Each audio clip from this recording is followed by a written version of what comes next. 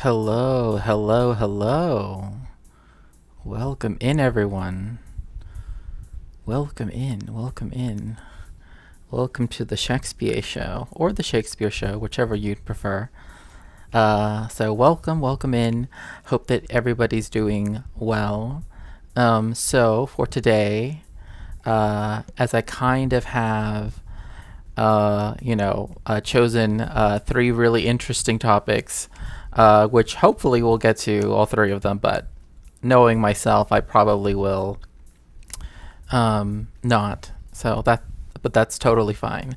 Um, is first I wanted to go over this really good article and also um, the Chilcot report that came out years ago, talking about the Iraq War, started in 2003. Hello, Narwhal. It's nice to see you.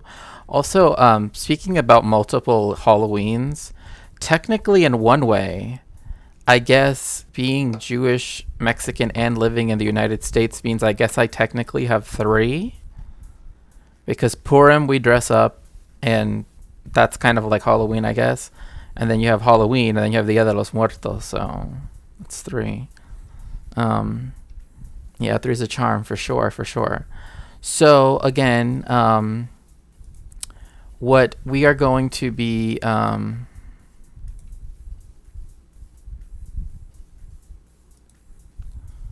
uh, why is talking?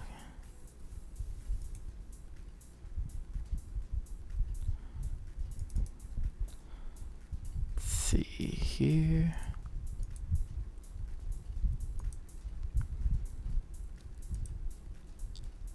You've got a Gregor specially for BB. I don't even like to call him like the nickname, you know what I mean? Because I always feel like, here, let me shut off the music for now. I don't like to give him the nickname because I feel like that's like a step too close, right? Like it's giving you a sense of um like why is it that everybody else, right? Like they get to be always referred to as Yahya or Sayyid Hassan, right? But when it comes to um, Binyamin, right? It's always, oh, well, you can just call him Bibi. You know what I mean? It's like, no, no, no, no, no. We got Abu Mazen. Yeah, well, yeah, Abu Mazen. Um, so I want to first read like this article that I read, and I want to be very clear, just because I know that there are people who might be watching the stream who, I don't want to get it like twisted in so far as this article was something that I had on my desk months ago. But, I've been having to read a lot of other things, particularly human rights reports that, like, whatever the latest coming out of Gaza is. I think of it like it's not worth my time to say his full name. Oh, no, I get that, too. Like, I get both sides of that, two sides of that argument. Because so this is by the scholar, and they're a Czech scholar, actually, Nesama Jonathan Simuzia, and their article is titled, and pardon me, his article, Netanyahu and Shalom, Shabbat Shalom, or pardon me, technically, oh no, wait, it's still Saturday, right? Yeah, so it would be Shabbat Shalom still until the sun goes. Oh no, wait, it's Sunday, so Shavua Tov. Shavua Tov. His article is titled this is the IL is in parentheses, illegality of the Iraq War in 2003, in analytical review of the causes and justification for the U.S.-led invasion. Now, I think it's worth that is far greater than just what is the immediate. I like how Caligula's is a nickname meaning little boots. Oh, um, so essentially, what I want to look at is kind of how the importance of upholding international human rights, IHL, but also international law, international humanitarian law, and the rules of engagement, right? The law of war, the laws of war, etc., is very important, and why there are some sort of examples that serve to sort of show why, like, Israel in particular is kind of getting away with what it's doing, right? And so I wanted to look at the example, right, which is, of course, the United States, but to also look at it in the sense of questioning why some people are now starting to whitewash a lot of that stuff, or even begin to praise some of the people from that era, right? And again, this isn't to say anything about any particular person, but rather to look at this in a more systemic sense, right? Because this is particularly looking at it from international relations sense, right? So, so the abstract of this is,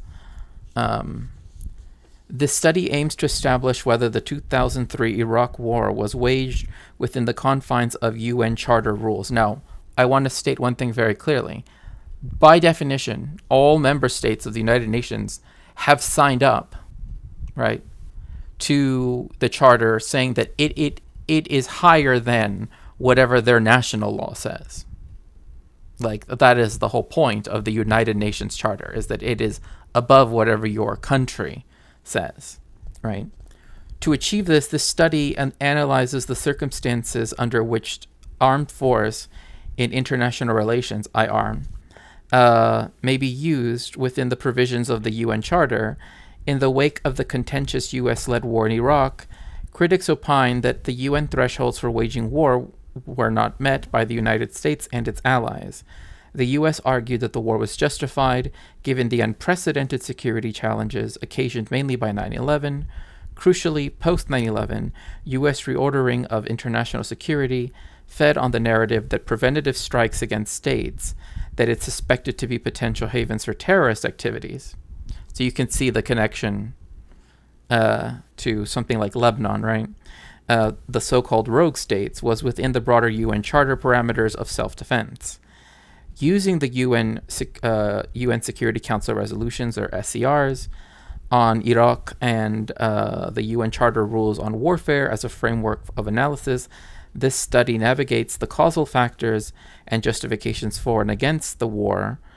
The study concludes that although the United States faced security challenges and arguably had fathomable reasons, the invasion of Iraq was conducted without UN authorization and hence in defiance of UN Charter rules. So again, this is looking at it from an international legal perspective, right? That there was no right in law, right, for the United States to begin an aggressive war, right, of conquest/occupation in Iraq, especially in the way in which it tried to argue that it was necessary, right?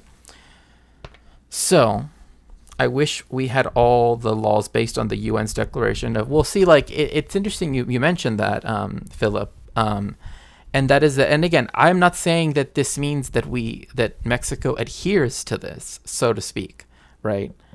But we actually do have evidence of Mexico sort of having, like, they actually did advocate for it in this way, right? And that is that because Mexico has, as part of its constitution, that any international treaty we sign, right, immediately becomes as if it were part of the Constitution or co-equal thereof. There are times when, like, Mexico has upheld things like, for example, I'm not saying, and this is not me trying to say, like, oh, look, this is this shows that Mexico's been, I'm not that type of person. But, like, for example, Mexico was the only country that voted against the Anschluss, right, in 1938. Because that violated the concept of sovereignty, right? And other things like that. So there are historical examples where this is the case, and Mexico also played a role in this. And again, I know this from the Mexican perspective as well. So,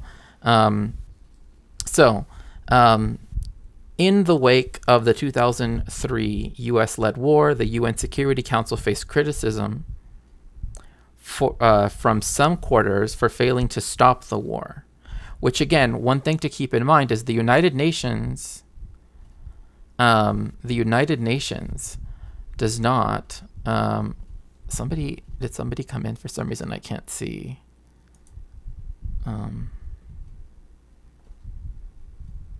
Hello, GeoDragon. What? Yeah, 1938. In 1938, Mexico was the only country that voted in the League of Nations that voted against the Anschluss. They said it was against international law.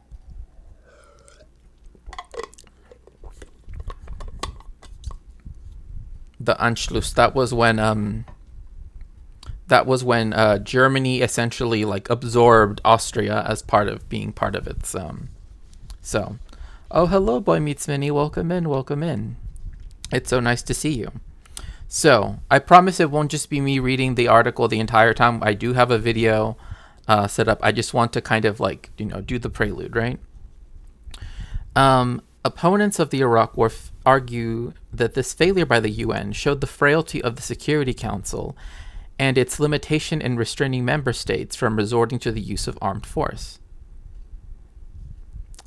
Notably, the US and its allies disregarded the sovereignty principle, which has high priority in the UN Charter, right? So, again, one of the most important things that is sort of enshrined in the UN Charter is that a nation's sovereignty is not to be impeded on, right? Obviously, with the one stipulation being, except when it comes to self-determination purposes, right? And whoa, it's Philippe, aka every streamer's favorite mod. The aim of this study, right, is to, and again, and I can post the citation for this in the Discord later. The aim of this study is to establish whether the Iraq War. Hello, Cat Pig. Welcome in. Welcome in. Who only does. I didn't even know there was a legal. There was. I mean, there also was one when it came to like Italy trying to essentially take over Ethiopia. And again, I very almost most countries, in fact, Haile Selassie the second, the emperor of Ethiopia, really believed that the League of Nations could help him against Italian colonialism, but it didn't, sadly. Specifically, the UN Charter prohibits the use of armed force, right? And this is specifically in Article 2, Paragraph 4 of the Charter, which forbids the use of unilateral force. The use of unilateral force in the context of the UN Charter refers to the use of armed force by one or more countries acting without the authorization of the UN Security Council. Right? So this is one of those things where, again, we see that the United States and Britain, who were the two countries that were most in collusion for the Iraq War in 2003, right, and the lead up for it, and you also see the same skirting of the rules of international law when it comes to the state of Israel, like the fact that it's invaded Lebanon, right, and is one of those things where it's just like you can't just do that, right? You can't do those types of things, and of course I know people say, but and again, well, the Security Council is basically by right, and this does go into that a bit, where there was discussion thereafter to expand the council, right, to add in more countries, and to make the veto so that it isn't only one veto is necessary, right, where it's like two vetoes are necessary.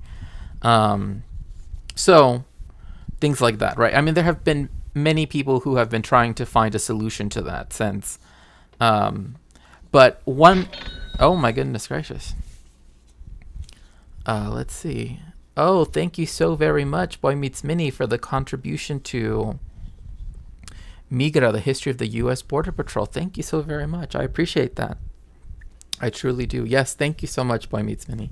I really appreciate that. It's so sweet of you. I just, I always feel so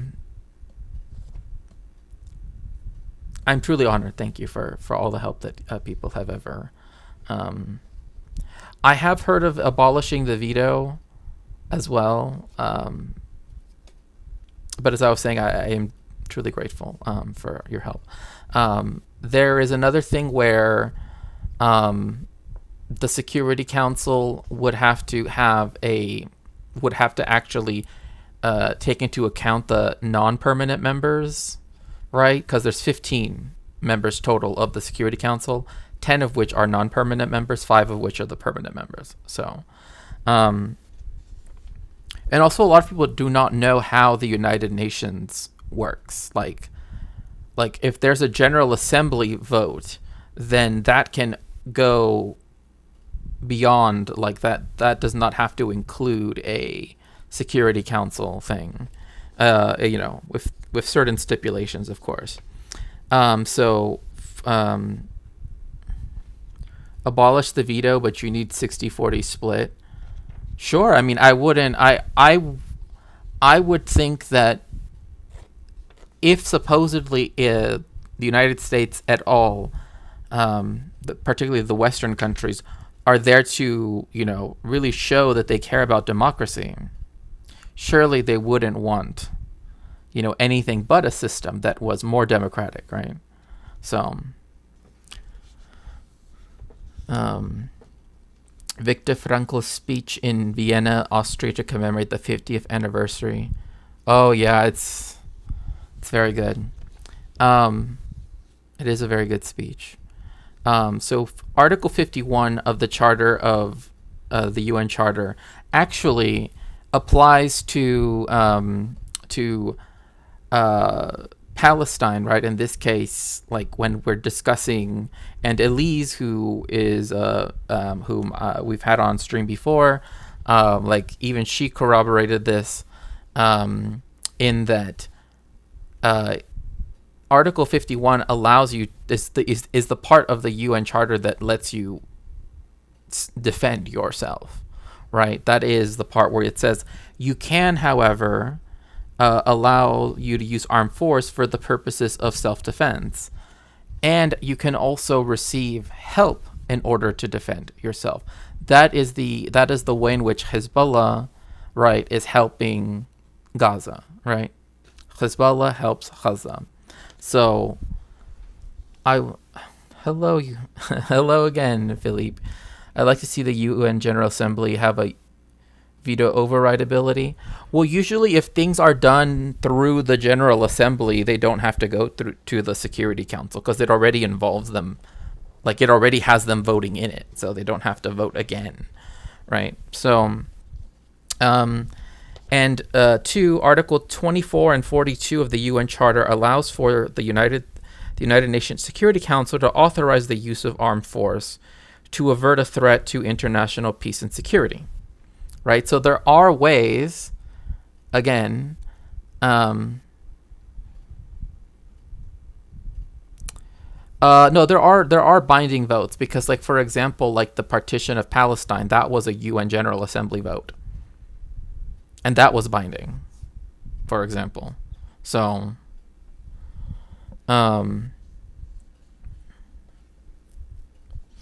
again, it depends on what it is. Like, for example, like if the General Assembly were to vote to expel the state of Israel, they could do it.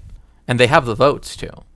But there's a lot of reasons why people kind of maybe don't want to rock the boat on that. There's no way that the permanent members should have that veto power. Well, that's why, again, people have thought of ways to say that, like, the permanent member should either have just, like, a term, like a long term that they are in power, but then there's always the, like, oh, but then X country's going to be, it's always, I mean, it's always the same concerns, right? It's always the same, well, maybe not concerns, but the same tropes that come out, like, oh, how could we trust Brazil to be on the Security Council? I mean, how can we trust anybody to be on the Security Council at that point, right? Like, when, like, the country that has most gone against the whole point of the Security Council has been the United States, for example, right? So, I trust Brazil more than the current, yeah. Um, so you are allowed to use armed force via the UN Security Council in order to avert a threat to international peace and security. The UN was created with the main objective of preventing wars by taking collective measures to remove threats to international peace and security. Right? So again, that's just what the UN is about, right? Like the whole point was to not have another world war, right? And so that's one thing to keep in mind. But one thing I found very interesting about this article is that if we look at something else that it says, he writes, quote, these exposés, and he's talking about, and right now we will get into one of those. The inquiries, I should say. Those exposés help the reader to appreciate why the war on terror, championed by successive U.S. administrations, has received lukewarm responses from the global South states who view it as a fight to further the U.S. foreign policy in subaltern regions, rather than as a genuine fight to improve global security. And here's the part I highlight. For many in the global South, the successive U.S. administrations are seen merely as a change of the prison guards. Oh, thank you so much, Anonymous. I appreciate that. Thank you so much for contributing to that fund. So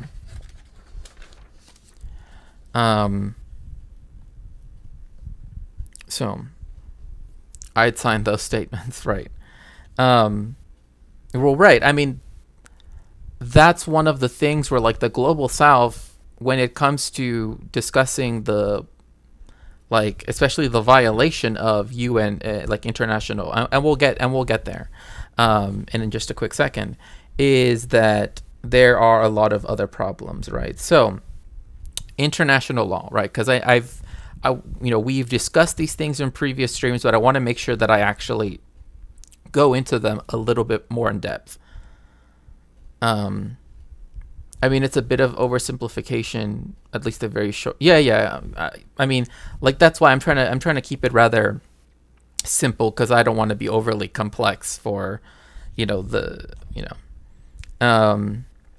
international law is the basis upon which the UN was founded, and its main objective is to maintain order in the international community for peace and security to prevail. And continue quoting here, since states are required to consent to the UN Charter, they are bound by its rules, which are also part of customary international law. So there is written, right, like treaties and stuff that sort of are, as it were, on the books, but there are also conventions, right? There are things that are understood to be things that between countries should be done, right? Like conventions when it comes to sea navigation, right? That you shouldn't block navigation of a third party, right? Et cetera, stuff like that, right? But what's important is that freedom of navigation, right? Exactly. Shaw points out, now I'm quoting, international law regulates the states in the international community which are under a general obligation to act in conformity with the established and generally agreed rules of international law and will bear responsibility for breaches of it, right? So again, this is to say that, for example, the ICJ trial against the state of Israel, right? That is one way in which, right, a country can be held responsible, right? Same thing with the ICC. Obviously, that's a bit different now because literally all of the persons on the Palestinian side in Gaza that had warrants for their arrest, now they're all gone. They are no longer with us. So now there are only the Israelis, interestingly enough. This means that states cannot use their national laws as a basis for settling international disputes. So again, This means that no matter what law it exists in the state of Israel, or exists in the United States, or exists in the UK, or exists in Germany, or wherever, Kyrgyzstan, right? States cannot use national laws in order to justify, right, a war of aggression against someone else, right? And so this is something we need to keep in mind when going into this discussion of whether there was any legal basis for the 2003 to 2011 war. So,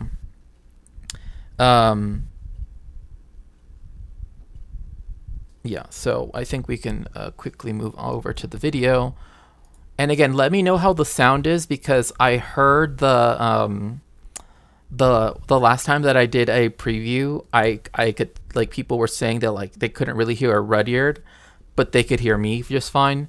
And, you know, if you can hear me, that's, you know, whatever. But, like, if you need to hear, I mean, you know, you need to hear the content. So anyway. Begin my statement.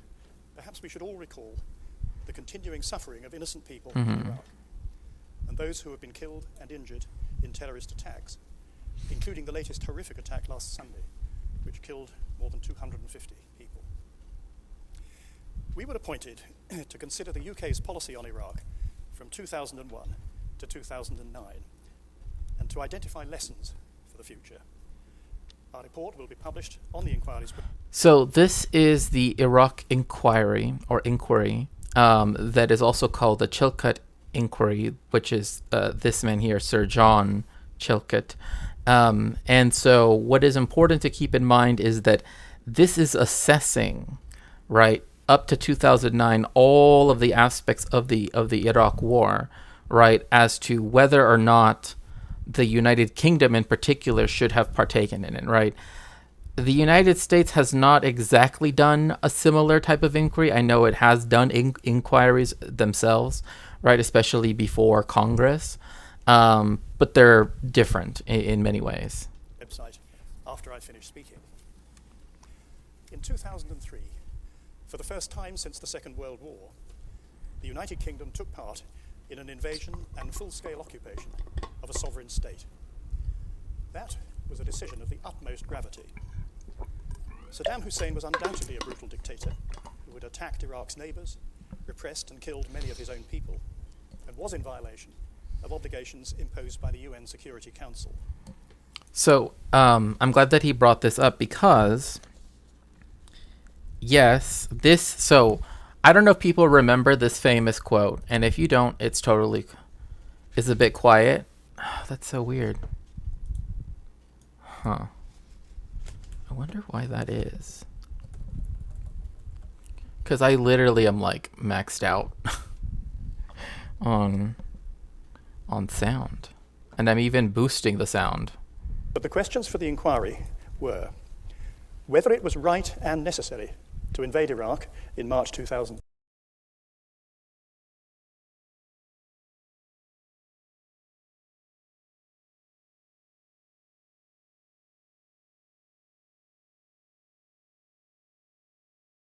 Options for disarmament had been exhausted. Military action at that time was not a last resort. We have also concluded that the judgments about the severity of the threat posed by Iraq's weapons of mass destruction, WMD, were presented with a certainty that was not justified. Despite because that's what was brought up, I'm just going to quickly respond to it. The main thing that he brought up was the fact that there's a famous quote by Donald Rumsfeld, which is, or rather I should say infamous, which is an absence of evidence is not evidence of absence, right? Which essentially says, although we found no evidence that there are WMDs in Iraq, that doesn't mean we shouldn't proceed as though there are, right? That was the logic of that sentence, right? Okay.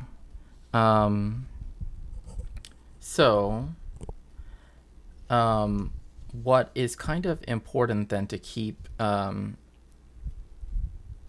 mind here is that this also actually involves Yemen. Because in 2000, so just before 9/11, right, 2000, a U.S. Navy missile destroyer, the USS Cole, was hit by, it was hit by,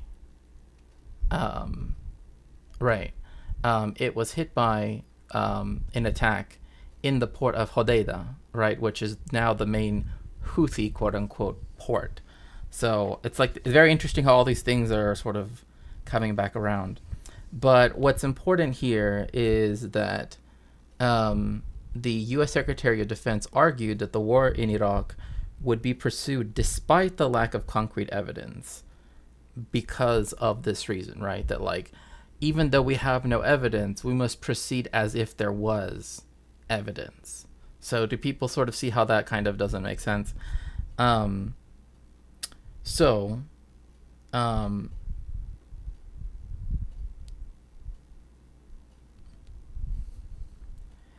What was later revealed, and this wasn't until 2000. Yeah, that's when he said the absence of evidence is not the evidence of absence. Correct. Yeah.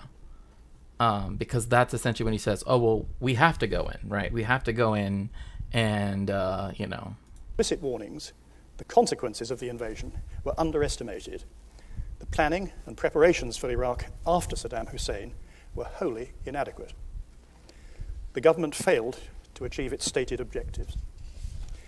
I want now to set out some of the key points in the report. First, the formal decision to invade Iraq if Saddam did not accept the US ultimatum to leave Iraq within 48 hours was taken by Cabinet on March the 17th, 2003. Parliament voted the following day to support the decision. The decision was, however, shaped by key choices made by Mr. Blair's government over the previous 18 months, which I will now briefly set out. After the attacks on September the 11th, 2001, Mr. Blair urged President Bush not to take hasty action on Iraq. By early December, US policy had begun to shift, and Mr. Blair suggested.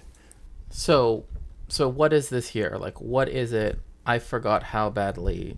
Yeah. Oh, I mean, this is the reason why like I chose this, because of the fact that it's not that long. Like it's like less than half an hour, but it does go into all like starting from the beginning, right? So one of the most important things to keep in mind here is that the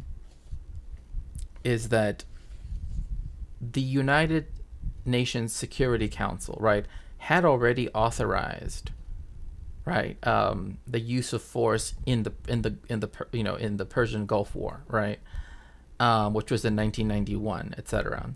However, the United States, because thank you so much, Phoenix Dragon, thank you for lurking. However, because of the fact that it was already known a priori, right, that France, China, and Russia, the other 3 seats on the permanent, Security Council seats, right, that they were going to vote against the Security Council resolution 1441, or the one that they, one that was going to be endorsing the use of force, right? The United States then decided to try to do it unilaterally, right, without their, because actually very famously, the French foreign minister did speak out quite a lot, and in fact went to countries around the world like Angola, Guinea, so that a coalition of various countries could be assembled to vote against any such measure, right? But of course, again, like I said, there are many, many issues with a lot of that stuff. And moreover, there is also an important thing that kind of is also left out in a lot of these analyses, is that ideology is oftentimes not used as a way to like understand, like people understand well, they were neocons, right? But it doesn't really tell us that much. So realist policies, right? And this is like their type of way of looking at international relations, right? So we have people that go back as far as like Machiavelli and Hobbes, and people that are like E.H. Carr to, Hans Morgenthau, right? Assert that when it comes to international relations, it's a never-ending struggle, right? And I'm quoting now, between the economically powerful and those that are economically weak. So you can see what kind of argument, right, as it's often described as, right, would be the argument for people in this type of situation, right? A might makes right argument in many ways. Realist policies are driven by self-interest, which are embedded in the politics of self-help and great power crusading, right? And that comes from Morgenthau.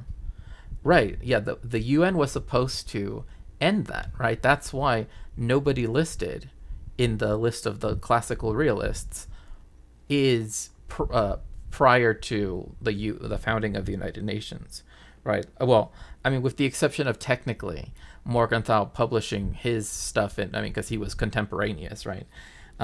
Realists argue that universal moral values cannot be applied to the acts of a state, right?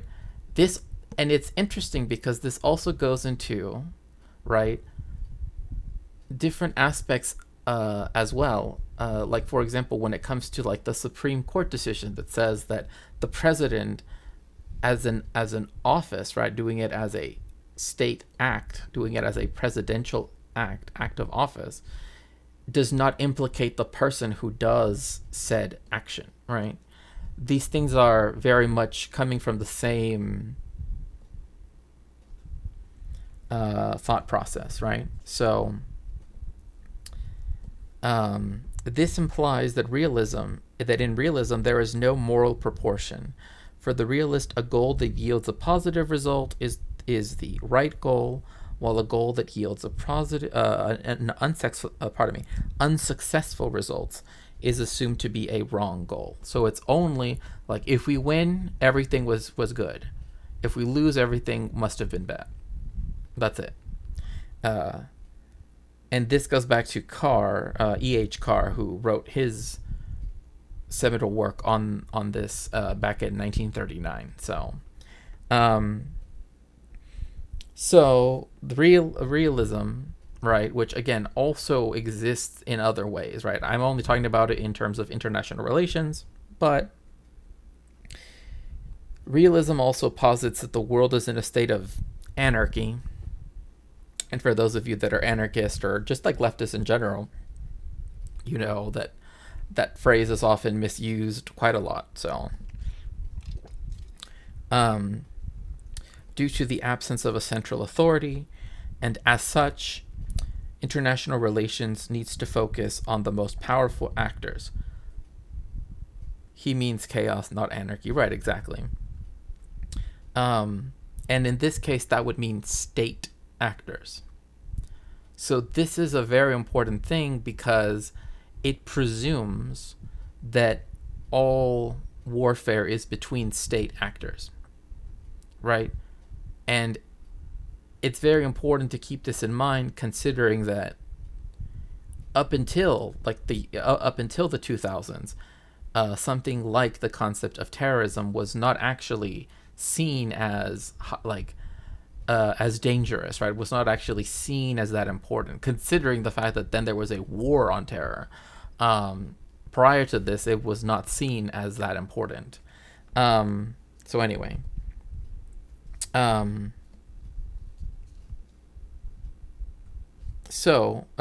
it is argued. However, realism could not predict. Hello, Omega Star. Hello, welcome in. Realism could not predict the emergence of non-state actors as critical elements in the shaping of international relations. It is argued that statism fundamentally blurred international relations policymakers from anticipating the threat of non-state actors, right? So this is where, right, although Israel wants you to think that that Hezbollah and Lebanon are one and the same, they are not, right? Hezbollah is not a state actor, right?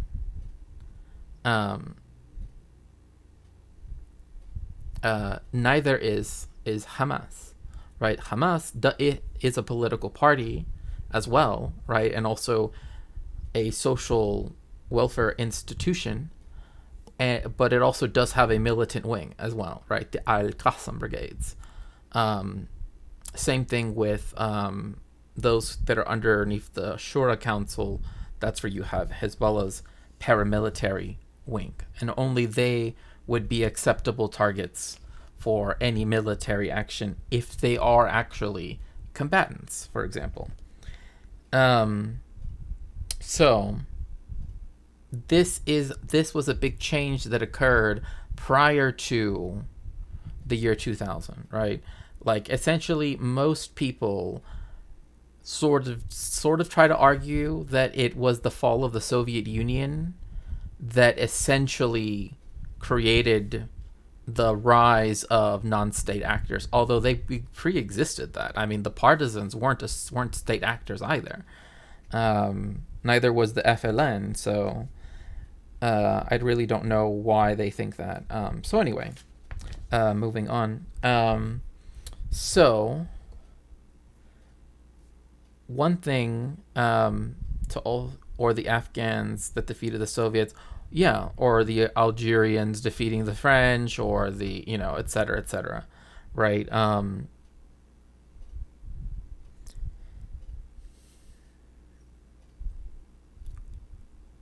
One other thing I just want to add really quickly before I continue to let the video go on is, remember that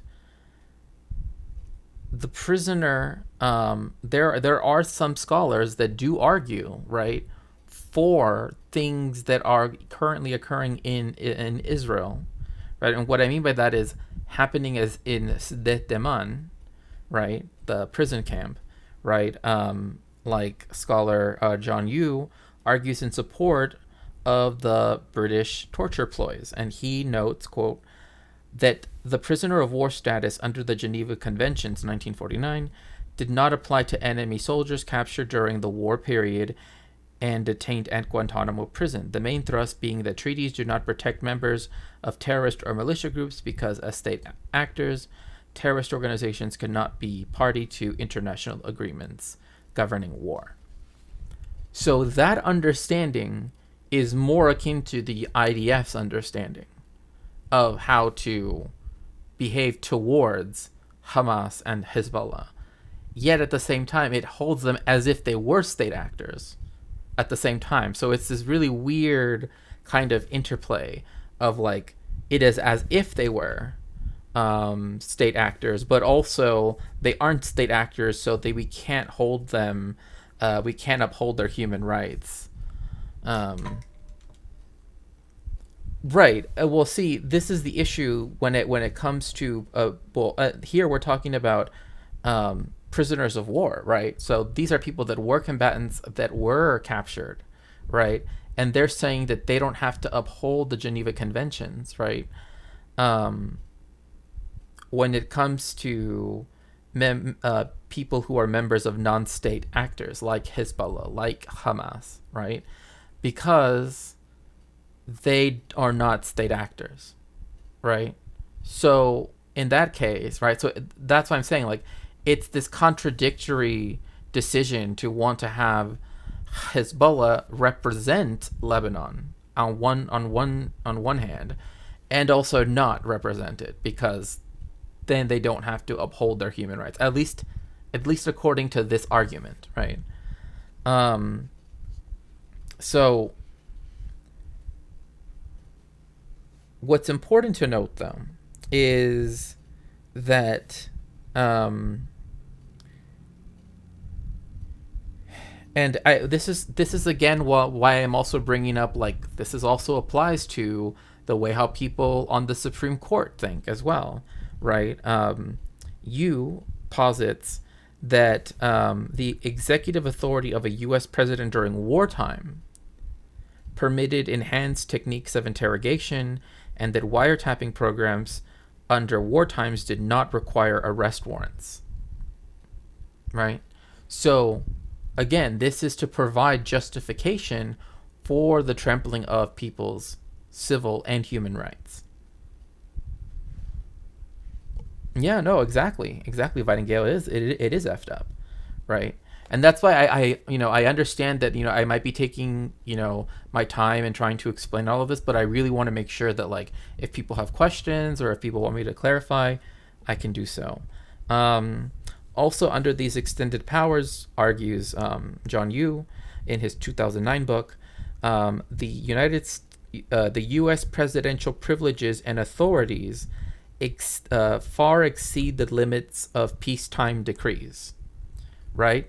So this is where, like, if there was a war, right, then that means that anything that the president does, right, and the privileges that they might do go even beyond, right, their executive orders during peacetime, right?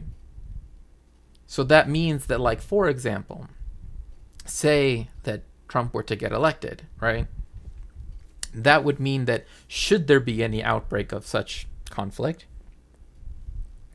under this logic, that means that anything that he said, right, as part of an executive order would be held as, would have to be held as more important, more binding on people, right?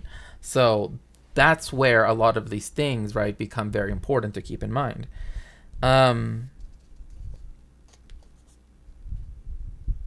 Now, you, in an earlier book, does, and in fact, the person I was thinking of before is you, actually, the scholar John Yoo. He's the one that actually did write about the fact that the United Nations Security Council has not lived up to being a decisive body, right? And of course, there are many, many, many grave failures of the United Nations. Like failure to get a common position when it came to Bosnia, for example, in 92. Failure to intervene during the Rwanda genocide in 94.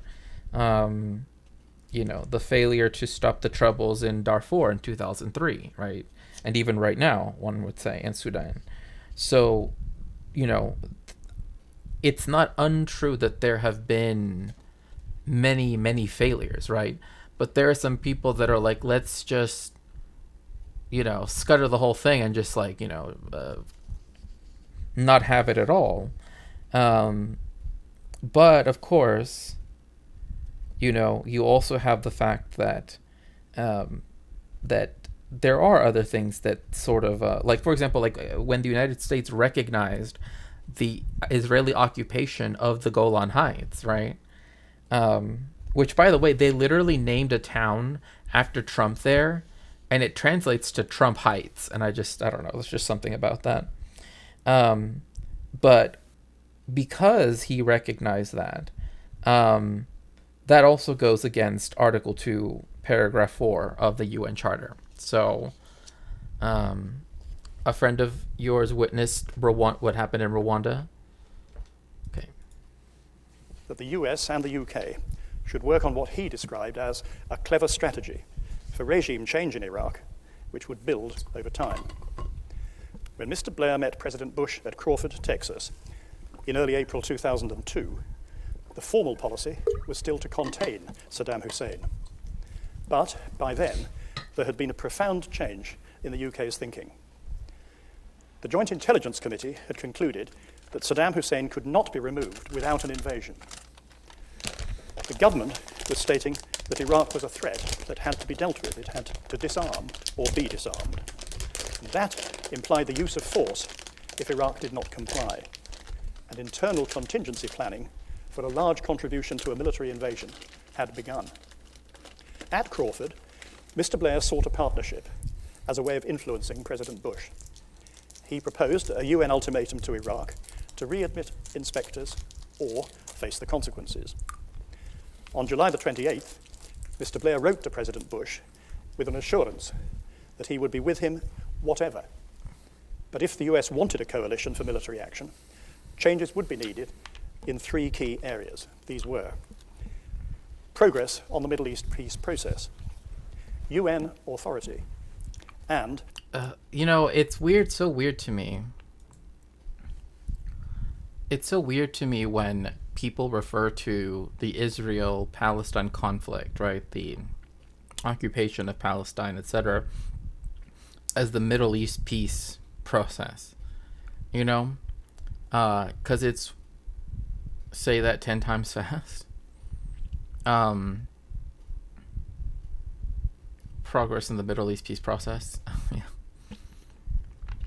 But the reason why I dislike it is because it disassociates. Yes, I got a Jolly Rancher, indeed. Is it tries to disassociate, right, the foregrounding of Palestine, right? And that's still, people still try to do that even today, right? By saying, oh, this conflict goes back 6,000 years, which doesn't make any sense because civilization itself began 6,000 years ago. So it can't go back as far as civilization has existed, because there was no civilization in Palestine at the time. Abraham Accords Tabit, right? Exactly. And so that's why, hearing this is also just how that language is still ingrained in a shift in public opinion in the UK, Europe, and the Arab world. Mr. Blair also pointed out that there would be a need to commit to Iraq for the long term. Subsequently, Mr. Blair and Mr. Straw urged the US to take the issue of Iraq back to the UN. On September the 7th, President Bush decided to do so. On November the 8th, Resolution 1441 was adopted unanimously by the Security Council. It gave Iraq a final opportunity to disarm or face serious consequences, and it provided for any further breaches by Iraq to be reported to the Security Council for assessment. The weapons So this is what's very important here, right? Yeah, and Jews and Palestinians live fine side by side. Yeah, exactly. I mean, there was no issue. The issue has never been Jewish people living in Palestine. It was Zionist trying to colonize the land of Palestine, right? That is what has been the heart of the issue. And if, that's what you have to start with, the settler colonialism aspect. If you don't address that, then you're not actually addressing anything. And, and another thing is trying to say that oh, well, it's over there, it's not our problem, blah, blah, blah. That also is technically untrue, right? Because the United States is intimately, right, part of that colonization to, uphold its imperialist interests. So,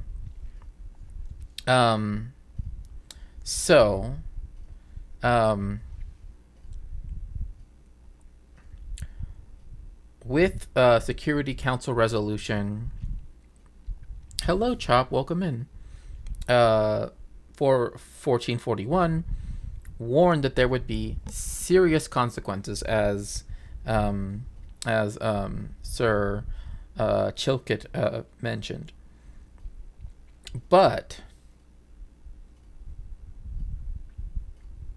there has always been an issue with the idea that the United States therefore invaded Iraq out of self-defense. And the reasoning is the following. Or rather, the reasoning is the following. The probability was negligible that an outlaw state could succeed in striking the U.S. with chemical and biological weapons, right? The potential harm that such WMD could cause anywhere else, right? And this is what the counter argument to that was, right?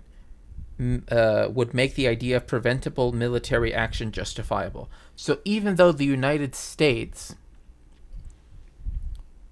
is claiming that it would be doing it out of self-defense, it could do so even if it wasn't the country that would be attacked in the first place, right? And so you see how this is where the like right to defend itself argument, right? Like, as the right to, against what? Right, against what? You know, these are the types of questions in international law that like still have to be questioned and still have to be, or actually postulated and then actually answered, right? It's been untrue for Germany given we place a certain role in encouraging. Yeah, that's, I don't even know. Peace process, yeah. So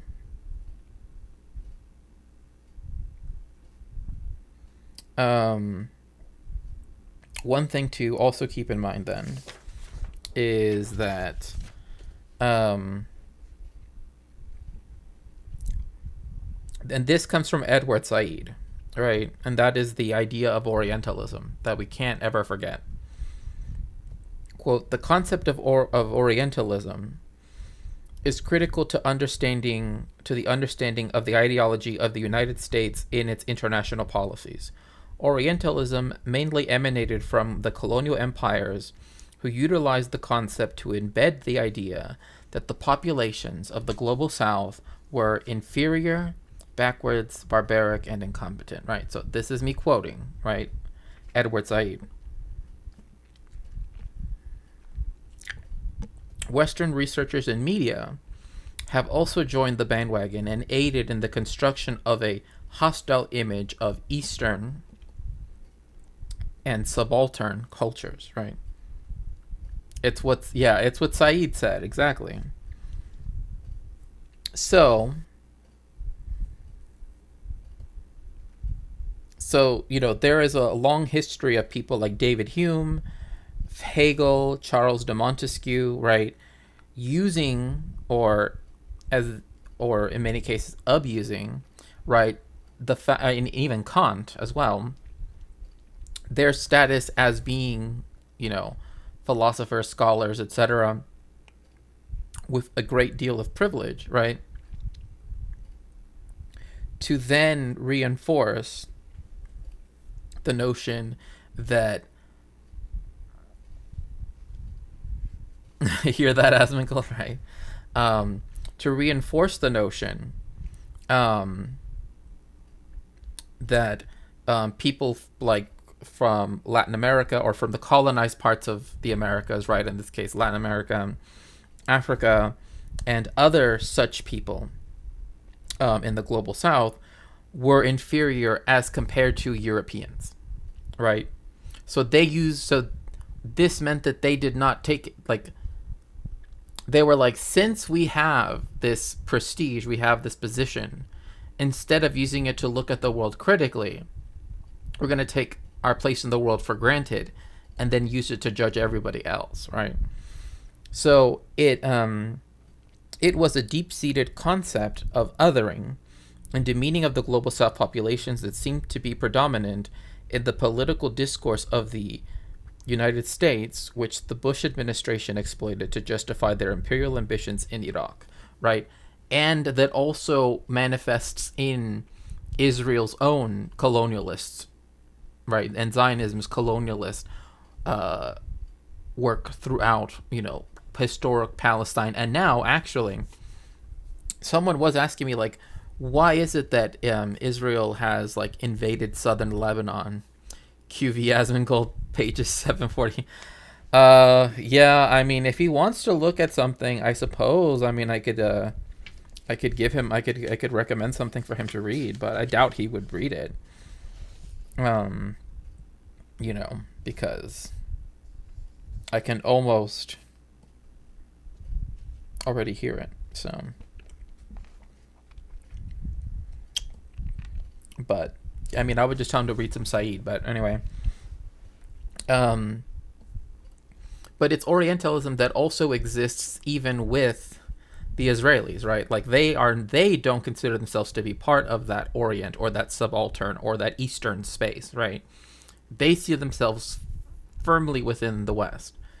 And so that is why when I was speaking to someone who was asking me, why is it that they have tried to like in 82 and 2006, right, and now, to essentially keep southern Lebanon. And I said, well, actually, Ben Gurion himself dreamed of having the border of, the state of Israel, back in 48, be at the Litani River. Like, the fact that the state of Israel is actually using a UN resolution, right, 1701, that talks about a specific boundary, right, which would have to be disarmed, right, to the Litani River, where they at one point wanted the border of Israel to be, right? That's where a lot of that, like, realist international relations stuff definitely can be said to exist, for sure.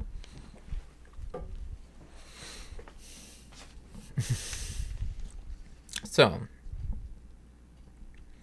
of course, we do know that the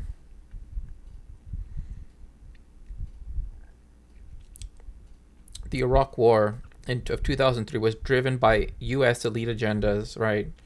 At least that's how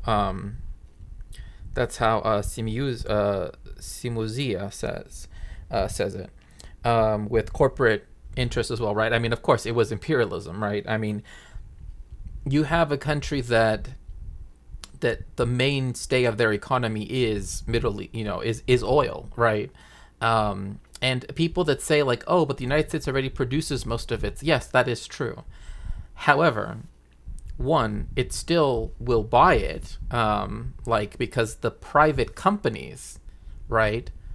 Private companies like Chevron, which used to be called SoCal Oil, or SoCal, just that, because it used to be in San Raymond, California. But you have all of these different oil companies in the United States, right? They buy that oil, right? Because they want to sell it for a profit, right? They want to sell it for a profit. That's one thing that people don't understand. Like, they think as if, like, the United States as a state, as a country, buys oil. And no, it's not that way. China does it. That's the reason why anytime there is any open bidding done on, concessions towards, a certain, to oil access anywhere in the Middle East, as soon as China steps in, right, as a nation, every other person just steps out of the ring, like, because the companies want the cheapest price to maximize profit. China wants the oil for whatever price it needs to pay, right, to have its economy keep running, right? So that's how it came across to me, even as a child, the mathless of mathing. Yeah. The U.S. produces enough oil for itself, again, but not even enough to cover its most important allies, right? And again, it's trying to sell it, right? Like, when Trump says drill, baby, drill, it's because, well, anyway, the main thing is the imperialism is still important in the Middle East, not necessarily because there is a need to purchase anything, right? However, it's about the price, right? If there is profit to be made, then the price of the commodity is important. So, suddenly there being a country that is, okay, see you later, GeoDragon.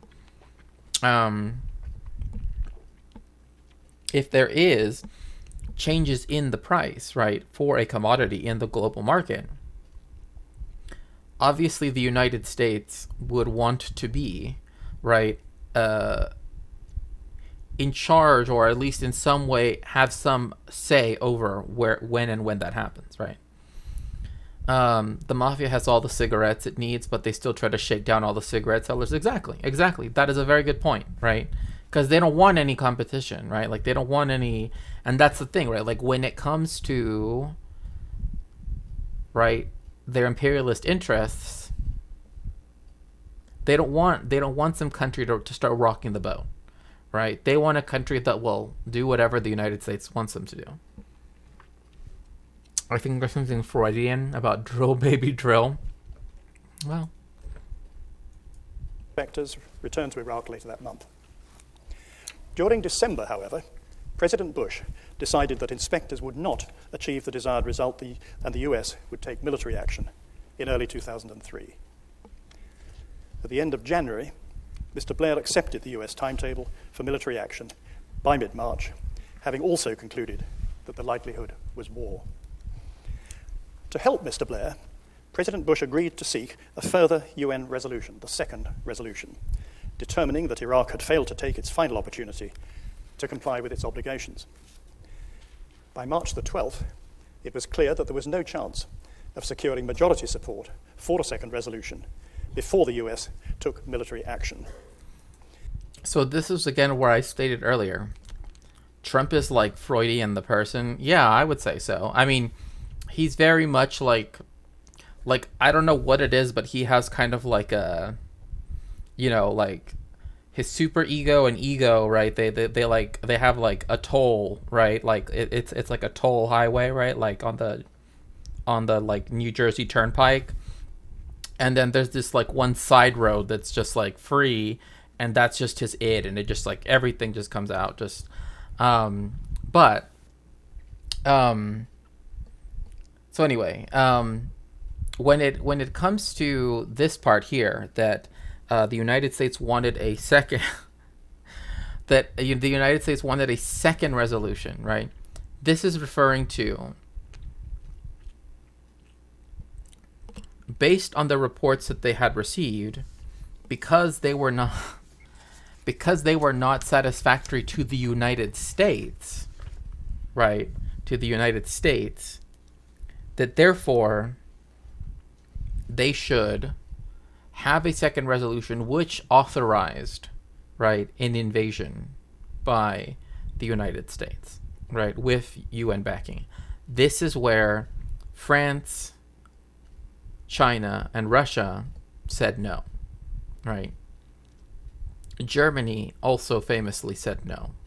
So again, these are all of the US allies. And remember, at the time, Russia was not, Putin was not like anti-American as he is now.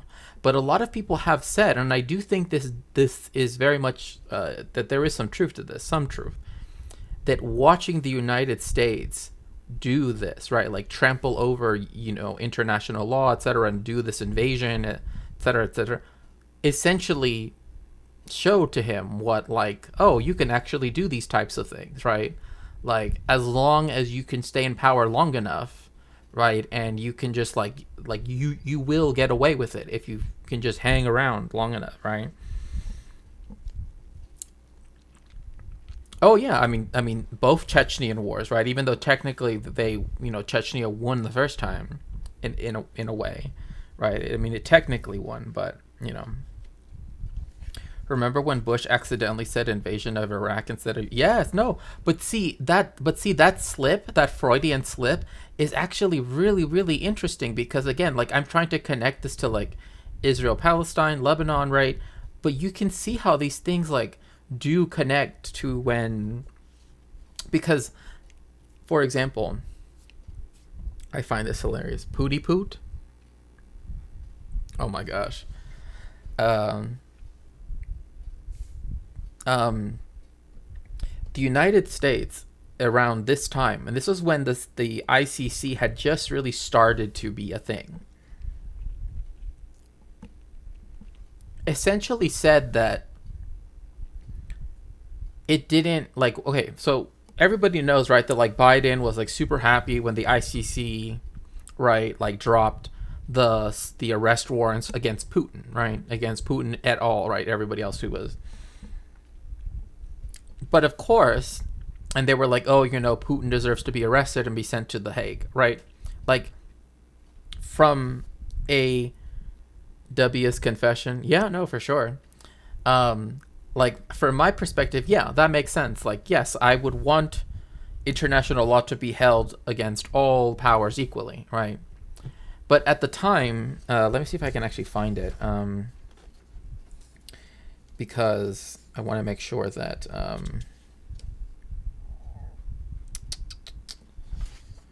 Oh yeah, here we go. Um, I want to make sure this says what I think it says. Um,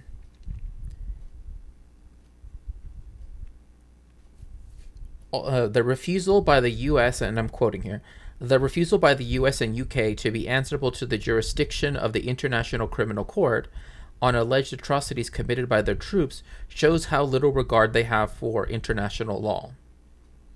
The ICC has been repeatedly denounced by the U.S. top brass officials as a kangaroo court, end quote.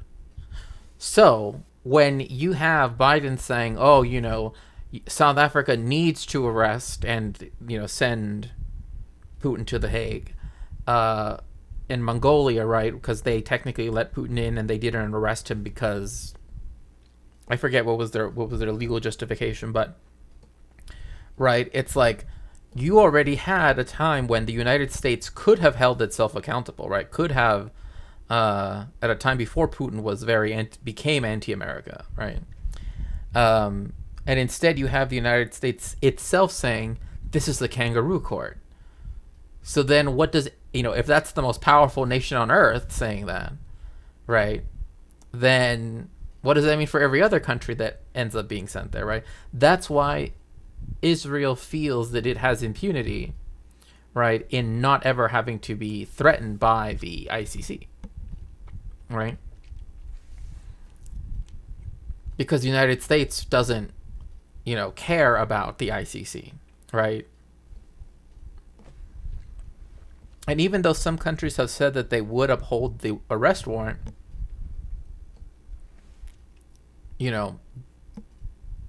they haven't technically been released yet. The pre-trial chamber has not had them come out. So, oh yeah, the Invade the Hague Act officially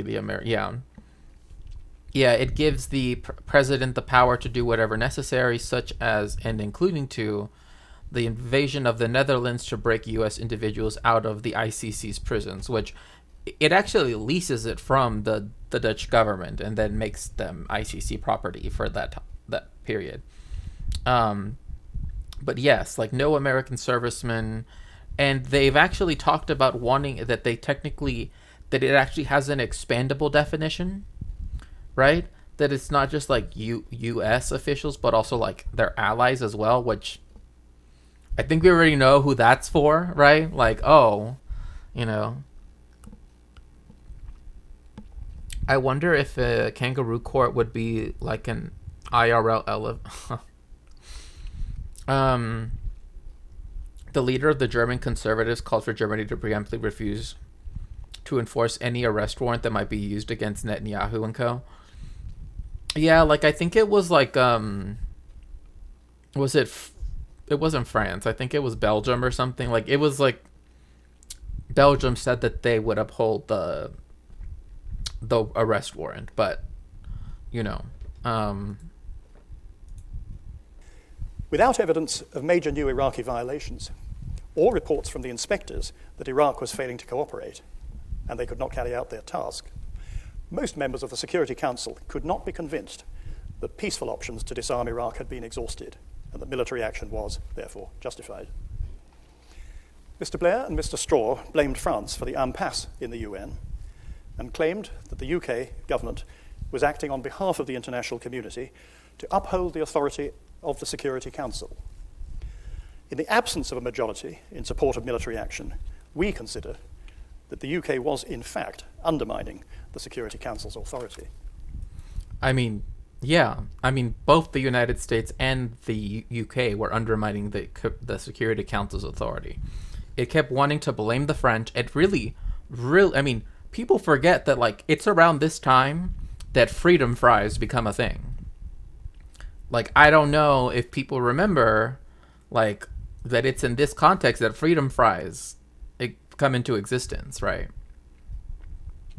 It was because the French were like, we're not going to support your invasion of a country. Oh, definitely more than undermine, for sure.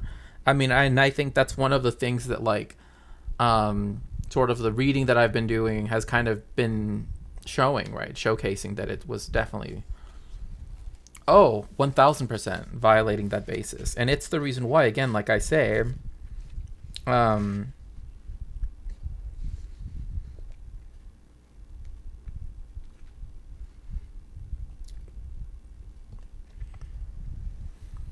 that, you know, it's one of those things where, like, the United States and its vassal state Israel will always try to use the basis, right, or the idea of the bases, right, as its justification, right? Because one of the things the United States always said in going into Iraq was that it was like for humanitarian purposes, that it was in self-defense, that it was in blah blah blah, right? So what would go wrong with Germany being against international humanitarian law? Look, all I say is this. Look, if there's going to be another Nuremberg trials, I'm going to be there. In that I want to be sitting on the bench to sit in judgment, because I am judging. I am judging already. No. So another thing too, besides the Freedom Fries thing, is apparently I have a lot of repressed memories from the early 2000s. I know. Like the Freedom Fries and all of that stuff, right? Yeah, me too. I should probably start attending law lectures to have a better understanding what's happening. Well, again, it's like this is why, again, I'm not trying to be exhaustive, right? And I would never try to say that this is something that I can be exhaustive in, right? I'm a historian. But these things, these are things that in my own research, right, I read and see how they connect to other things that I do write about, right?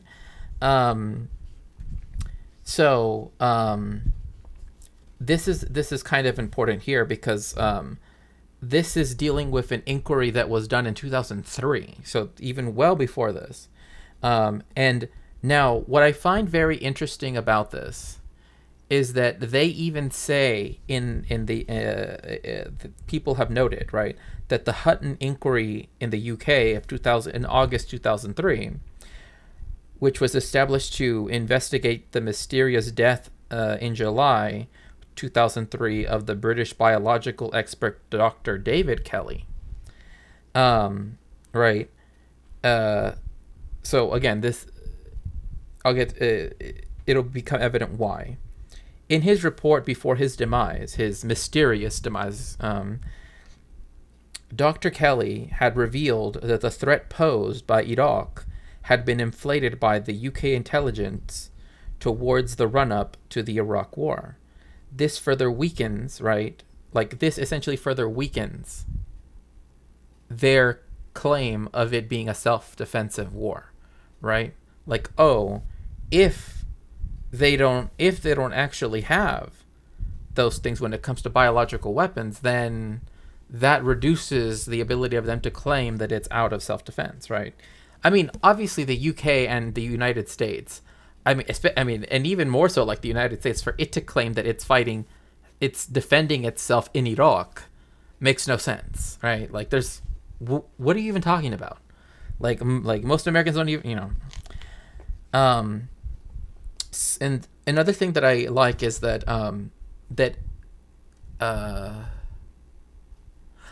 do people also remember, and this happened just after 9/11, right? And I don't mean to unlock more repressed memories, but do people remember how there was an outbreak, like a terrorist attack, right?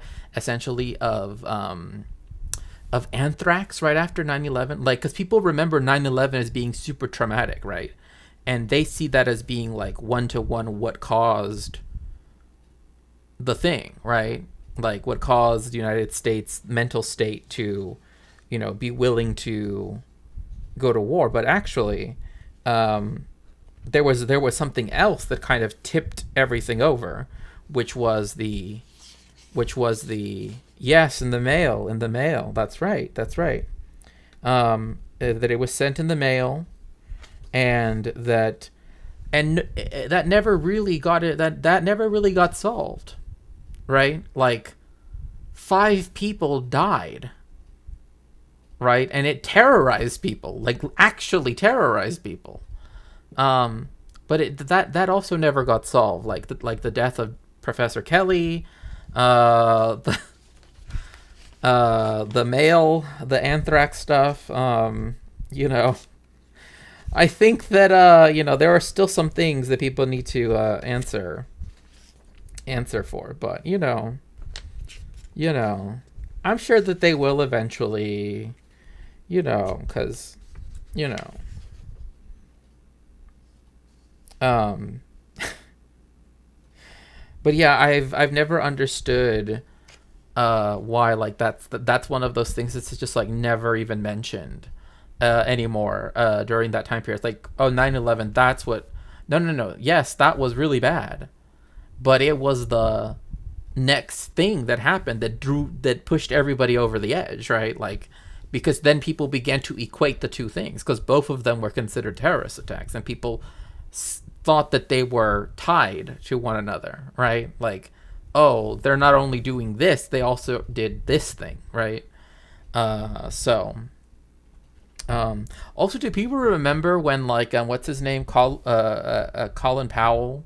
He like brought in like a vial to like the United Nations, and he was all like, "Oh, like, if people were to just, like, I don't know, just like drop this little vial of stuff here, like 1 gram of this stuff, everybody would, you know." And I'm like, why on earth would you even do that? Like, I don't know. That's just me. I don't know. That's just me. Maybe in 50 years, once the responsible individuals can no longer be tried. Right? Sure. Um. Oh yeah, the DC. Yeah. There's some neat interviews with Alfred de Zayas, Cuban American legal scholar and former UN independent. Aftermath of 9/11 was a masterclass. Yeah. Liz Winstead said Saddam is close to making sticky buns. The buildup made sense with nutmeg and aluminium tubes or something. Oh yeah, that too, because there were so many people that said, like, you cannot use these for, like, you cannot use these for nuclear warheads. I don't know, or for any other type of payloads like that. And that was something that you could be. But another thing people also often don't remember is that the United States tried to do a thing where it said that the UN resolutions from the first Gulf War, right, that allowed it to invade Iraq, right,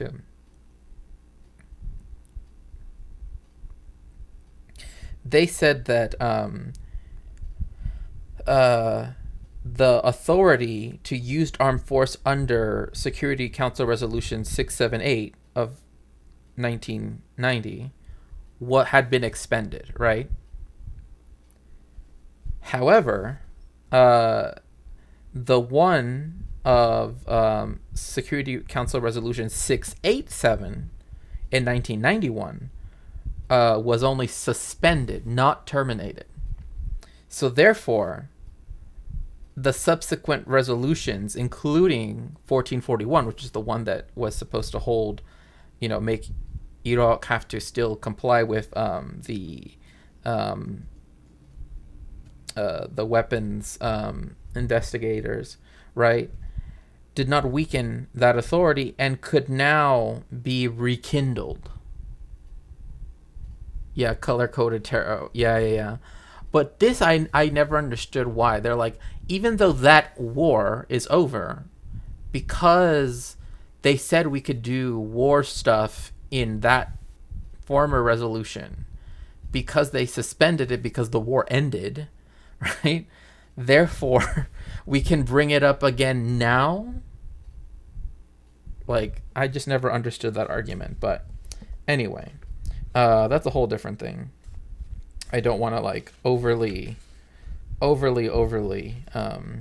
another thing too is that, oh yeah, right. She said it was nutmeg at the UN plus yellow cake, right? Yes, because there was this belief that, and it's funny that you actually brought that up, because I can actually list sort of in quick succession, right?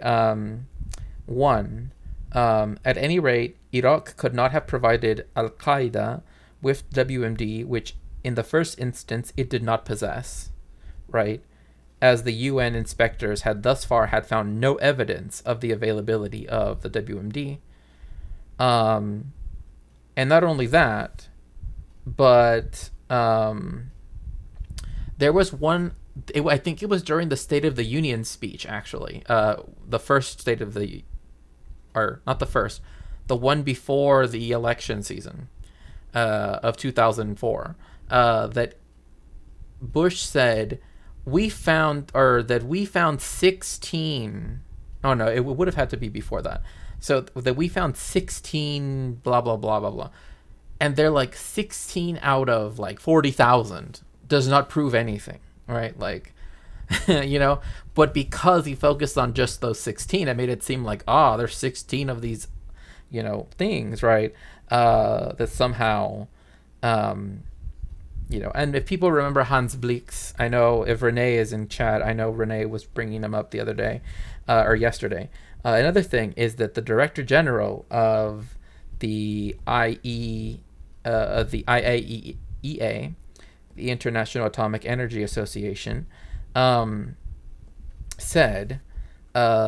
indicated, right, and this was Mohammed al-Baradei, indicated that Iraq possessed no capability of producing WMD.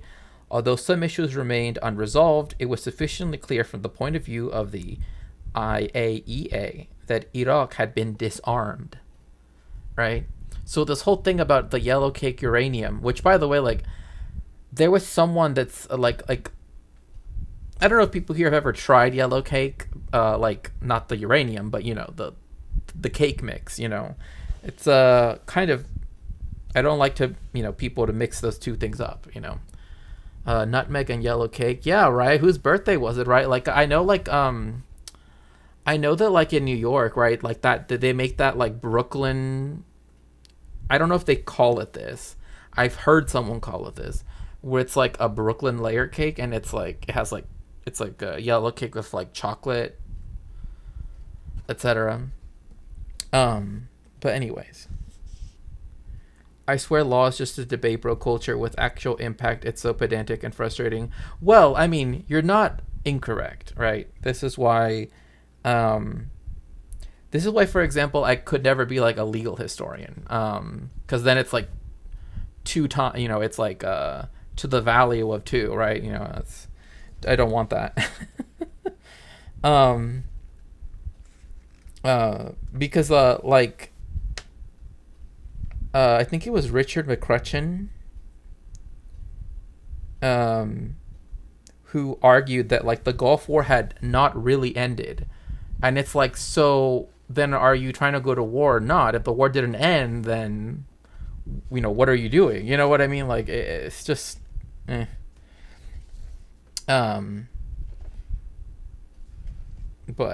again, I don't. So. Let's see here. Traore started a new shop. It's a soft open, so I can't come. I think I agree with the business plan. But I wanted to get to one other point really quickly before we start it up again, which I think was the list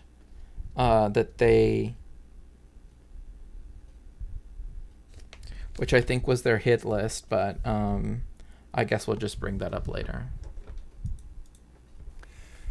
Second, the inquiry has not expressed a view on whether military action was legal. That could, of course, only be resolved by a properly constituted and internationally recognized court. We have, however, concluded that the circumstances in which it was decided that there was a legal basis for UK military action were far from satisfactory. In mid-January 2003, Lord Goldsmith told Mr. Blair that a further Security Council resolution would be necessary to provide a legal basis for military action. He did not advise Number 10 until the end of February that while a second resolution would be preferable, a reasonable case could be made that Resolution 1441 was sufficient. He set that view out in written advice on March the 7th. I don't know if that's... I'm pretty sure there are legal historians that actually are trained as legal historians. I'm trained as a cultural historian, so... but I looked up that cake. It looks so good. Yeah, Brooklyn Blackout Cake. Right. That's what it's called. I've heard it's really... I think I've had it before, but it was so long ago that I just don't remember even, emphasis is far, yeah, yeah, far from satisfactory. The military and the civil service both asked for more clarity on whether force would be legal. Lord Goldsmith then advised that the better view was that there was, on balance, a secure legal basis for military action without a further Security Council resolution. On March the 14th, he asked Mr. Blair to confirm that Iraq had committed further material breaches as specified in Resolution 1441. Mr. Blair did so the next day.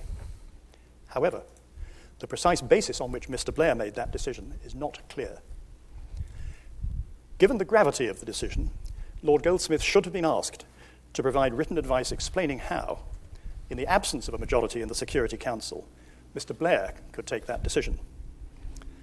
This is one of a number of occasions identified by the inquiry when policy should have been considered by a Cabinet committee and then discussed by Cabinet itself. Third, I want to address the assessments of Iraq's weapons of mass destruction and how they were presented to support the case for action. There was an ingrained belief in the UK policy and intelligence communities that Iraq had retained some chemical and biological capabilities, was determined to preserve and, if possible, enhance them, and in the future to acquire a nuclear capability, and was able to conceal its activities from the UN inspectors. In the House of Commons, on September the 24th, 2002, Mr. Blair presented Iraq's past, current, and future capabilities as evidence of the severity of the potential threat from Iraq's WMD. He said that at some point in the Lord Goldsmith, yeah. future, that threat would become a reality. The judgments about Iraq's capabilities in that statement and in the dossier published the same day were presented with a certainty that was not justified. The Joint Intelligence Committee should have made clear to Mr. Blair that the assessed intelligence had not established beyond doubt either that Iraq had continued to produce chemical and biological weapons or that efforts to develop nuclear weapons continued. And see, this is again where a lot of the stuff that comes through, like, for example, when it comes to, like, Israel claiming that Iran is making nuclear weapons, when I kid you not, like, Iran has been trying to revive the Iran deal, as it's often called, right, for ages now, right? Like, they don't want to be sanctioned by, essentially the entire world, right? And so, like, every time that Israel, right, claims that, I have to say, like, the amount of times I've heard that Iran is X amount of months from having a nuclear bomb, if I had, if it were true, Iran would have more nuclear warheads than, like, everybody else at this point. You're thinking of Lord Goldfinger. Iran showed incredible patience after the United States violated the treaty, right? To this day, Blair is treated like an elder statesman. Right, and this is what I'm saying. Like, there are a lot of people like Dick Cheney, like Donald Rumsfeld, like, et cetera, right, that materially deceived people, right? And again, caused the deaths of at least 1.5 million people in Iraq, not even including the effects that it had everywhere else, and those deaths, which then the death toll would be far higher. Some estimates going into well over 10 million, even close to 20 million. So again, I don't want to think necessarily on that, right? But the fact that you do have, right, people that are now trying to cast that time period as like, oh, it actually was a positive time, right? Like, it wasn't as bad, right? Like, that's how you start to rehashing it as it being actually it was good, right? And the JCPOA, yes, thank you. And that is precisely why, like, Blair being treated as though he's an elder statesman, right, et cetera, like, even with George W. Bush, like, now, right, like, people like to see him with the Obamas and with, Biden and et cetera, right? You know what I mean? And it's one of those things that it's like you can't another thing is to also be aware, because again, the people who were amongst the most affected, right, by the amount of people who ended up joining the war effort, were a lot of people who were the most marginalized, right? Even to this day, there are a lot of marginalized people that join the armed forces in the United States because it's a way to get health care, a way to get education, a way to even get, a way to even like leave their current situation. So, that's the reason why, like, looking back at this and knowing that it was so purposefully used, right, to cause the immiseration of another country that to this day is still not, really able to hold its own, says a lot, I suppose. But the EU couldn't and didn't want to get its act together. No, I mean, that's one of the things about the EU is that, plus the region. Well, I mean, and the country in the region that's actually causing the most instability is the state of Israel, right? Which is apparently, like, I'll never forget the way how someone described it to me once. Someone described Tel Aviv to me as like LA but better, and I'm like, I don't believe that. I don't believe that for 1 second. I would rather live in a shoebox in LA than, like in a shoebox sized apartment, than ever even considered living in Tel Aviv. I'll say that to you straight on. Blair lied to Queen and country and thereby caused the death of possibly 1.5 to 2 million Iraqis at least, right? Again, when we talk about these estimates, these are those that we have been able to account for, right? It's the reason why I say, like, in Gaza, when they say 42,500, those are only ones that have made it into a morgue, right, and have been directly one-to-one verified with their identification number, right? Which means that they would have had to have their identity card on them, right, or someone bring it in. The vast majority of people that are presumed to be dead in Gaza are those still trapped. I mean, they even say still trapped under the rubble, but like in many cases, it's not living people, right? It's corpses, right? It's and you can't even go looking into most of those areas because there's so much unexploded ordnance, et cetera, that, or UXO as it's often called, that when the Lancet published in June, right, that they thought that the death toll was around 178,000 or between that and 186,000. Now I'm already reading reports of it being, hello, Atticus among us, that it's well over 300,000. I mean, that like anybody that like, that in those months it's only gone up to that amount. And again, we will never know the true number because there are people for whom everybody in their family also perished alongside with them, and that means we will never know everybody in that family who died. Yeah, Gaza toll could exceed 186,000. Yeah, 8th of July. That's 9% of the population, correct. Now people are saying that it's about 15% of the population, between 10 and 15%. So it's either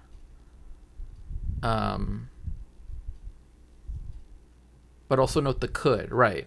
It could exceed, but the reason why they say that is because there's no way for us to know if we are not allowed to count, and that's not going to happen until it's over, I mean, it's the same thing when it comes to like at Yad Vashem, for example, which is the International Holocaust Memorial Museum in Palestine, right, or in Jerusalem, right?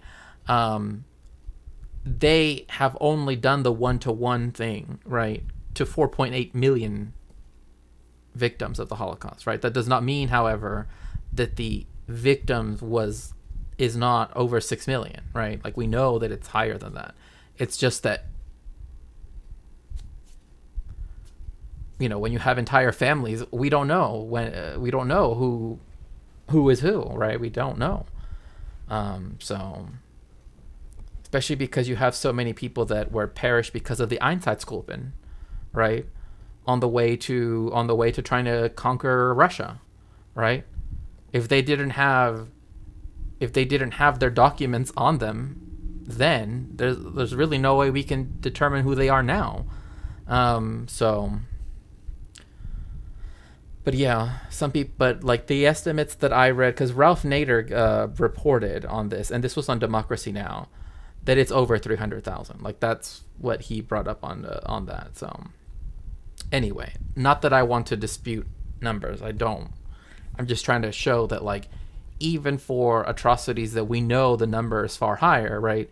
When you try to do that one-to-one thing, it's actually holding Gaza to a far higher standard than almost every other war that has ever occurred, or any other atrocity in history. So even when it's over, I seem to recall Israel refusing to permit EU's foreign affairs. Gosh, why am I forgetting his name? Borrell, right? When there was not currently an active war, to go to the occupied territories. I mean, they literally kicked out Al Jazeera, right? They literally... what is this a link for, Philippe? I just want to know before I click it. I don't want to... imagine the smell. At Yad Vashem, they have a record of people for whom they were able to get like a, like documentation to prove that they are this person, right? But a lot of people who were, very, very impoverished, very marginalized, et cetera, right, did not have people that had such documents, or didn't even have such documents, right? Or, let alone all of the archives that were destroyed, right? That we want to, I mean, that's the reason why, like, the one thing that, the Ministry of Health in Gaza does have, in a way, is that Israel controls the population registry in Gaza. So it is the one that assigns the numbers to people. Anyway, but Al Jazeera is Arab. Israel is supposed to be a friend to the EU. We have an association agreement. We'll see. But the issue is that it banned all foreign media from reporting from inside of Gaza, right? And it says it's for security reasons, right? Unless you essentially are what they call embedded media, right? Where you are with the IDF, right? However, they had a bureau in Ramallah, right, which is the capital of, or is supposed to be the capital of Palestine, right, so to speak, right? At least de facto capital, right? Because obviously the de jure one is East Jerusalem. Of course, embedded media is a great scam. I mean, like they literally take them to, stuff that's, look at this beachfront home, it's like really, it's always something very, very, they don't really take them anywhere. But anyway, Ramallah is supposed to be the capital, de facto capital of Palestine right now, right? It's where the PA and their parliament, etc., is at. They had a bureau there, right, that essentially was supposed to be its bureau in the occupied territories. And, Israel likes to say, like, oh, see, we don't actually occupy the, what I mean? Like, Israel likes to at once say it doesn't actually occupy them, right? That it's actually, they actually do whatever they want. but then does something like what it did to Al Jazeera, where now they have to report from Amman, right, which is the capital of the Kingdom of Jordan. So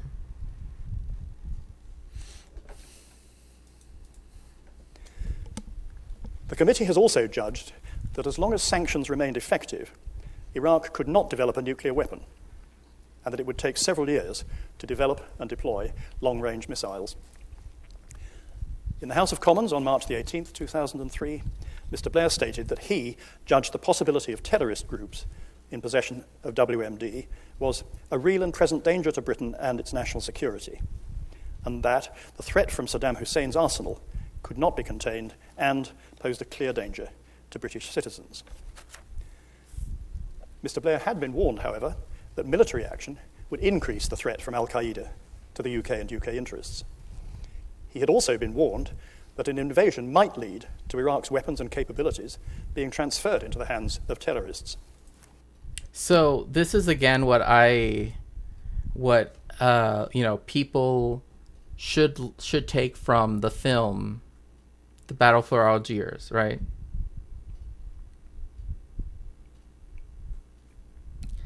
That, like, there's actually a picture. I posted it, I think in Discord a couple of times, but I will post it again if people want it. Where exactly what the French did during the Battle of Algiers, where they did the triangles, right? Where they were like explaining how to end the insurgency before being proven wrong, that that's not how insurgencies work. Like where they've done that when it comes to Hezbollah, when it comes to Hamas, etc., right? Where like they do that all the time. Like that is how they think through that. And so like the fact that this is being told to Blair at this point is again after many other European countries, including the French, who are the ones who, as it were, got it wrong, right? When it came to Algeria, right?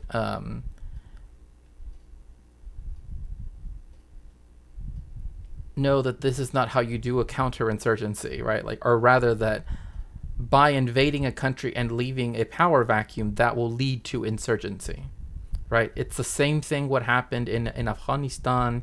It's the same thing, right? It's both times. It's the same thing what happened in Libya, for example, right? Like, you might get rid of, right, exactly. That's what happened the last two times that Israel invaded Lebanon. And that's the reason why Hezbollah only grew more powerful, right? Like, had Israel never invaded Lebanon in 82, Hezbollah wouldn't exist. Because it would have no reason to exist. It's only ever fought defensively, right? It's only ever fought defensively against Israeli occupation. And so both times that it was able to, in 2006 when it technically like beat Israel, right? Now that Israel's doing it again, right? You can essentially see that their capabilities, I'm sure the third time is going to be lucky. That their capabilities far outmatch what the IDF actually thought that they had. Because I literally read on Haaretz like a couple of days ago that that the IDF was essentially saying that like 90% of the capability of Hezbollah, like of its ability to attack Israel, was gone. And then like I read like literally like yesterday, right? Narwhal, was it yesterday? That like Hezbollah not only sent in a drone, but that it hit Netanyahu's house. I'm like, look, if they're hitting your house, bro, okay, like they're like Izzy, they're 90%. Right, exactly. Izzy, they're 90% weaker. Also, they will end our... Exactly. Yeah.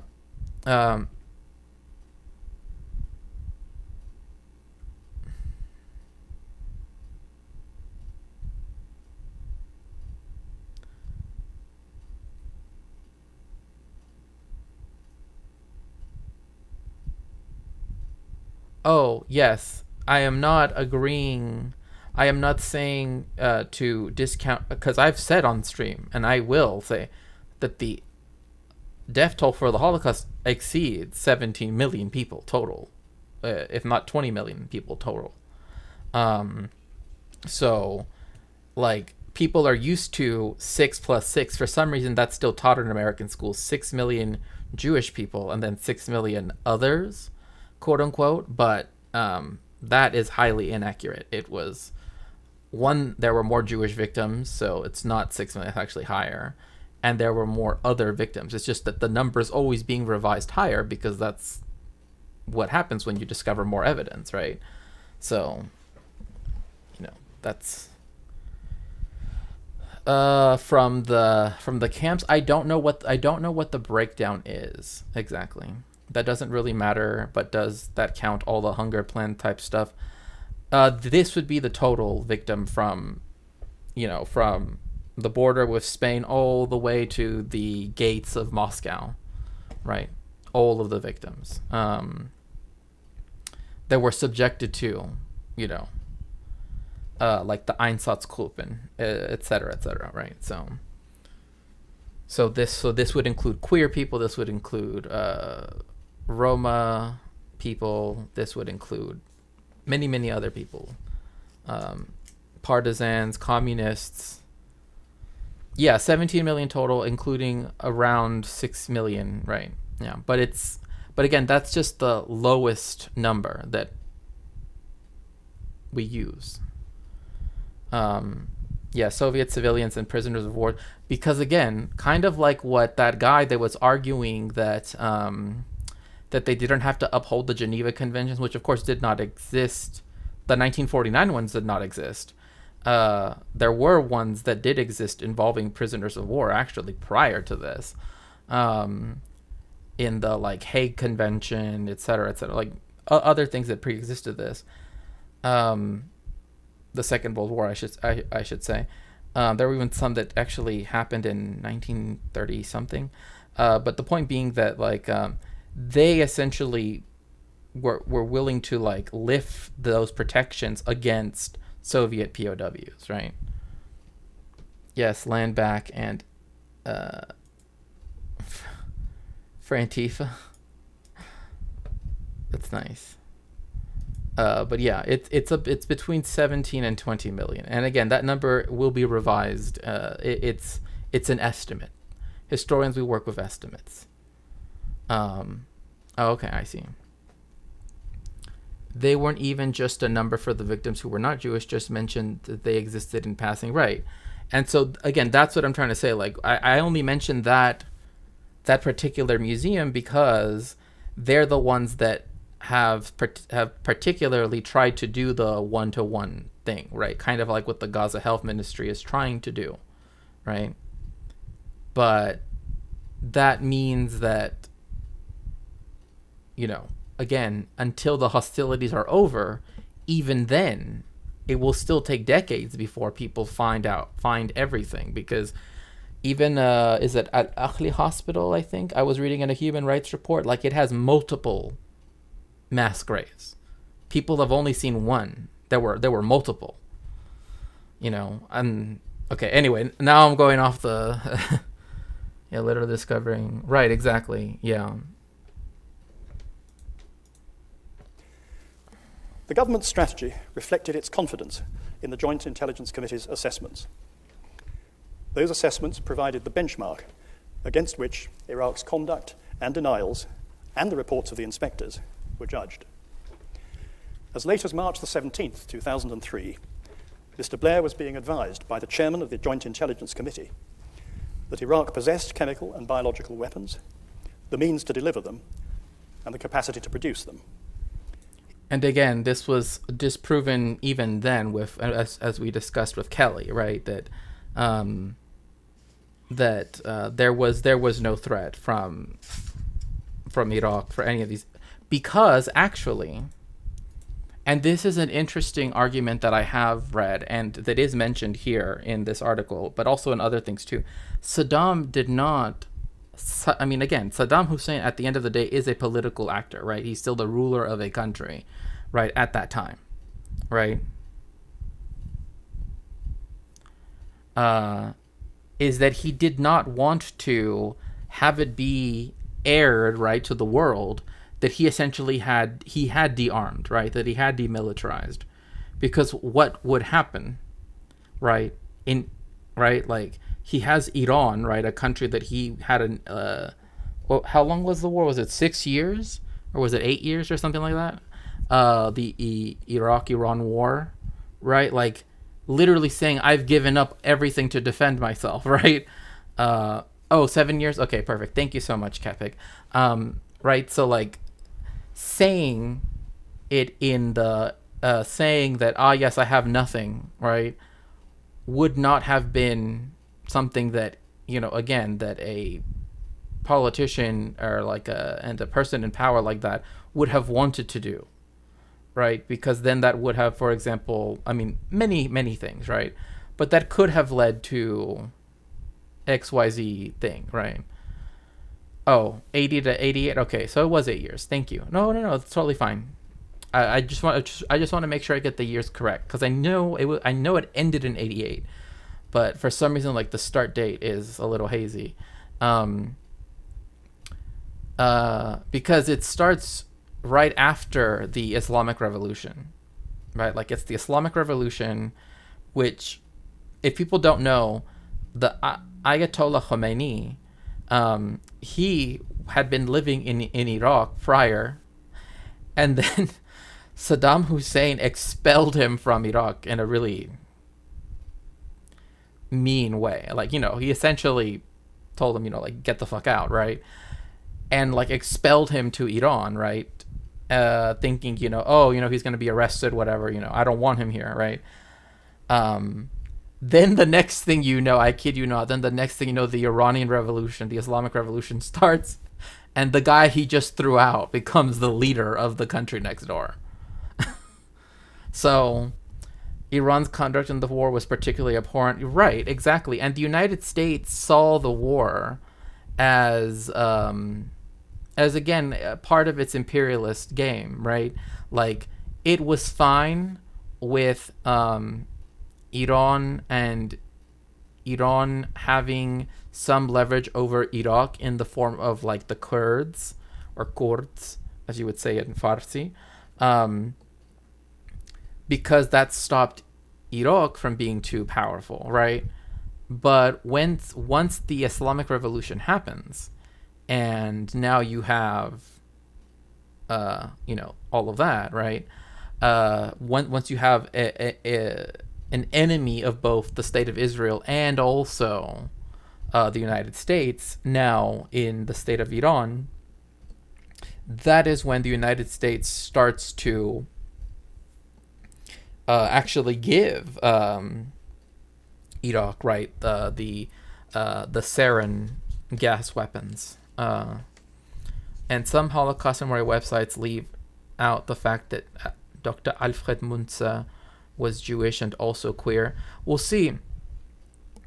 Like, for example, one of the things that people often forget is that some of the places are not publicly owned. They're not, like, Auschwitz is privately owned, which sounds kind of weird to say it like that. But the like museum and stuff, that's not owned by like the Polish nation or something. It's owned by, I can't remember whom, but like they actually made it a point to like not associate with like anti-Zionist stuff. I think the British and Americans had let the Iranians keep their democracy. Oh, that the Iranians keep their democracy? From when? Oh, you mean Mossadegh? Mossadegh? Is that who you mean? Because yeah, I mean, at the end of the day, the Iranian oil industry ended up being nationalized anyway, right? And it's like,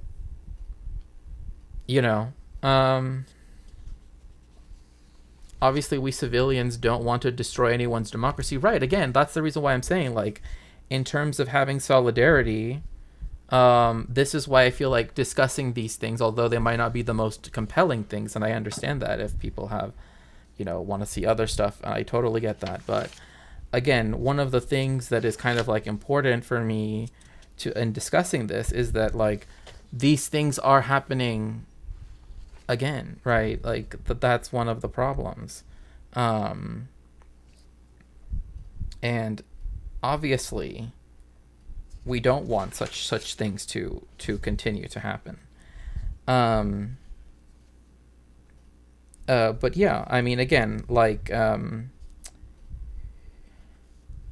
you do have what Iraq did to the Kurds in 1991, right, when both the U.S. and the U.K. intervened in Iraq, right, citing the fact that Security Council Resolution 688 in 1991,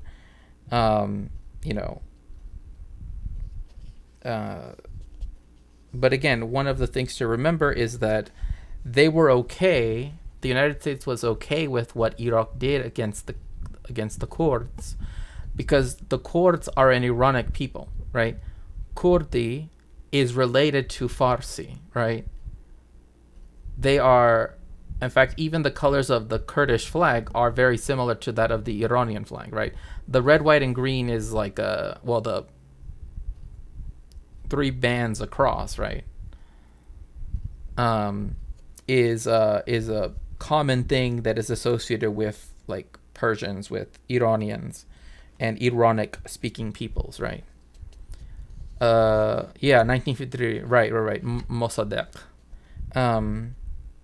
But one thing that's important to keep in mind as well is that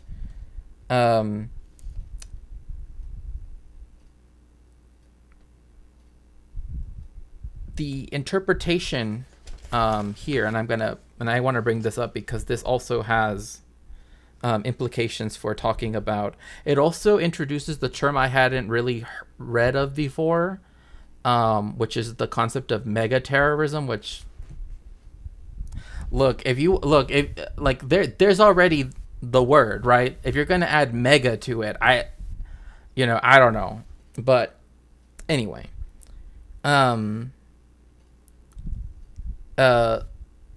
Twitch just pointed out the recommendation redeem, but I'd like to do that in reverse and offer the game 1979 Revolution, a game about that revolution. I'm not a historian, but I did not notice any errors and found it educational and entertaining. Maybe gripping is better. Here, let me write that down.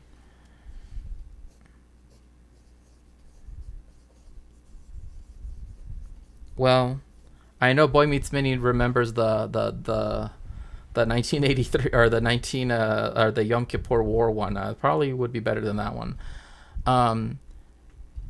There's a great picture of Rumsfeld shaking hands with Hussein, but it's all but certain he knew that Hussein was routinely. Yeah, right. I mean, again, like they were the United States were the people that gave Saddam Hussein those things. They were the ones that gave him the sarin gas. They were the ones that gave him those things, right?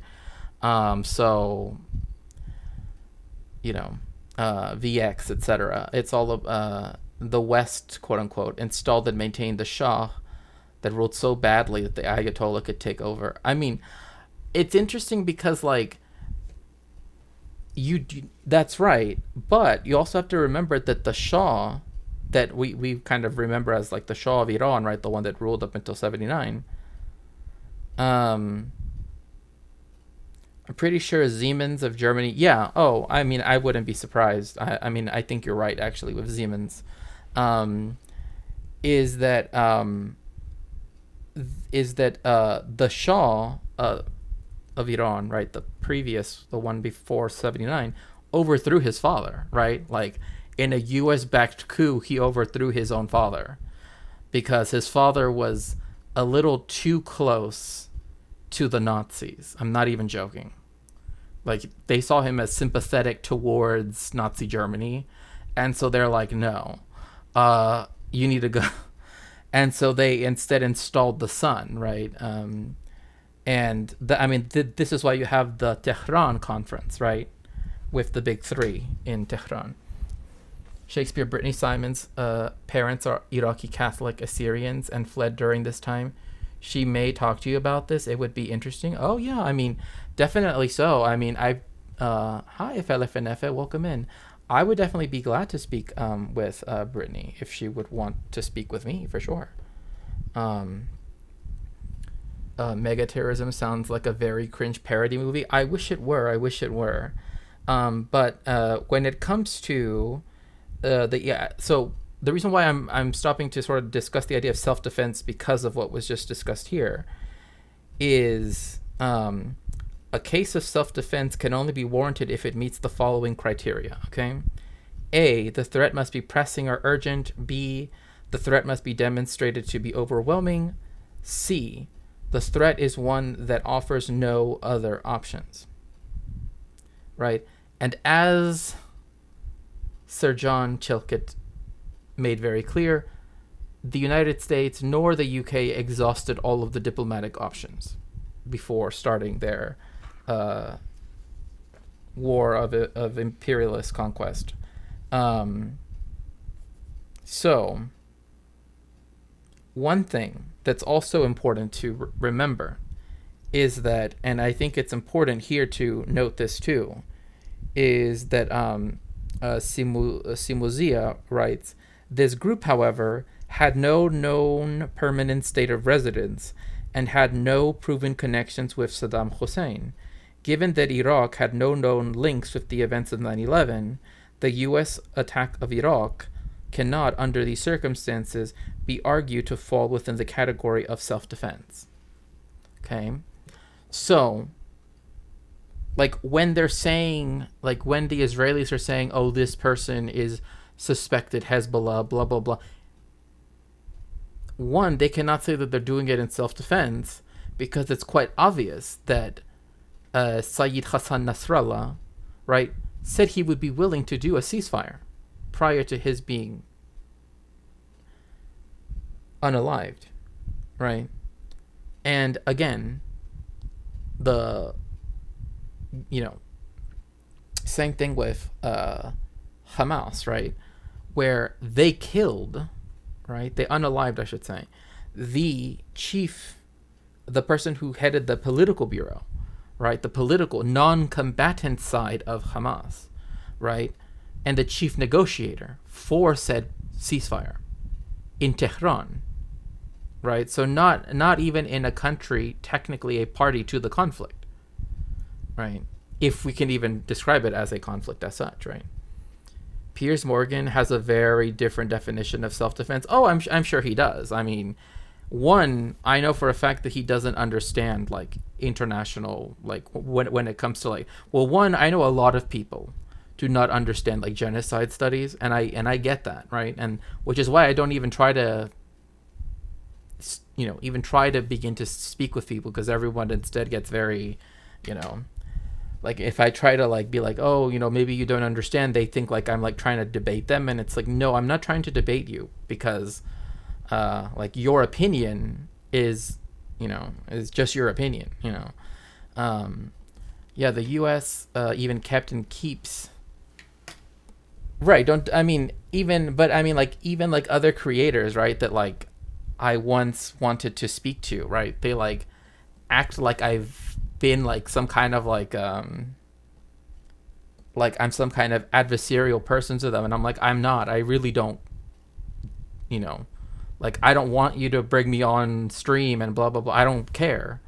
I just don't want you to say things about the topic that you have no idea about. And then when but dos is dos. But did you condemn hummus and latte? Well, that's always a good question. Yeah, the U.S. even kept and keeps announcing that the sides agreed or pretty much agreed to ceasefire. Well, especially right now, right? Because you have, did you condemn hummus and latte? I mean, you definitely shouldn't have hummus and lattes together. I condemn that for sure. But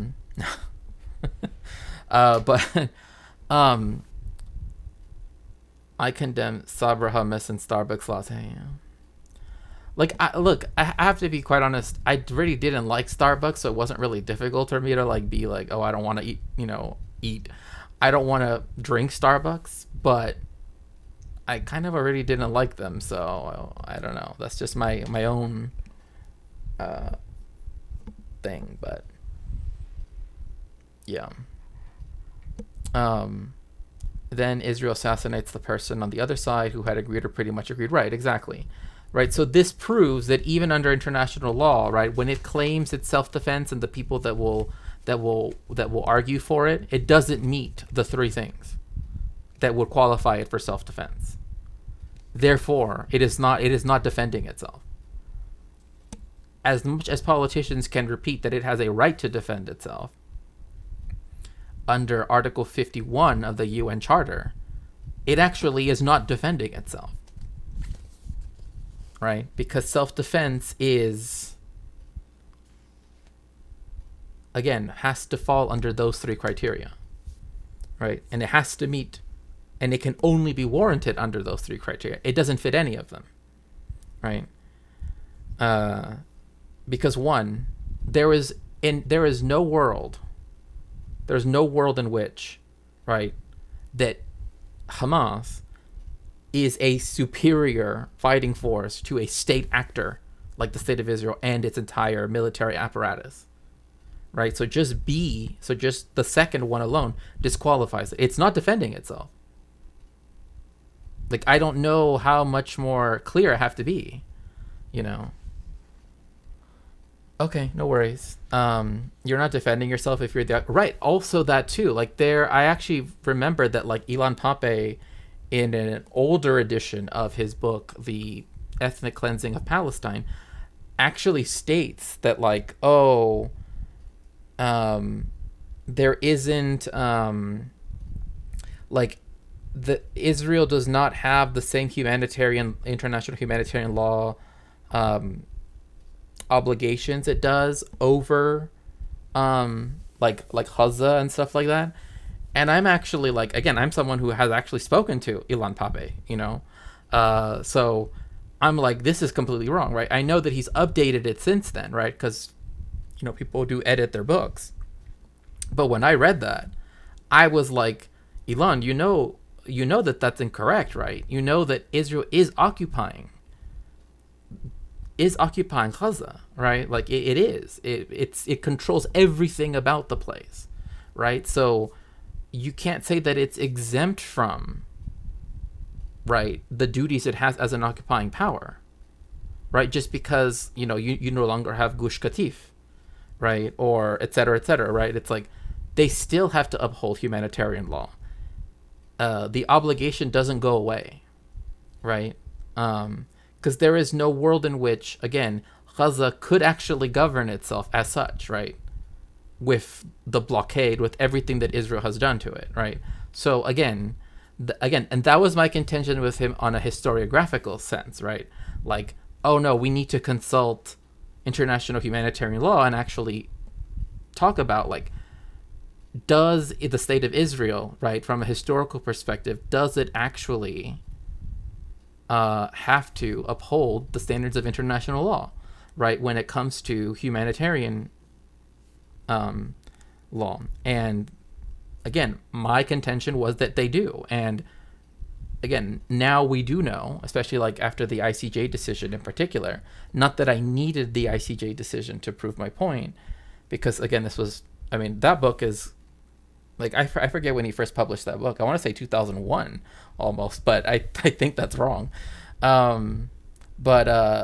Anyway, the point being that, like, even back then, like, even in the earlier edition that I had, you know, like, even then I was still clear. Like, because I do read international law stuff, right? Because for genocide studies. So, you know, so there's that. According to Greg Stoker, IOF has the best equipment but the worst strategy. That's why they can't hold territory. Well, it's interesting you say that, because one of their things that they've wanted to do is to hold southern Lebanon, because southern Lebanon is the only land that they've ever occupied that they've never been able to have, like, to settle, that they've never had settlements in, which is unique. I mean, that truly is unique. Because like in the Sinai, they built some settlements in Gaza. They built Gush Katif, right? In the West Bank, obviously, there's lots of settlements, but they couldn't do it in southern Lebanon because there was just so much resistance, mainly from Hezbollah, or what became Hezbollah in '82, and then Hezbollah in 2006.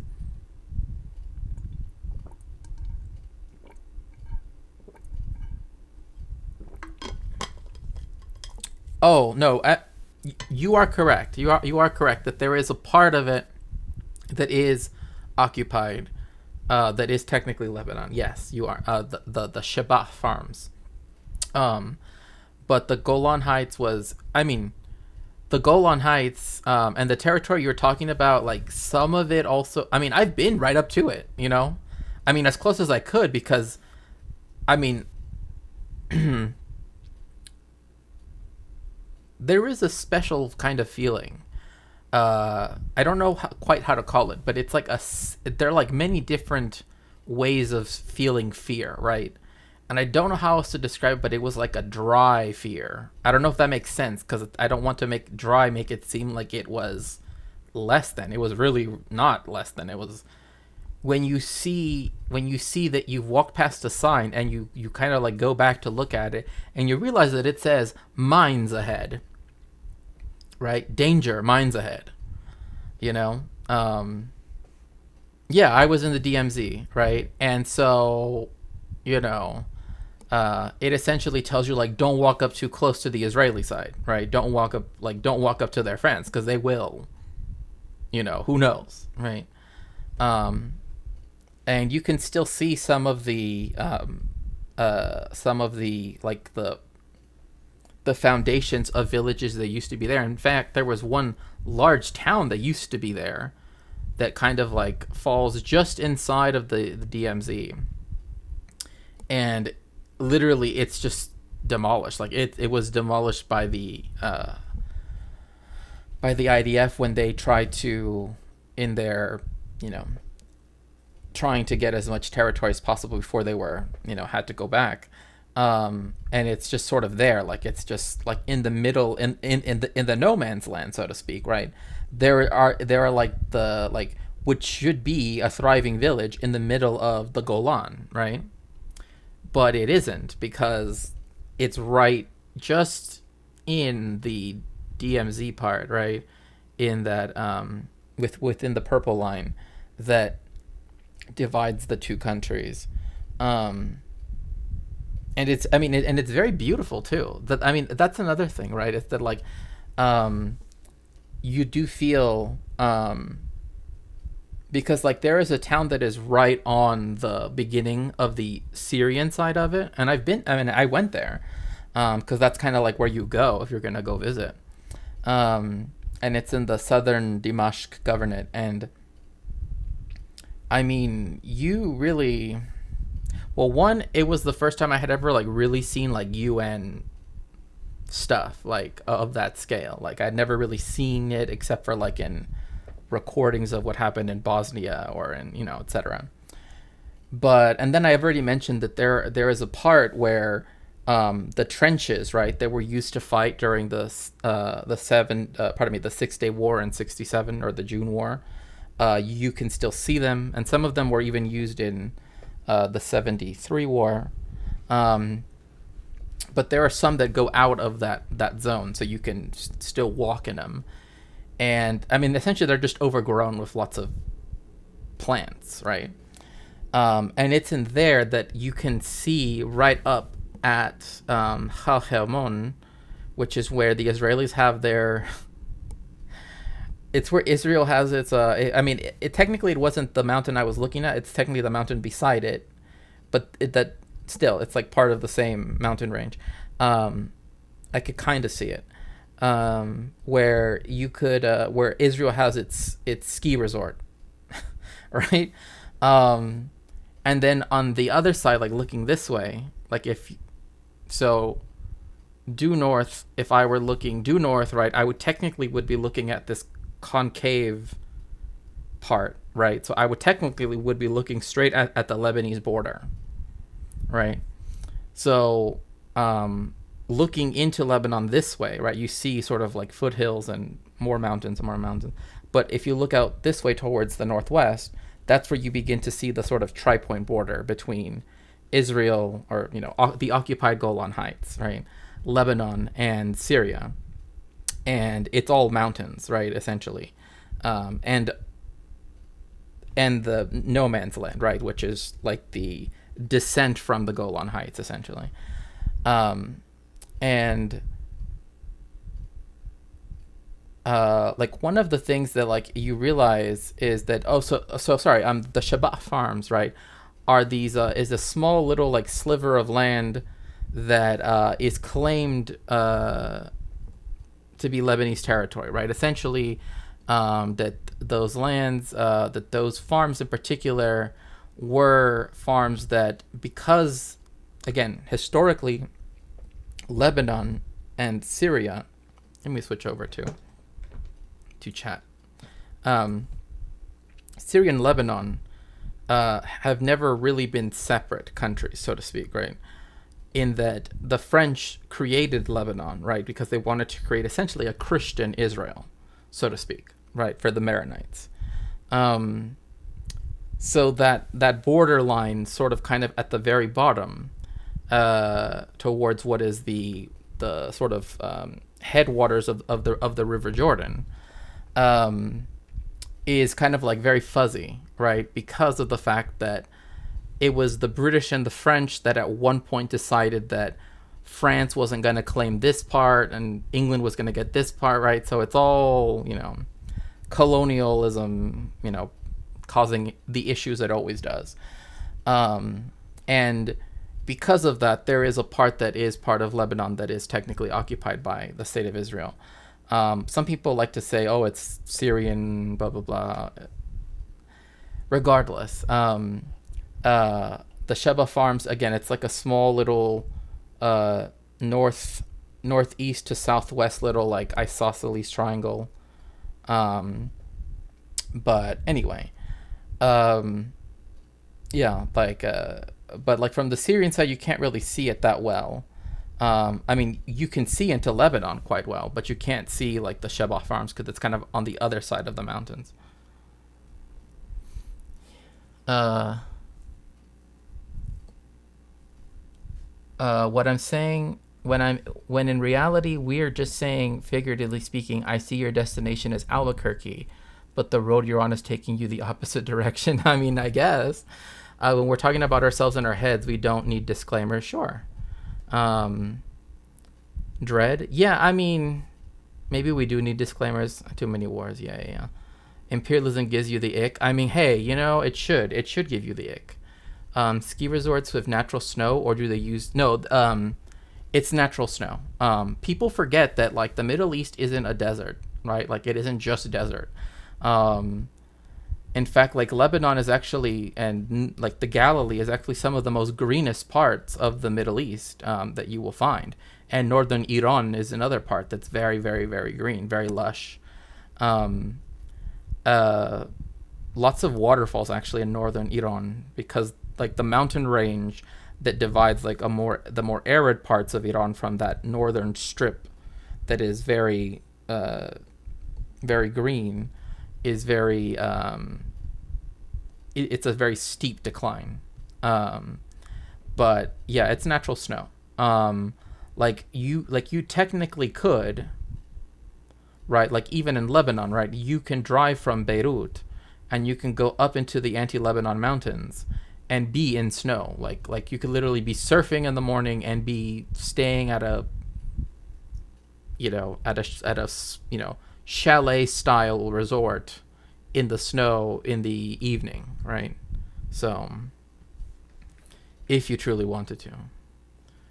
I know Lebanon. I didn't know. Yeah, it's because it's like this very far northern part of Palestine. But it's because it's so high up in the mountains. Because it's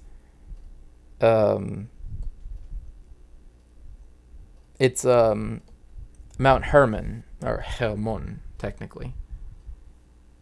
Yeah, and in fact there are also a lot of places like, in fact, I was actually watching we were watching a documentary yesterday in the Discord that sort of described kind of like Lebanon and well, it was just it described a lot of things, but one of the things that it showed was how the Crusader castles in southern Lebanon, right, were used and are still used, right, by insurgency groups, for example, including, in fact, like where the IDF began its incursion into southern Lebanon the first time, by Kiryat Shmona, which itself was built on the Palestinian village of Khalsa. Is if you look at it, if you were looking at Kiryat Shmona like straight north, if you were to look slightly to the northwest, like northwest, you would literally see at the beginning of the mountain range a huge Crusader castle that was a fortress. And the reason why it was brought up during that, the reason why it was brought up was because it was days after the Israelis had invaded Lebanon in the 80s, I think. But I could be wrong. Maybe it was 2006, but I could be wrong. It was within days that they already had begun to bring international tourists to that place. So, up high where the cedars grow. Yes, it's very, very beautiful. Like it's like, again, like one of the reasons why that I just didn't get a chance to go to Lebanon is just because I couldn't. I wanted to go. But the typical service that they had, like that's a bus or whatever it was, they didn't, like, they wasn't really running at the time between Damascus and Sidon, and then from there you go from Sidon to Beirut. Yeah, it just, so instead what ended up happening was an incident happened. I know I've talked about this incident quite a lot, and I'll just leave it at an incident happened, and then I went to Jordan, to Jordan, and instead, visited Irbid and Amman, etc. Right? Very, very different though. It's a very, very, because it also has like a large mountain range, sort of in the, like if you go to the northwestern part of Jordan, it's very, very green. But if you go like way out towards the east, it becomes much, much more arid, to where it does become desertish. Too many walls? I mean, you're not wrong.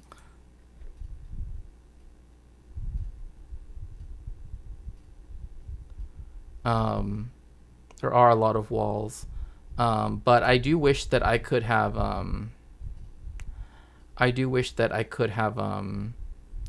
visited more places. Unfortunately, I just wasn't able to. Okay, so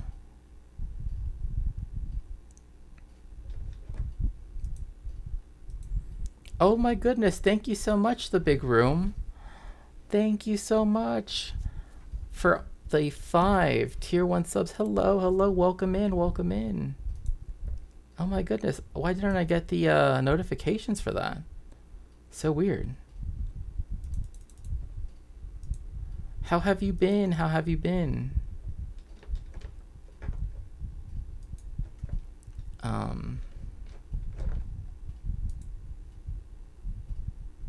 I always picture Petra in Jordan. Yeah, I mean it is in Jordan.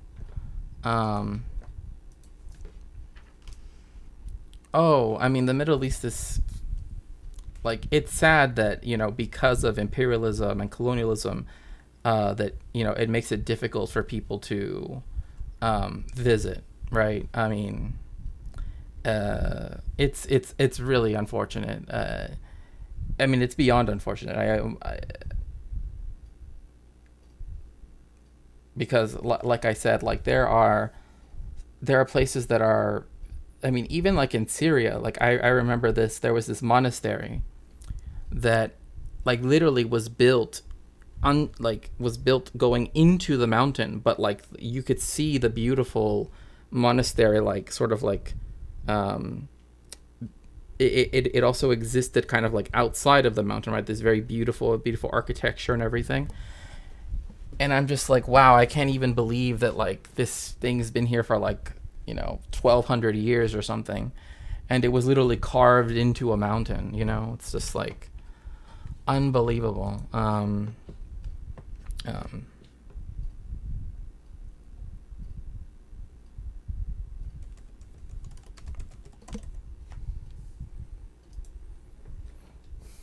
But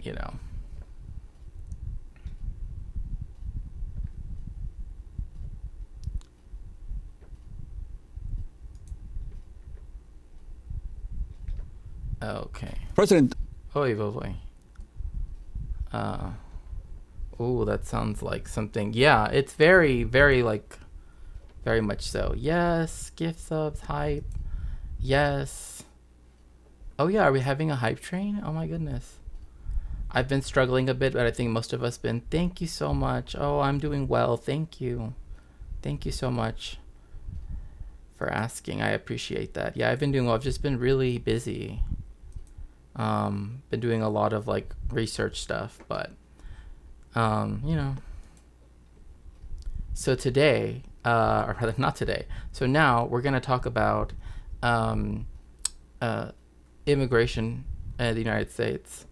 A cat train? Yeah, that is so cute though. A little train. I need a little train emoji now. But yes.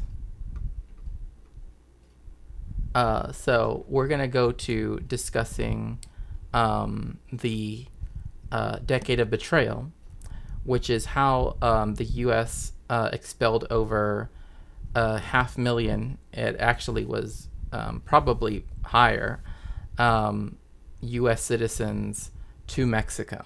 So again, these are U.S. citizens that were deported, quote unquote, to a country that they were not. Magic City Murals, hello, welcome in. It's so good to see you. Alrighty, have to duck out and call it a night. Good night. Yes, thank you. From the river to the sea, Palestine will be free.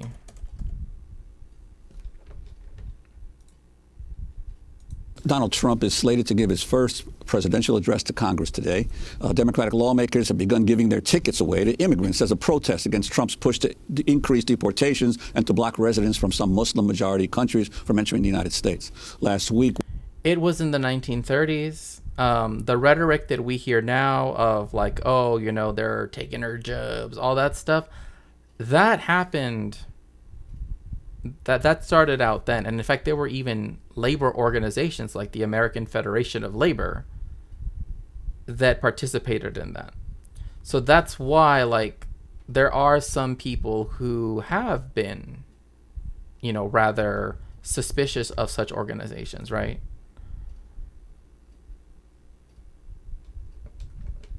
Yeah, it is particularly purposefully forgotten history of the United States, right? Because it essentially amounts to, some might argue, ethnic cleansing, right? So, White House Press Secretary Sean Spicer said Trump wants to, quote, take the shackles off of the nation's immigration agents.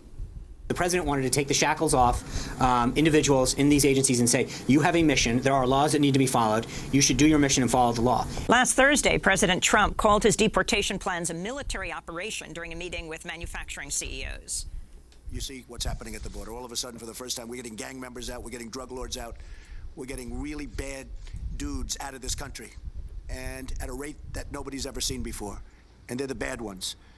And it's a military operation because what has been allowed to come into our country, when you see gang violence that you've read about like never before. Again, this language is still mirrored to this day, right? But notice he said what is coming in, right? People might say, oh, that's a semantical thing. It is important that he says what, though, right? That's not a when you look at what is coming in today, right? The analogies are fascinating. Yeah, really, really. It's funny. Someone told me, I forget who it was, but that their mom. Was it you, Narwhal? Was it you that said that your mom pronounces it hombre instead of hombre? right? That they say Homber. Yeah, it's dehumanizing. And all of the things, much of that is people that are here illegally. And they're rough and they're tough, but they're not tough like our people. So we're getting them out. Well, this is not They're rough and they're tough, but they're not like our people. Unsere Volke, right? They're not like our people, right? I'm continually shocked by how little they taught my Scottish school GF about how Nazis could do what they did. Again, well, see, a lot of the, there's a lot I could say. There's a lot I could say. Yes, yeah, the Humber. Like nothing, okay, and okay, she wasn't an A-star student, but neither was I, right? I mean, this is why I was saying, like, the stuff about the Iraq War. Again, I know it wasn't the most compelling stuff, right? I get that, right? So I switched the topics because I'm like, I get it. People don't want to be hearing about this. They want to hear me talk about international law and such.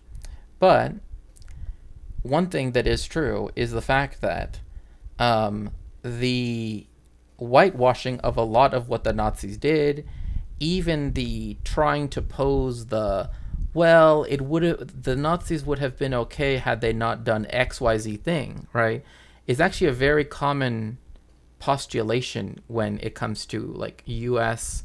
depictions of that period in history, right? That like, oh, we didn't need to enter the war, right, because had the Germans not did this, right, then there would have been no need to fight them, right? And it's this really weird revisionist way of going about it, but it's obviously a big issue. the first time people of Mexican descent have been demonized, accused of stealing jobs, and forced to leave the country.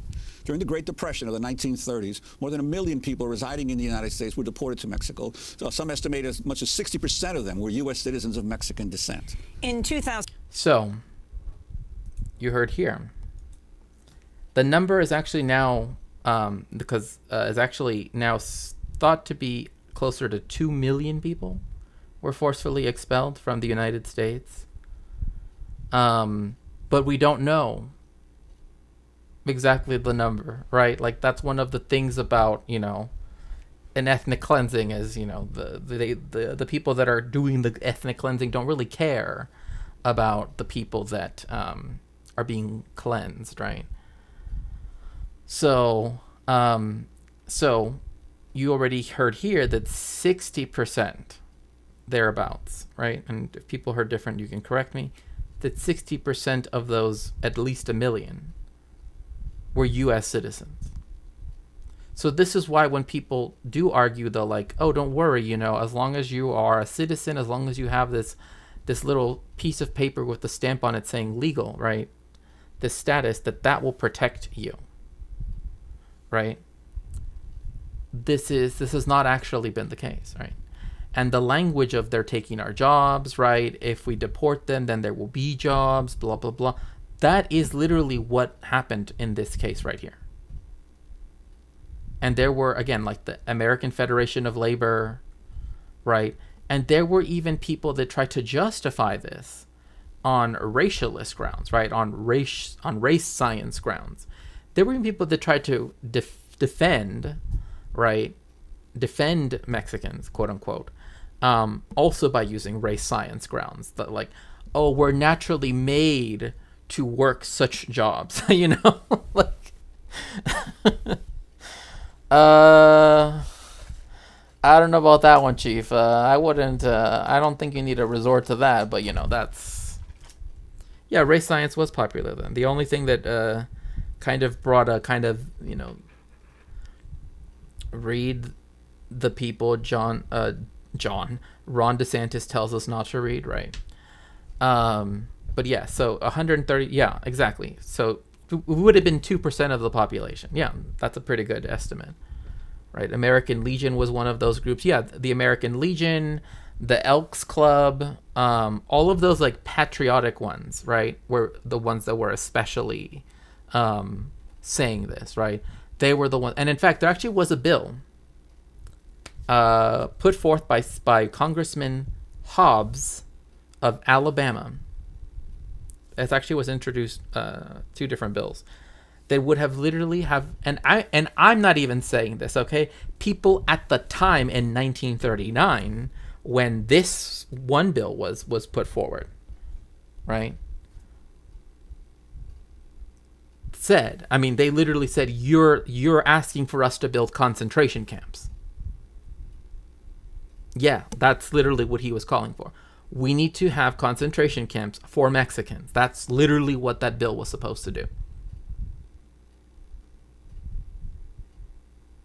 And there was an earlier version of the law as well that also said that the same thing had to be done. And they used that wording, right? And even the scholarship on this uses that wording as well. Because they said, well, you can call it a detention camp if you want, right? Yeah, stay classy, Alabama. That's right. I'm looking at you. And trust me, you are not my sweet home. That's for sure. But again, like, even then there were, and again, because the one that happened in 1939 was closer to, you know, the beginning of the war, right? You do have people making the comparisons to Hitler then, right? And in the earlier part of the 30s, before that, you don't necessarily have that comparison, right? But they did use the term concentration camps for Mexican aliens, right? So, and three, then. Oh, and you want to know something even worse? And this is me quoting Valderrama's book titled The Decade of Betrayal, actually. The amount of people that they wanted to deport was actually 6 million.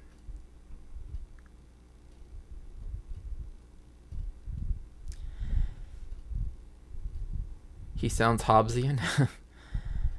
Yep, and now we're doing it again. A refugee camp in my state capital, Dresden, was so horrid they had to wash their clothes in the river. Medical treatment was provided by student volunteers. If they had treated Germans, they'd be prosecuted for practicing medicine without license. This was circa 2015. Yes, yeah, okay. And those volunteers didn't even have fridges for the medicine. Oh my God, how can they even do that? You can't. I mean, that's literally like against international humanitarian law right there. I mean, like, my goodness.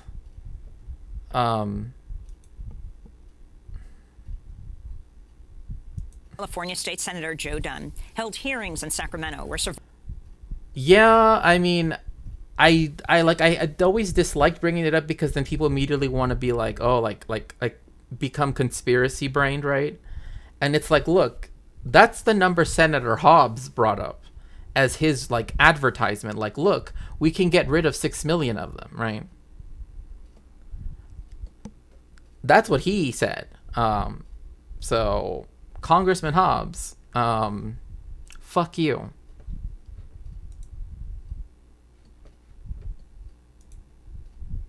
But yeah, Alabama is fucking haunted. I'm never stepping 1 foot there. That Alabama is the survivors gave testimony about what happened to them during the forced expulsions, which the government called repatriations. This is Senator Dunn stressing the importance of the hearing. They did not believe. One, remember, Cat Pig, this is during the Great Depression. So entire sectors of the U.S. economy had already collapsed. So I get it, Checks. Yeah, no. I'm not saying that you are.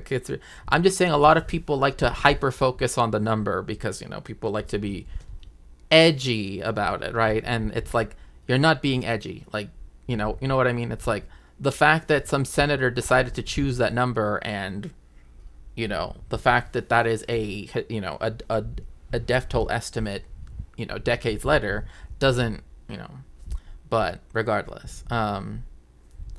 But yes, like one of the things was this was during the Hoover administration, right? And this was something where, again, the economy essentially had already collapsed in 1929, right? This was just after, in the 1930s, in the early 1930s. So the economy was already bad. And they blamed that on immigrants. Like, that logic of like, they took your jobs, like literally was used as a way to argue the following. If we get rid of this amount of people. Oh, no, Hobbes back then in the 30s, not now, in the 30s. That's when this happened. And in fact, like the book that's here for Throne, it actually ties in this book and another book that's on Throne too, that actually talks about the heightening of violence in particularly South Texas at this time. You know, again, like, you know, my research, you know, like that's why if you would like to support my research, you can always do so by supporting me on Throne, right? You can always do so by, you know, like for example, helping me get the book Migra, A History of the Border Patrol, or that other book. I can't remember it off the top of my head, but you can find it where it talks about violence in South Texas. Somehow I turned that into Josh Hawley or something. Oh, okay. The idea from which this nation was born was the promise to all of liberty and justice. Today we examine a tragic part of American history where we betrayed the justice part of that promise. And a betrayal that affected a staggering number of individuals. By some estimates, almost 2 million individuals were deported from the United States in the 1930s. I mean, think about that. This is the reason why, for me personally, okay, like, look, when I start seeing on news reports, right, Donald Trump calls for mass deportations, I can't help but think of this, right? Because I'm like, this is something that literally affected, right, people that I know, right, that affected, you know, LA in particular, right? And that, you know, that the rhetoric has not gone away, right? People still think that, and yes, if you'd like to support me when it comes to my research, if you'd like to help out, you can always do so by helping sponsor a book on Throne. And so, exactly, like, it's very difficult to look at this stuff and then to be like, they're just, like, they don't mean it, right? Because they mean it, right? That's the thing. They mean it. It's whether or not they are given the ability to bring it into action, right? It's a whole different story. But they mean it. I mean, we know this because they've done it before, right? And so that is one of those things where, like, it becomes very hard for me to, like, read something like those headlines, right, that say that, oh, you know, like, would we see what they did at the southern border under Trump 1.0? Right. I mean, you have that. And then you also have, you know, like, the rhetoric that is escalating right now, right? With, you know, poisoning the blood of our nation. You know what I mean? Like, literally stuff that could have come right out of Mein Kampf, right? Or whatever, you know, I mean, other texts from the other Nazis, right? Who will stop them? If we have solidarity, we can stop them, right? One of the things was that one of the murder genes, yeah, that is straight up Nazi. That's what I meant with the frightening earlier. No, for sure. I totally understand what you mean. And again, there is a lot of historical precedent for this. And not only that, but you have the fact that you have emboldened, right, vigilantes, with armed vigilantes, right, who essentially function as paramilitaries, right, in many cases, right, which is funny because, like, when it's people actually being paramilitary organizations fighting for their liberation, you want to, you know what I mean? It's like you hate them, right? And or so we're supposed to, right? When it comes to Hamas, Hezbollah, et cetera, right?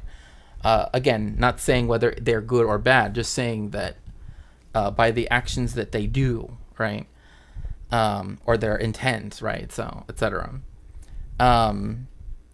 But when it comes to people literally being given the ability to cross private property, right? At, you know, whereas I could not cross into that private property. I let me tell you what, Like if I try to walk into some rancher's backyard, you know what I mean, in South Texas, it's not gonna end well. It's not gonna end well. For him. No, but my point being more so that what we had at this time was there was no solidarity, right? Poor other workers, right? Other workers that were also destitute. Don't you dare ask it. No, but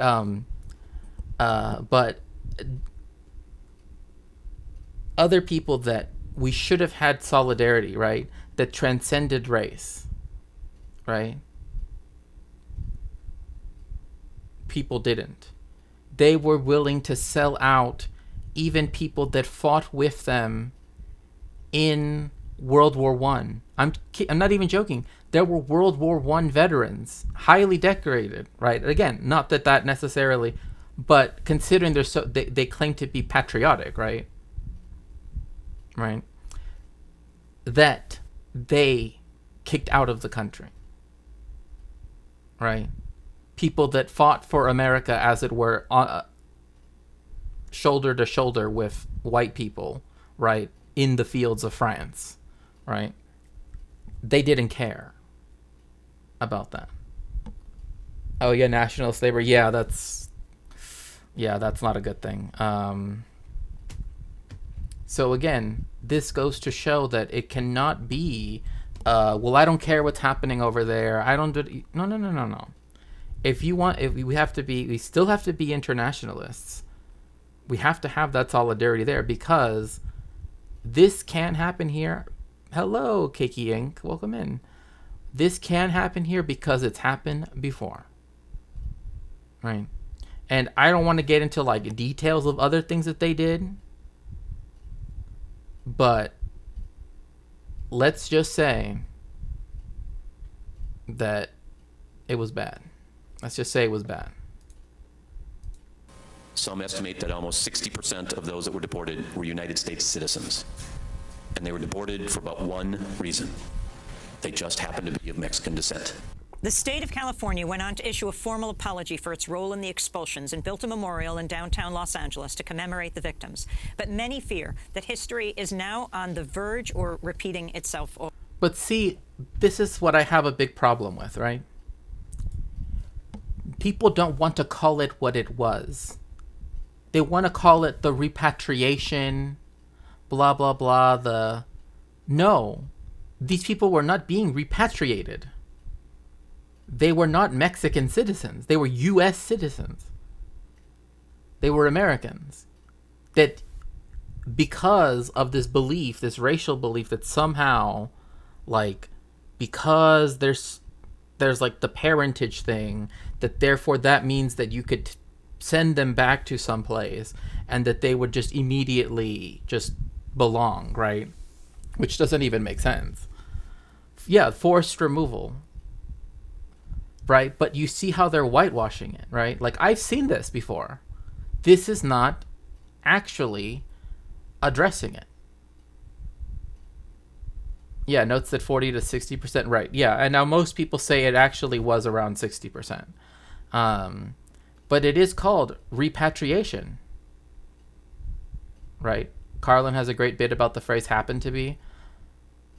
Put that in stream suggestions. I would love to see that. Maybe for next stream I'll bring it up in relation to this, because there's another video about this that I would like to watch, but that's for another stream. But the way how they discuss it is, in total, an estimated 2 million people of Mexican ancestry were forcibly relocated. You know what I mean? Like, they were ethnically cleansed. Right? Everything was about people who were racialized. Right? And the whole thing was that people were called illegal alien. It's included in this monument, whether or not they were U.S. citizens or not, right?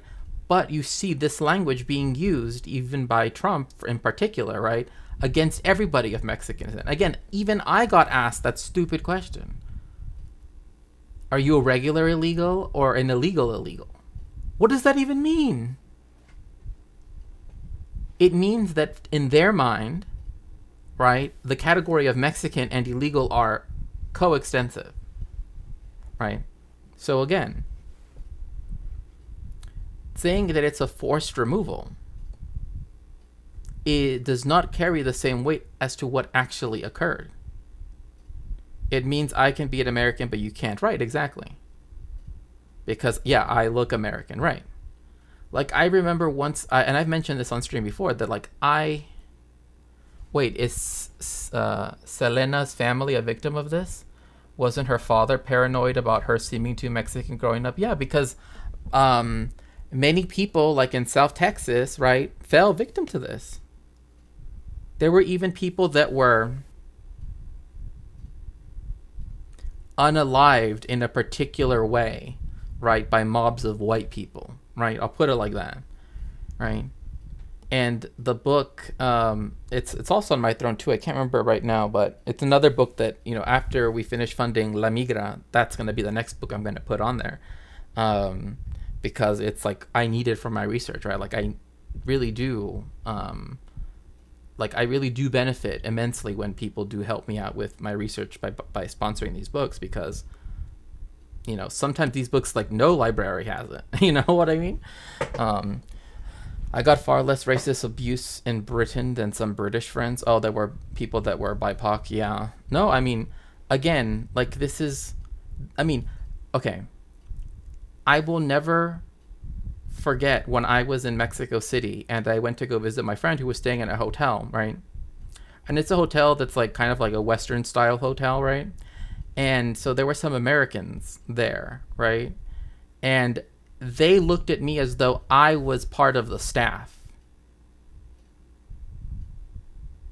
right? Like, they didn't see me as like, oh, I could be on their, like, I could be a guest there, right? Like, oh, surely this is just another, you know, staff person, right? You know, it's just like unbelievable.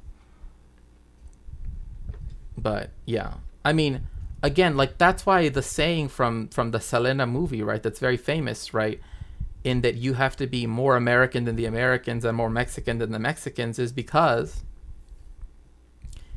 I mean, look, so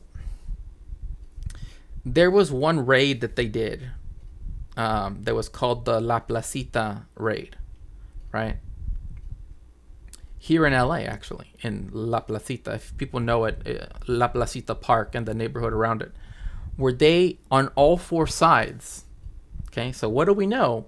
What do we know if people watch the movie Tantuja, right? What does it mean when they don't leave a side for people to leave out of, right?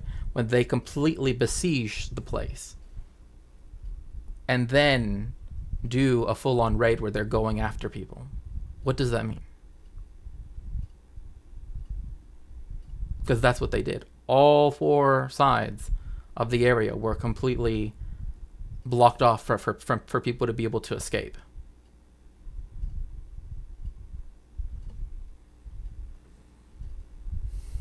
Yeah, no, I mean, it is a very unpleasant feeling, but, you know, it's one of those things that, like, when I want people to, like, please try to empathize and to have that use this empathy so that we can build that solidarity.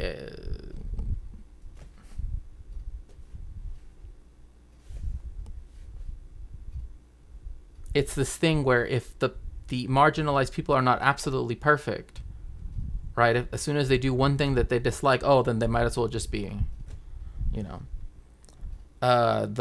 we assume Latinx people are servants. I mean, I honestly get, like, even the last time I went to, like, the not this last time but the time before, there was some white lady that came up to me and was speaking to me like I worked at the grocery store, and I don't. was like asking me to like go get her stuff, and I'm like, excuse me, like a room full of waiters and nobody gives me a drink, and they were actually Latinx TV stars and stuff. Yeah, I mean, yeah.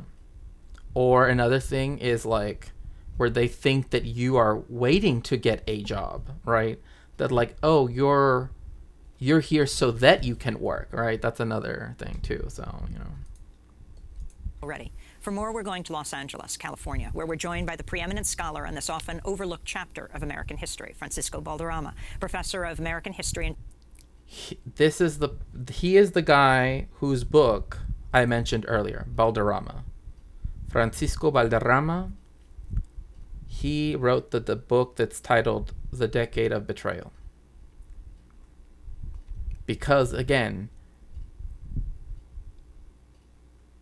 there were things that people were willing to live through, right? Living conditions that were so stuff that they were like, for example,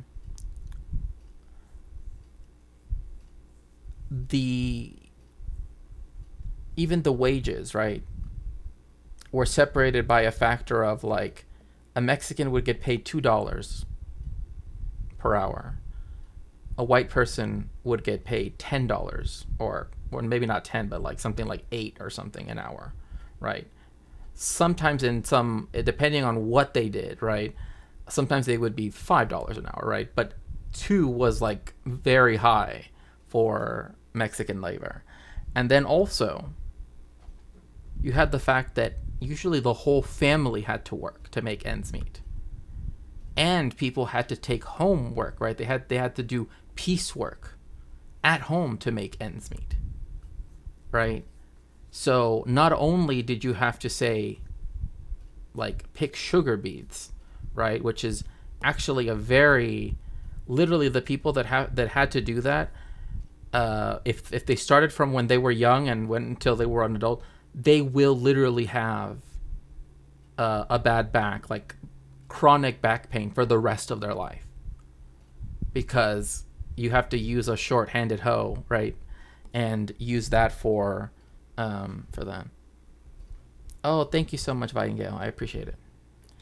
And people both in the late 19th century and also in the early 20th century hated the short-handed hoe. So Chicano Studies at California State University, Los Angeles. He's the co-author of the book Decade of Betrayal, Mexican Repatriation in the 1930s. Professor Valderrama. And see, like, even that repatriation, like, they weren't repatriated because if you're an American citizen, if you're an American,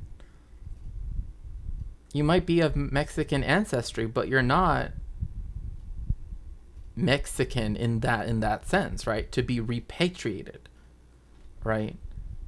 And so 14 hours on the fields and then you do another shift at home, right? Exactly. Because how else are you supposed to, And another thing too is that they actually liked the fact, or I should say, the employers liked to kind of essentially make the education of young kids end essentially at 6th grade. That was it. And then work in the fields as well, or whatever it was, right? Like there was also on Terminal Island here in LA in Long Beach, you actually had a lot of the doing cannery work, right? But the problem with back then is that when they were doing said cannery work, they had to be dealing with boiling water.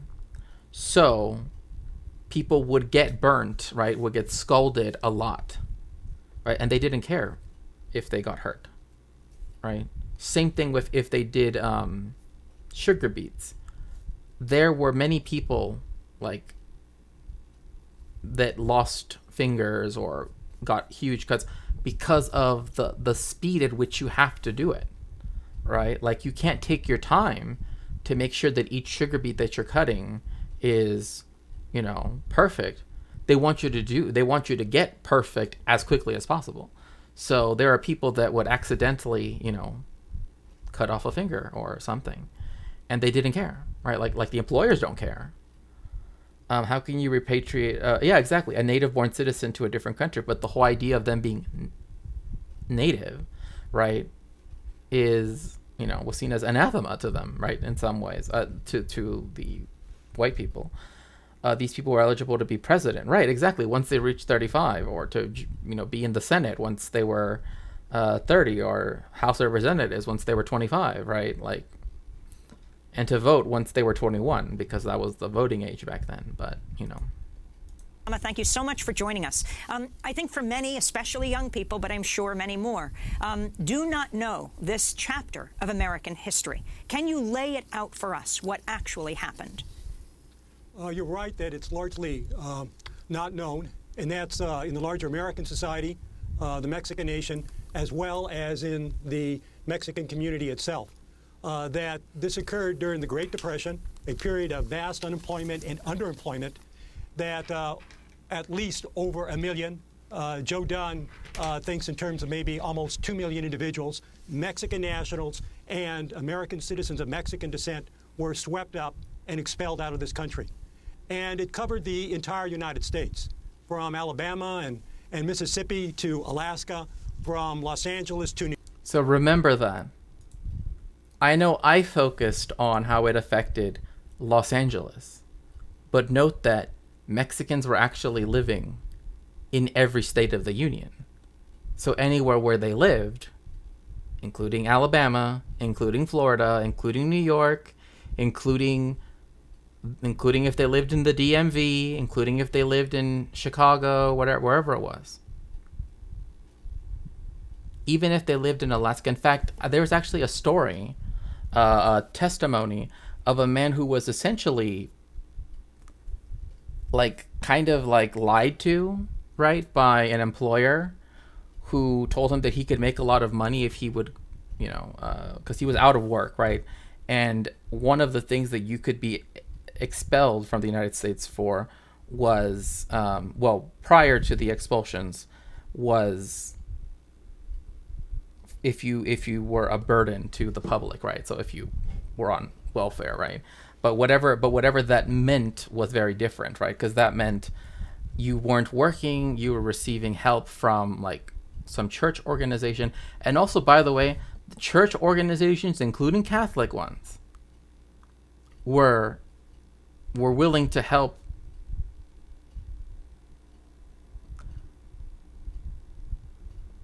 the perpetrators of the expulsions, not the people that they served, right, that they claim to represent, but the perpetrator, you know. So where I live is a 34% Mexican American. Yeah, I mean, but for example, after the end of Reconstruction and leading up to the turn of the 20th century, you have places like the South, right, attracting a lot of cheap Mexican labor, right, to pick cotton. Not even joking. And also all of the train routes in the western half of the United States, a lot of them were built by Mexicans, especially if they were in the southern part of the western United States. Even all of the engineering feats, right, all of the irrigation, right, that allowed for citrus fruit to be planted in California, that allowed for cotton to be raised in Arizona, that allowed for, you know, all of these things. And yet they were still, they literally helped make the United States thrive economically, right, by allowing it to have all of these things. But, you know, if I married my GF, that would, of course, entitle me to move to Britain after paying thousands in fees and agreeing to no recourse to public funds. Right. Yeah, and that was the thing, is back then there wasn't such a thing as public funds as there is now, right? Like being on the dole. But, at least in the United States. But getting it from a charity counted, right? Which kind of doesn't make sense, because it's isn't the whole point of charity? But excuse me. New York, this mass expulsion occurred. And of a population that included Mexican nationals, many of them that had lived in this country 20, 30 years, but increasingly important is the 60% or more of American citizens. So again, Francisco is the person to ask when it comes to what percentage of them were U.S. citizens. He knows. So if he says it's more than 60%, it's more than 60%. Like, I'm talking about, like, he knows every document that, you know, that's talking about this. Yeah, that's just absurd. What does the state care if people donate their money? Right. Leftists mad, also libertarians mad. It's my charity, right? Many Texas counties on the U.S.-Mexico border are less Mexican-American by percentage of population. I thought this was weird when I first read that. Just because of my location, I would have guessed 50% plus. Why is that worse? Well, again, like, one of the things was that a lot of people who, after the signing of the Treaty of Guadalupe Hidalgo, right, with Mexico, right, which guaranteed Mexicans to become citizens, right, after the war. However, America knew it was going to break the treaty immediately because, of course, at the time, before the 14th Amendment, right, and other amendments thereafter, like the 15th and 16th Amendments, etc., you could only be a U.S. citizen if you were white. So that presents a particularly interesting legal quandary, right, when it comes to the question of who gets to count as white, right? Is it all the people that live on the United States side of the border that are Mexican, right, as it's stipulated in the Treaty of Guadalupe Hidalgo? Or is it those that would qualify as being white under U.S. laws of those who remained on the other side of the conquered territory, right? The stolen territory, right? Oh, there's actually a really fascinating book called How the Irish Became White, and also how the Jews became white, but and what that says about whiteness in America. Actually, is the subtitle for that. But yes, the definition of white does change. But what didn't change, though, is that there were some people like Afro-mestizos, Afro-Mexicanos, right? People that, again, were seen as not white, right? Because of particular immutable features that they had, right? Particularly those pertaining to blackness, right? Or at least what is presumed to be blackness. That they were, in some cases, the earlier on this happens to 48, the more likely they were willing to tell them that they would like enslave them, right? Which, again, Mexico had already abolished slavery. So, you know, there was no slavery anymore in Mexico.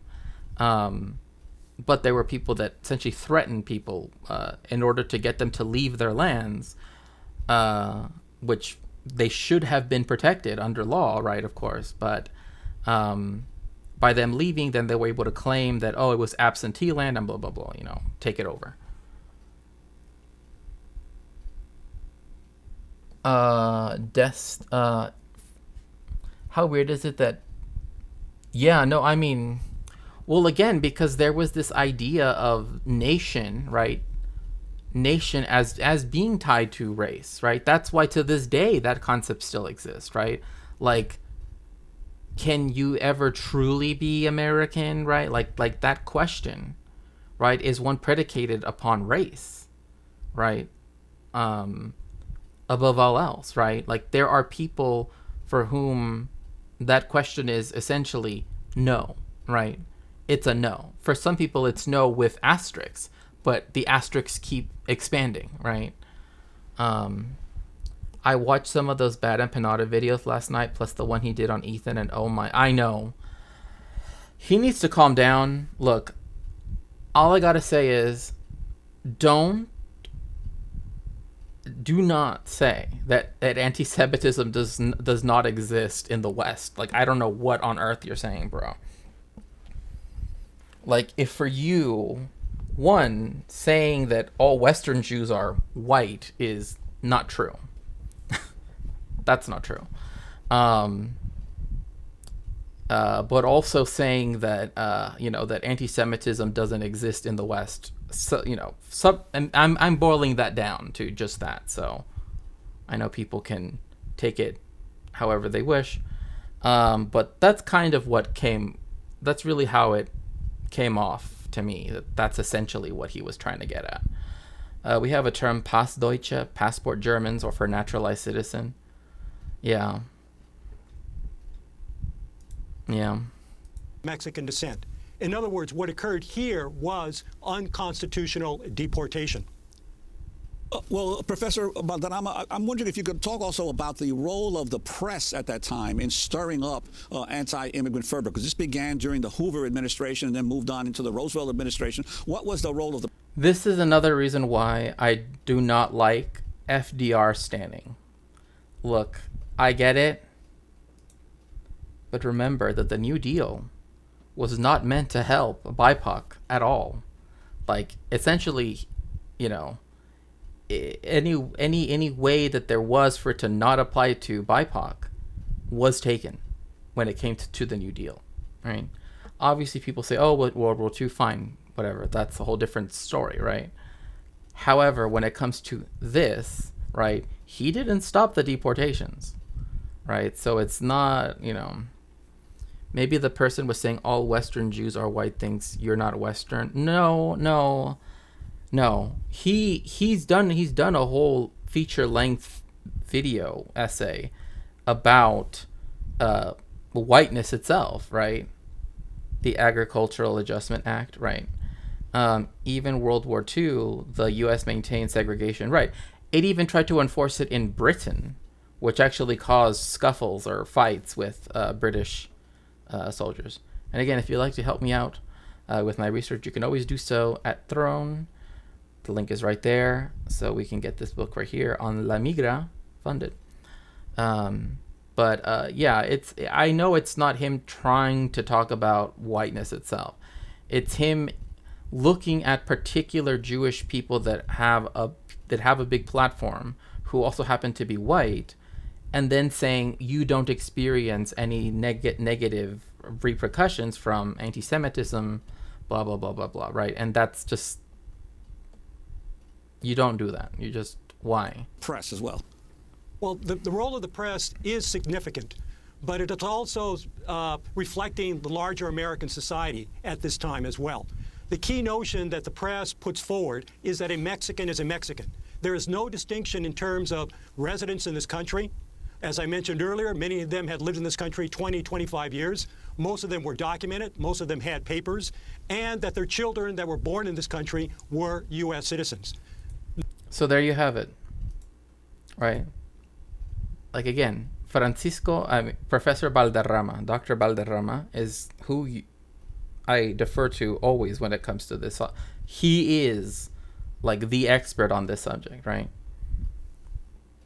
Is actually cited 3 times. I'm glad because Dr. Valderrama, he's not Mr., he's Doctor. He earned his PhD. But no, I'm just. But my point being that that most of the people that were, again, ethnically cleansed had papers. They weren't undocumented, right? That's why the whole like weird thing about undocumented, documented, blah blah blah. Like, very often that just serves as a smokescreen for the fact that people don't. Oh, 3 separate references by him. He cited at least 26 times. Well, there you go. Again, he is the expert. Yeah, he's Shax approved. Yes, that's right. Again, this is the person who is the expert on this subject.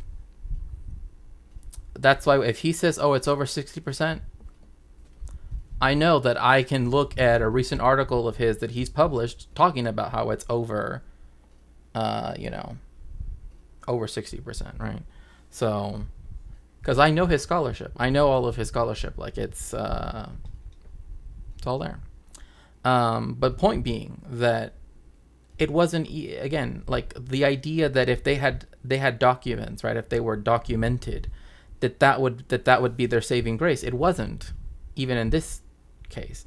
I would hope that that would be something. But like, for example, like for DACA recipients, right? There's already this like thought in the Mexican community, but also in other communities that have DACA recipients, that essentially is like they are never going to give us anything, that they essentially have us imprisoned in the United States. And in many ways, that kind of is true.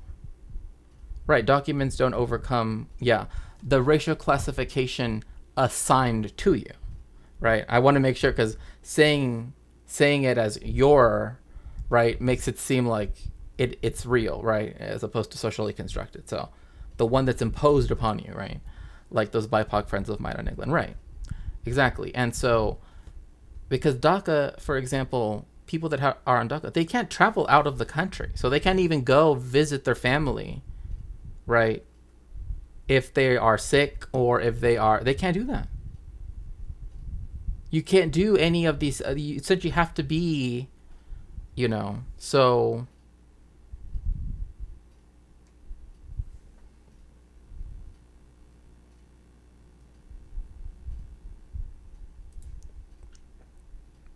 No distinctions made. And that is accepted in this society and serves as a way of looking at the population that even though they had contributed during better times to the economic prosperity of the United States, that now that's not recognized. They are the other, so to speak. I want to turn to Ignacio Pina, who lived in rural Idaho when sheriffs came to his house and took everybody in custody in the summer of 1931. And remember, the police did this, INS did this, right? And now there are even more agencies, right? Like DHS, right? Right, the Migra, right? Like, hence why why this book here is kind of one of the books that I need for my research. Also, right, why it also plays a big role, right? It's because now there are even more agencies that take part in this, right? And you have a country that has been especially radicalized in many ways by way of the anti-immigrant rhetoric. And again, like, it's like I said, it's like that time that Fox said, Trump wants to cut aid to 3 Mexican countries. In a way, that wasn't a mistake, right? Because that is kind of how a lot of Americans do view everything beyond the southern border, right? It's Mexico 1, Mexico 2, Mexico 3, right? Like, there is no difference, right? And so, to them anyway, so. His parents had lived in the United States for some 25 years. He was about to enter first grade. We're taking this from a film called A Forgotten Injustice. A now elderly Pina describes what happened that day. My mother was cooking and hand-making flour tortillas. I remember we were eating them with melted butter. Oh, that sounds so good. Sorry, now I want some flour tortillas with butter. Then all of a sudden they arrived. They pointed their guns at us. One officer was standing outside, the other one was inside, and they said, "Come on, let's go, come on." And my mother would ask, "Where?" "No questions, come on, out." No question, come on, out. They took us to the fields where my father was working. They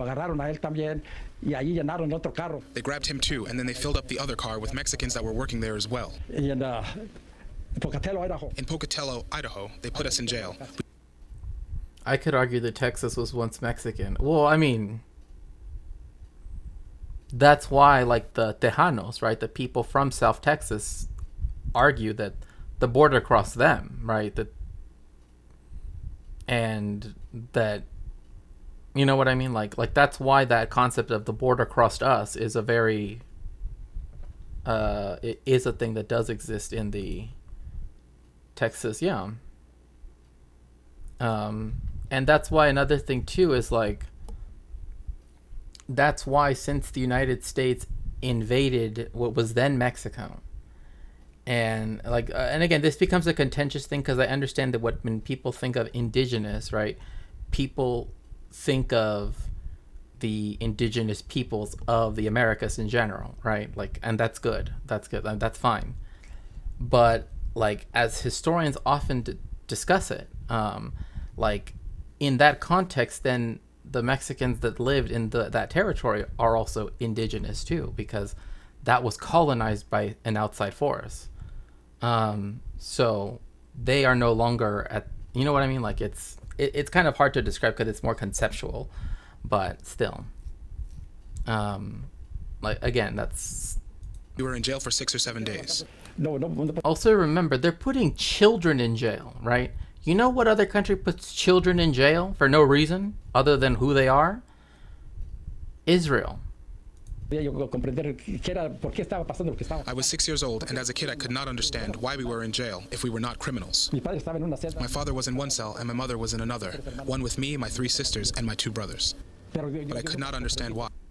My brother's girlfriend was a Texican, Tejana, for quite a long time. I thought she was going to be my sister-in-law. Oh, okay. Even when we were in the train on our way to El Paso, Texas, I wondered, where is this train going? What's going to happen with us? There were about 5 cars with lots of Mexicans, lots of families. Literally putting them in train cars. Before the U.S. invaded and stole it. Right, exactly. Separating families is always a classy move, right? And again, they're still doing it. They're still doing it. And they literally put them in trains. You think that they didn't learn something? You know, like that the Germans didn't learn something from watching this happen? Like, oh. Because they certainly did, as I've mentioned on stream before, they certainly did learn about the usage of Zyklon B from the Americans. Because they used it on Mexicans first.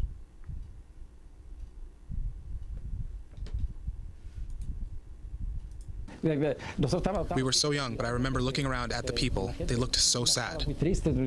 And again, this affects me many times over because I'm not only Mexican, but I'm Jewish and queer. Right? And a leftist. So it's like, trust me, like all of these things, it's just like, as a historian and as a person that streams, right, obviously I don't want to be purely academic, right? Going over this stuff is like, I get it. Like, it's not necessarily the most chipper stuff to talk about, but it affects us. I mean, you know what I mean? 2 million people. That's a lot of people. Most of whom were citizens of this country. Yeah, there was also a fruitful collab. Oh, yeah, for sure. For sure. So. Because many were suffering the same things we were facing, they were kicked out too. They did it so we couldn't come back, even the ones that were born here like us. They didn't let us take anything with us, not even our birth certificates. This is why it's very hard to corroborate the exact number. They kept their birth certificates of especially the children, before they essentially pushed them into Mexico, before they expelled them into Mexico. Because you couldn't take anything with you, right? This is why calling people illegals, right? This is where even their birth on this territory, that is the United States, it doesn't matter that they were born here because they're illegals, right? Like, that's where that rhetoric gets you. It's not just some fanciful word. No, it means something. It's just sad that I thought we had at least a moment of decency in the past, and it's becoming clear that we did not. I mean, look, I wish that I could say that there was a moment of decency, right? Like, I wish that illegals or Anchor, yeah, I mean, Anchor baby, yeah. Which again, like, this person didn't even live in like South Texas or whatever. They lived in Pocatello, Idaho. You know what I mean? Like, imagine if everybody, we won some things sometimes anyway, right? I mean, sure. I mean, we defeated the Nazis, right?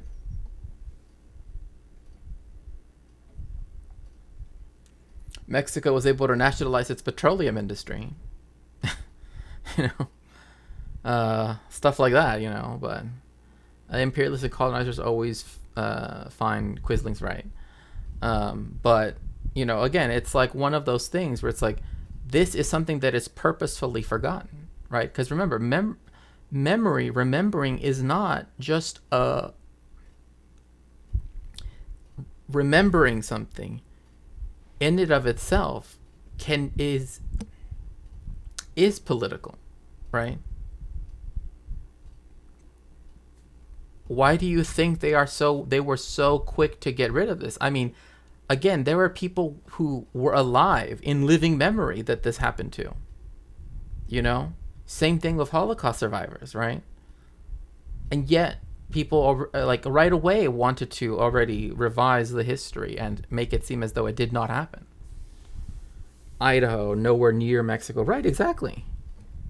I mean, like, if the whole thing was, oh, they're subversive or blah, blah, blah, right? Because, like, they always, I mean, that's the language you still hear now, right?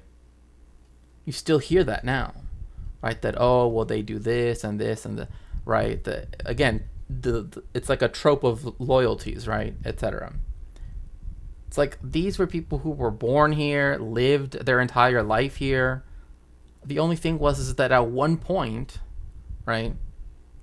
Like, let's even take white Mexicans, right? That at one point, the boat from Europe, right, turned left instead of right. You know what I mean? When coming from Europe. Like, that's, you know what I mean? Like, oh, if you would have landed in Galveston, Texas, you would have been an American forever. But because you landed in Tampico, Tamaulipas, oh, you have become racially changed forever. Like, you know what I mean? It's like, it doesn't make any sense. But forcing democracy on West Germany was a good thing that the U.S. did, as flawed as it was and as hypocritical as some aspects were, right? Especially with the people, right? That it allowed to have power in that, when there were obviously people that were social democrats, right? That weren't even like socialists, right? But even though even then, I think that, it could have been a more progressive democracy than it was given the chance to be. Instead, it became like an ordo-liberal, the enemy within. Right, exactly. And that's something that is always used against Jewish people, right? Now imagine being both Mexican and Jewish and having that trope being used against you all the time. They also could have gotten rid of a few more Nazi leaders at least, right? I mean, I think to me it was a mistake for the Nuremberg court trials to start giving out lighter sentences. They did not have to be the what the ones for the main high command were, but life, they all should have gotten life sentences, etc. Or at least there's no reason why a high ranking person in the government gets 7 years for what they did in the Third Reich. Just saying. You know what I mean? 7 years is a little bit too little. Rather than giving them their old jobs. Right, exactly. Many of them were and in Japan, it was even more so. In Japan, it was even more the case. Right? So, the border changed my DNA. No, but you would be weird. You would be, you would be weirded out to think how many people do think that, though. That boundary, that invisible line in the Rio Bravo or the Rio Grande or whatever, and on the border from El Paso all the way down to San Diego, that it is a racial boundary, right? That you literally transform, right? It just. And most didn't benefit from amnesty, but also amnesia, right? Exactly. Everyone was on holiday for 12 years, right? Same thing with this, right? Where are all the people that all signed off on this, right? A lot of them are there are people that are still alive to this day, right? Both victims and perpetrators. And this happened a decade before the Holocaust, for example. You know what I mean? This happened even before Hitler took power. And mainly, it's a big reason that because it is so far back, that people are more willing to excuse it for some reason. But it's no, there are people who were not only willing to help in the apprehension of innocent people, U.S. citizens, right?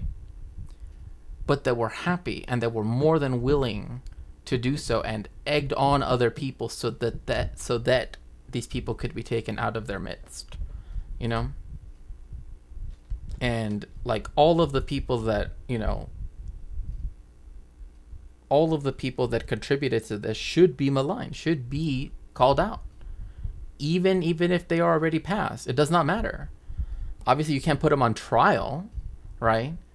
But I think that, I don't know, first accepting the fact that it was an ethnic cleansing, not a repatriation, right, needs to happen.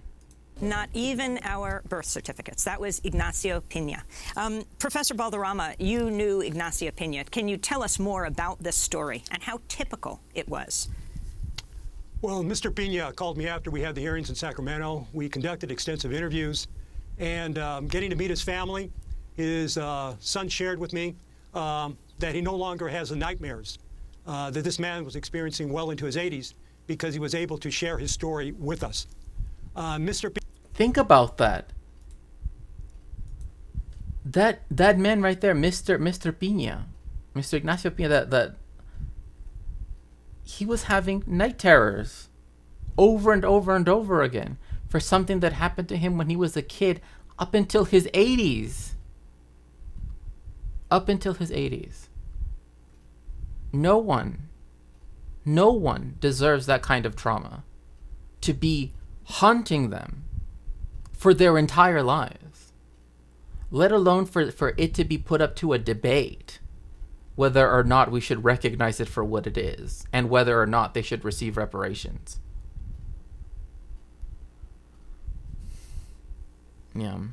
And most didn't benefit from amnesty. Yeah, oh yeah. They also probably ostracized, right, yeah. Or worse, white citizens who didn't support the yeah, you're right. You're absolutely right. I mean, I'm not even joking when I tell you, like, people act like segregation didn't exist for Mexicans, right? Like, because people are used to it, like, most of U.S. history focusing on the South, right?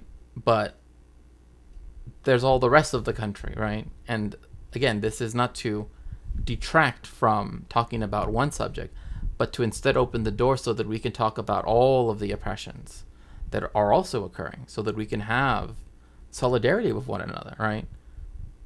There were movie theaters where if you were BIPOC, you could not sit on the first floor, right? You had to sit in the balcony, which means that that's half, at least, the amount of space, right? So that part fills up very quickly, right? There were also other ones where it was like, even if you could sit on the first floor, you couldn't sit in the middle, you know, just ridiculous stuff like that. Redlining, etc. Right. The signs did say, right, well, not only that, but they actually said, you know, no, like there's a famous sign that people probably have seen that says no N, right, the old-timey N word, right, no dogs, and then no Mexicans. That's why I always tell people, how you say the word Mexican can actually be used as a slur, just depending on how you use it, or something approximating a slur, right? Because it's about the intent of the usage of that word. But, you know, it depends. Pina, who's recently deceased, became an activist in regards of the Apology Act. Or maybe not a slur so far as like a weaponized, pointed word, I guess. And the erection of the memorial here in Los Angeles. And I think it shows that an individual that suffered with this throughout his life, that even had nightmares as a senior citizen about that, right, became an activist and shared that story multiple times to the press, to the television, on and on, with the conviction that, as many of the other survivors, that this not happen to anybody else. When he said that... That's right. This should not happen to anybody else. Not here in LA, not in the United States, not in the Americas, not in Palestine, not anywhere in the world. Nobody deserves to be kicked out of their homes. Nobody. Nobody. And this includes evictions, by the way.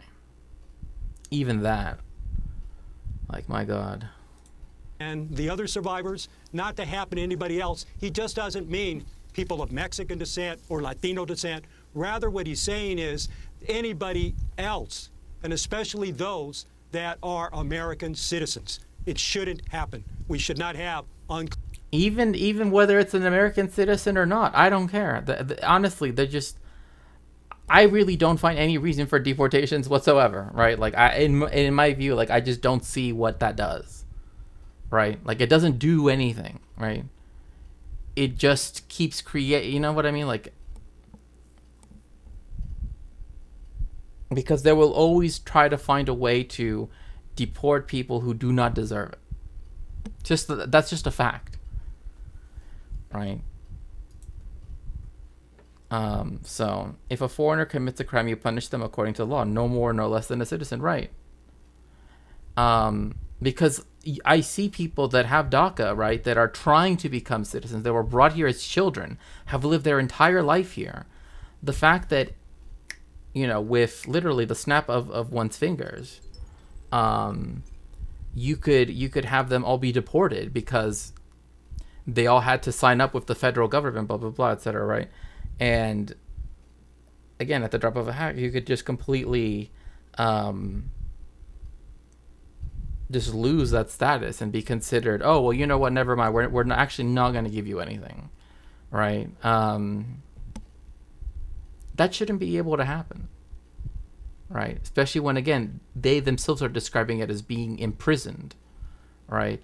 And it's not that they don't want to be in the United States, but it's that they can never leave the United States, right? Even if they wanted to visit family. Even if they want to visit a family member who is passing away, right? That is literally on their deathbed. They can't go. Constitutional deportation.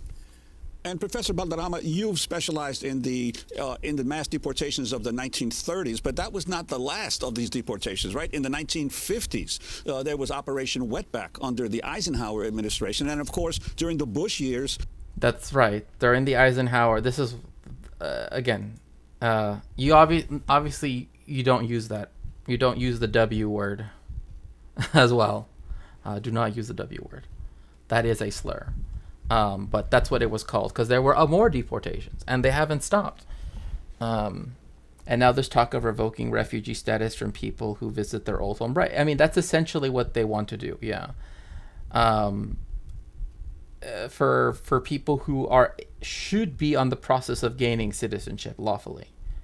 Because there are rules governing that, right? Where, you can't go for more than so many days, blah, blah, blah. But in this case, they would just remove it altogether. Even white Christian Ukrainians, and after that, as a dual citizen. Oh, gosh. And into the Obama years, there were the mass deportations that occurred. It seems every time there is an economic crisis in the United States, the first reflex is to start mass deportations of the other as the society begins to declare them. Exactly, Juan. You're right on target with that we do have these cycles. What behooves American society to understand is that this early... A contestant on Drag Race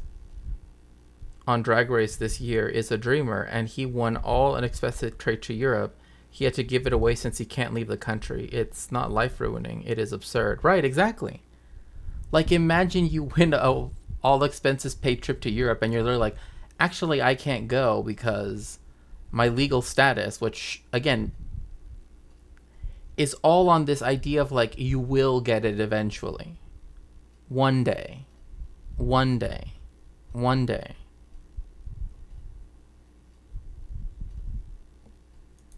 Period that I've studied, the early 20th century, and the Great Depression, which is the most severe economic crisis of the 20th and the 21st century, is the fact that at that time develops this ideology, this set of beliefs, this way of thinking of the Mexican Latino population, that somehow they're not part of our society. that they are, many of them are criminals. Many of them are here to be on welfare, that somehow, some way they cannot become part of our society.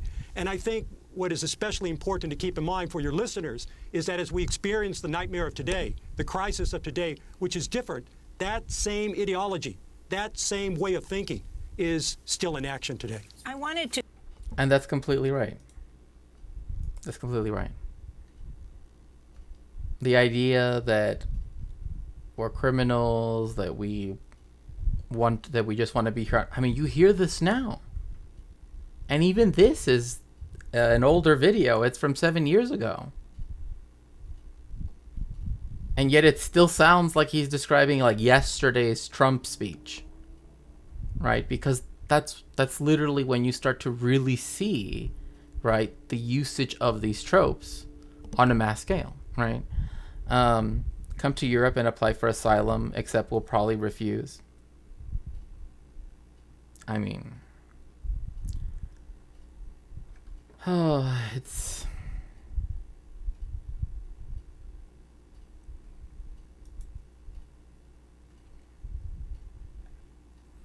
But again, you see where these tropes, right? They still are. They existed then. They exist now.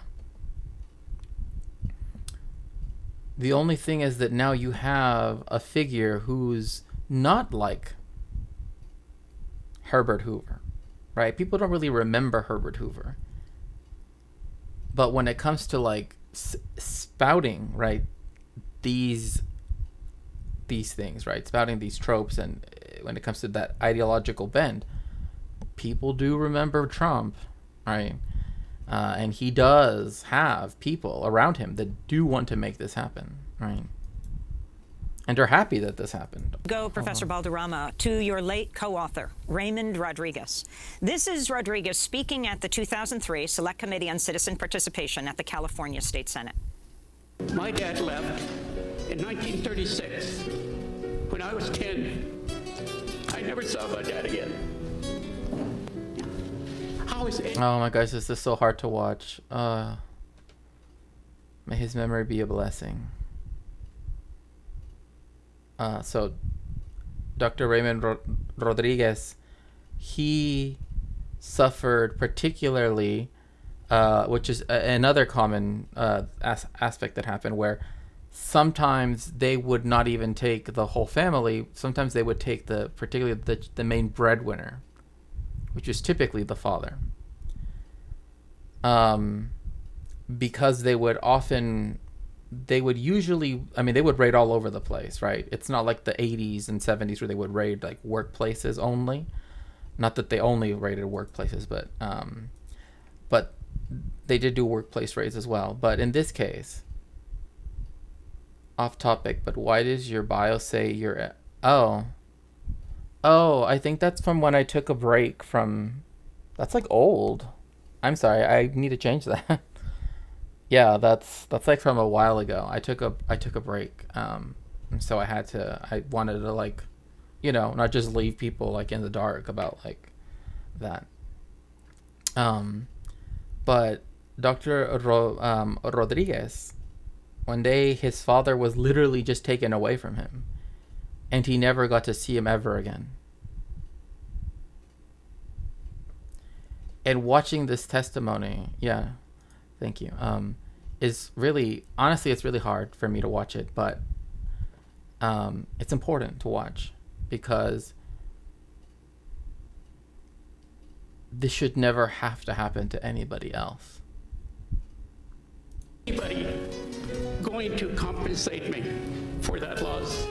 That was Raymond Rodriguez, your co-author. Can you tell us about him and his family's experience, and also why just Mexicans? Was it only Mexicans? Well, because 60% of them perhaps were American. Not only my colleague. Raymond Rodriguez was a very, very dear friend. We spoke with one voice when we wrote Decade of Betrayal, and in countless venues we spoke with one voice in terms of this particular issue. I had known Ray for some 20 years at the time that we completed the first edition of Decade of Betrayal, and at that moment I learned that his father had been a repatriate. At that moment when the book was finished and we were submitting it to the publisher. Okay, I apologize, but like, he wasn't a repatriate, right? Like that is incorrect terminology. I mean, that's my contention, right? Me looking at the evidence and everything, and even other people here in chat have been like, no, this is not a repatriation, because if they're citizens of the United States, for example, even regardless, they didn't want to go back, right? That was the point, right? I'll call him a victim of kidnapping and human trafficking. I mean, it's even beyond that, right? Because I mean, definitely that goes. But to me, again, like when we're describing what happened as such, right? These mass deportations, right? There's very little that we could call it other than ethnic cleansing, right? Now there is something else we could consider it part of, right? But I think that's a whole different story, right? Like, I think that people, but the point being that waking up one day and your father literally vanishes off the face of the earth just because he's Mexican. And again,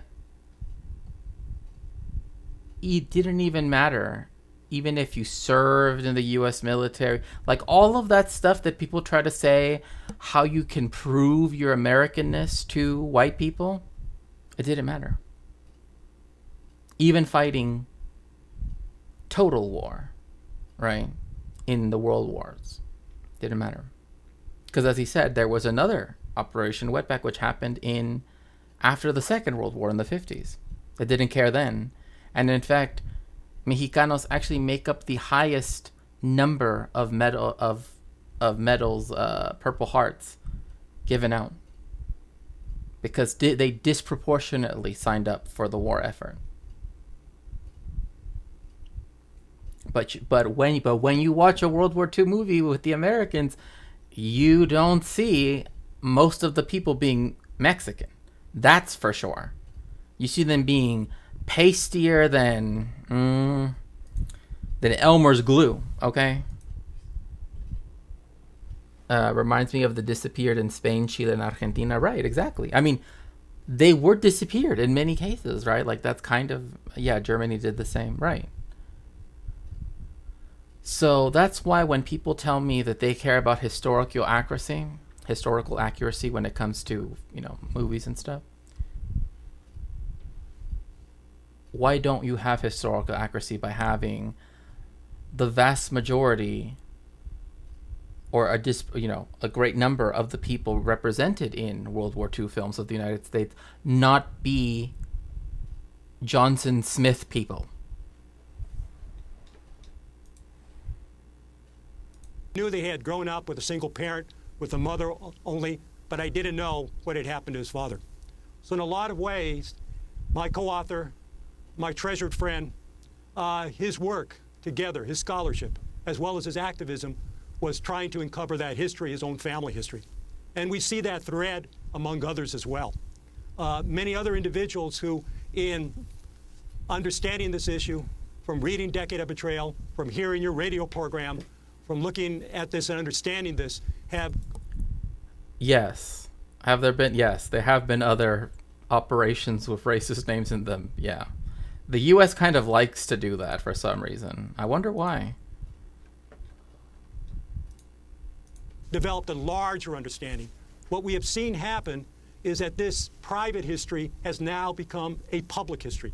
And many people, as they deal with this trying to become a public history, that even though Ray, in the excerpt that you just played, was the very first time that publicly he announced that his father had been a repatriate. And again, like, this is very important, like he's mentioning these terms, right? A private history, a public history, right? And these are concepts when it comes to like history and memory studies, etc., right?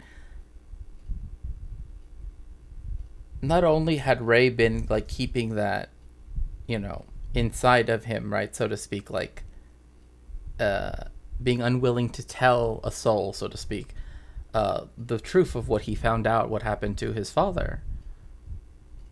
But when he did finally say it, it was so that it could be it could be one of the foundation stones, right, to a fuller recognition of what actually happened, right? Like my thing is saying it wasn't a repatriation, right? Because this is years after the book was published, right? Me as a historian, my contention is it's not a repatriation. It's an ethnic cleansing. It's far more than just a repatriation, especially if most of those people were U.S. citizens anyway. Then it's not a repatriation. To say that is actually to give credit to the, I mean, in many ways, it acts as though just because they were Mexican, sending them back to Mexico somehow could ever be okay. And I don't agree with that. And again, that's just me disagreeing with the wording. One word, right? But in terms of the history, like the United States has not dealt with this on a national scale at all. California dealt with it one time and never talked about it again. So Deep Throat is misogynist and homophobic. Oh, well, sure. Happened had divided his family. His mother and his siblings stayed here in the United States, and his father returned to Mexico, and he never saw his father again. Well, and Professor Valderrama, this whole issue of repatriation, Yeah, repatriation almost sounds like a favor, like they were lost and were returned home. Right. It's like, I mean, it's like saying that, like, for example, like, like the language, like, oh, there's a difference between an immigrant and an expat, right? That would be like everybody here is just an expat. Like, no, I mean, if they have children here, it's kind of, and they're married and they have a home and they have children, right? It's kind of hard for me to see how they're like, just like an expat, right? Like someone who at any moment could just pick up and leave, right? United States government labeled it repatriation because it claimed that the people were voluntarily agreeing to go back to their home country. But as you know, as you've reported, and as happens right here in the United States now. I mean, again, this is true. The United States claimed,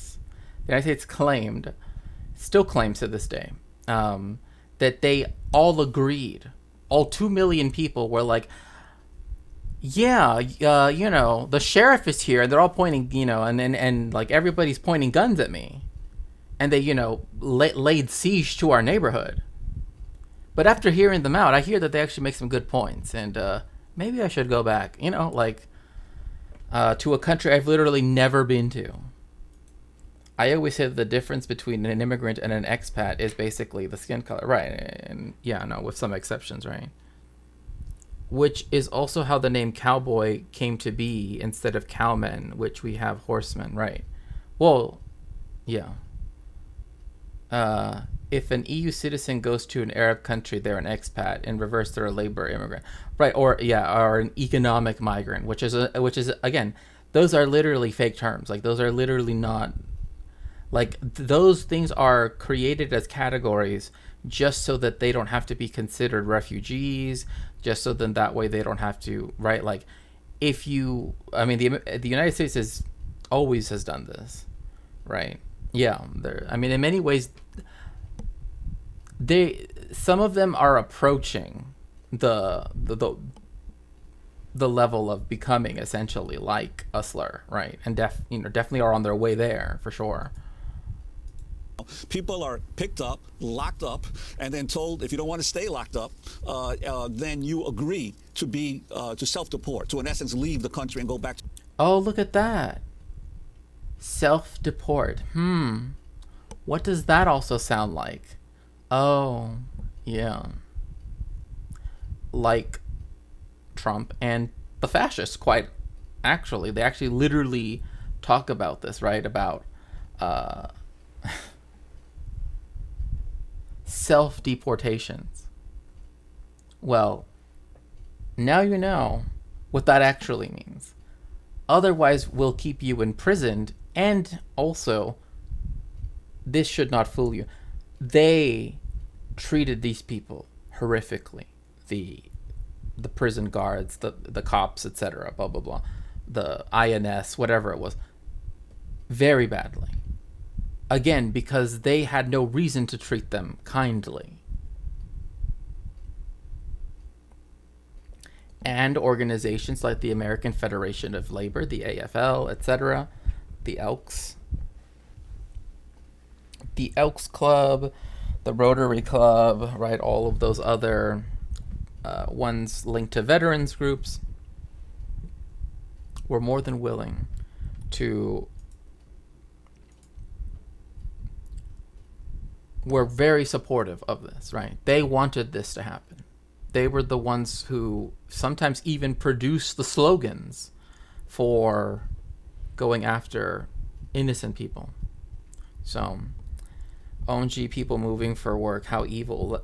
Let them just ignore. We literally force people to move for work domestically. Well, not only that, but also what causes a lot of people to have to move around the world from the global south, right, to the global north is global north imperialism, right?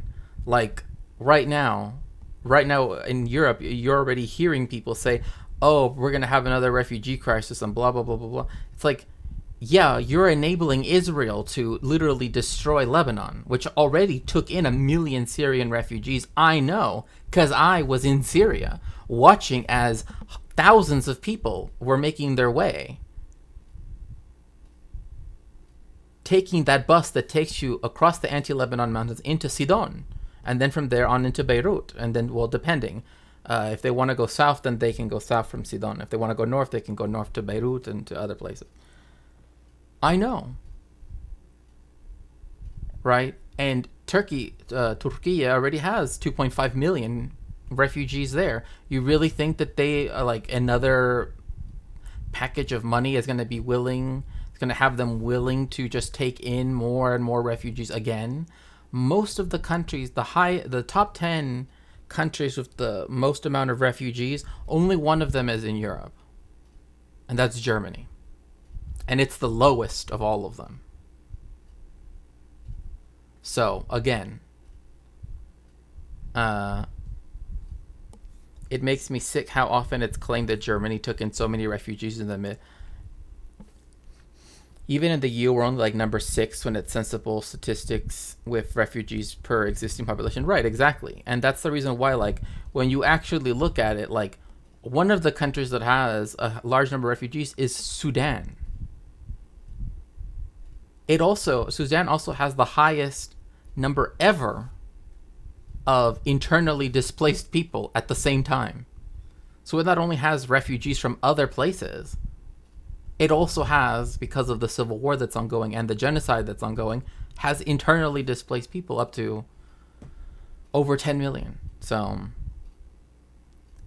yeah, of course, in absolute terms, we took in the most, but of course, we have the most people, right? I mean, you have over 80 million citizens, right? The most money, and also the highest housing stock in the EU, right? So, your home country. So it's really a choice of staying in jail or having a chance possibly to come back legally at some other time. Juan, you're right about that, but looking at it in the context of okay, see you later, 1930s, Narwhal. See you is that soon. repatriation was a cover-up word. Because at that... Thank you so much, Narwhal. I'll see you later. Thank you. And again, like Francisco says, it was a cover-up word. That's what's important. We're supposed to be like number 1 in absolute terms in the EU, right? Yeah. I mean, Germany is literally, I mean, they didn't put the EU central bank in Germany for no reason, right? And yes, if you'd like to help me out on Throne, you can always do so by going to the link right there. So again, the word repatriation is a cover-up word. Imprisoning thousands of people, and you know, the fact that 2 million people were expelled, right? That's a lot of people to put in prison.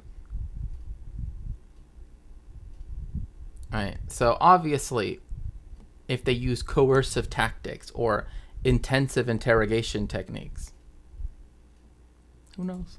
That time, which marks the 30s different than today, is that the big source of this expulsion is on the local level. It's in the cities and counties that took upon themselves to say to their communities, there's enough jobs for real Americans if we can get rid of these other people. So that's right.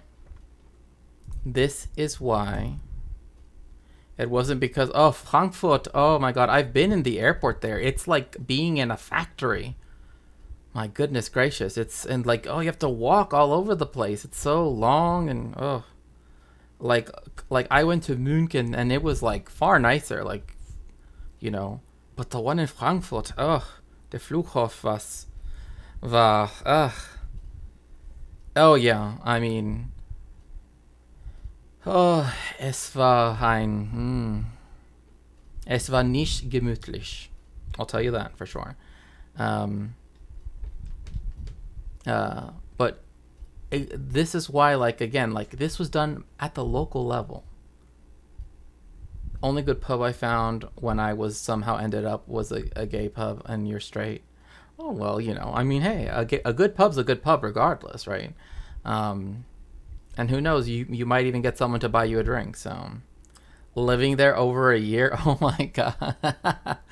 Oh gosh, that's the reason why, like, I've heard that other people would rather live like in like neighboring cities, right? Or some people will live there because there's like you can get a pretty decent rent, but they'll work elsewhere, or pardon me, no, they can get a pretty decent rent living elsewhere and then just work there. I don't know. LA County and other counties throughout the nation then pressured Mexican families to leave. Even though Mexicans, from my research, never were a large percentage of those that were on welfare. But it played to the notion or the idea that Mexicans were on welfare. Here in LA County, among other things, right? That we are vagrants, that we don't work, that we're lazy, that blah, blah, blah, all of these things, right? I heard the Frankfurt has quite good sausage and beer. The only thing that I've ever heard positive about the Frankfurt airport, and that's saying a lot, is their and I actually still have my card, is their duty-free thing, because it's like massive. That's about it. The Munich airport, however, does have actually has a place where they sell like traditional bratwurst and stuff like that. So you can, yeah, and you can get good beer and sausage anywhere in Germany, except for Frankfurt. Frankfurt am Main, not there, but, you know, Mainz or Speyer or Worms, they're, I mean, those places are nearby, and there you can... They began to call their action... I want to live, work, and go to school in Switzerland. Oh, yeah, then in Switzerland, I mean, even a city like Basel in Switzerland is known for having a lot of good stuff. Like the further down you go, the Rhine River, the less you get sausage, the more you get fish. So, because like when you get to the Netherlands, you get people having like pickled herring with onions, and you just eat it like that. So deportation, and the legal counsel says no, you can't do that. Only the federal government can do that, and that's where the word repatriation is born, so to speak, to be used in that context to cover it up, to make it look clean, make it look like it's voluntary, but at the same time. Again, this is why, like, my contention with even using the term in an again, this is what the United States called it, because this was happening at the local level as well, where, again, even LA County, again, the county I live in, because I live in LA, right? I mean, LA as in LA County, I guess. Well, most of LA anyway. Well, the LA City, I guess, is an LA County. But anyway, point being that even here, they were willing to be like, during the Great Depression, mind you, right? because you are underemployed, right, for things like that, right? Like you don't have a good enough job to support all of your children, and therefore you have to get charity, right, or whatever, right? Even if you did have to do that, which in many cases that wasn't the case, as Dr. Valderrama makes clear, they would still be like, well, you were either going to just keep you imprisoned, or you can get on the bus and go, right? And it's, you know, why do people expected to do the physical labor get lazy stereotypes? Like, well, again, it's because of both the, it's because of the racist idea of them having to be the physical laborers, right? It's like on one hand they have to see them as they have to dehumanize them, right, and say that like they could never do something above that, right? And then also like that's why like some people that were trying to be supportive towards Mexicans that didn't want the mass expulsions to happen were mainly business people, right? Or people that owned businesses that hired a lot of Mexicans because they could pay them less, you know, far less, but have them work more hours, have them work, right?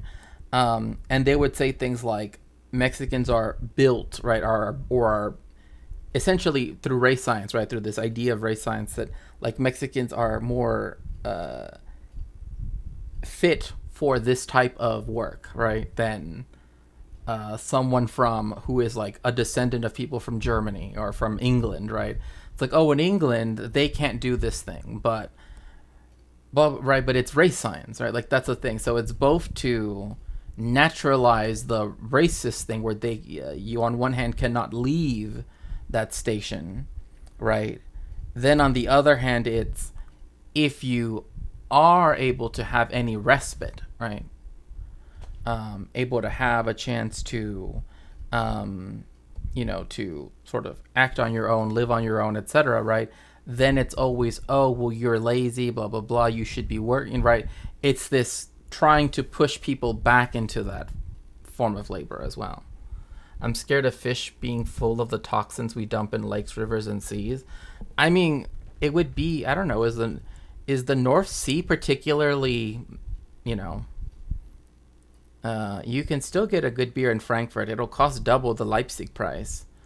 It takes 30 minutes to get your table, and the waiter and waitress will appear demotivated and unhappy. Well, yeah, there's that. It is a capitalist hellhole. So you have public raids. At the same time, you have the press talking about unwanted Mexican Americans.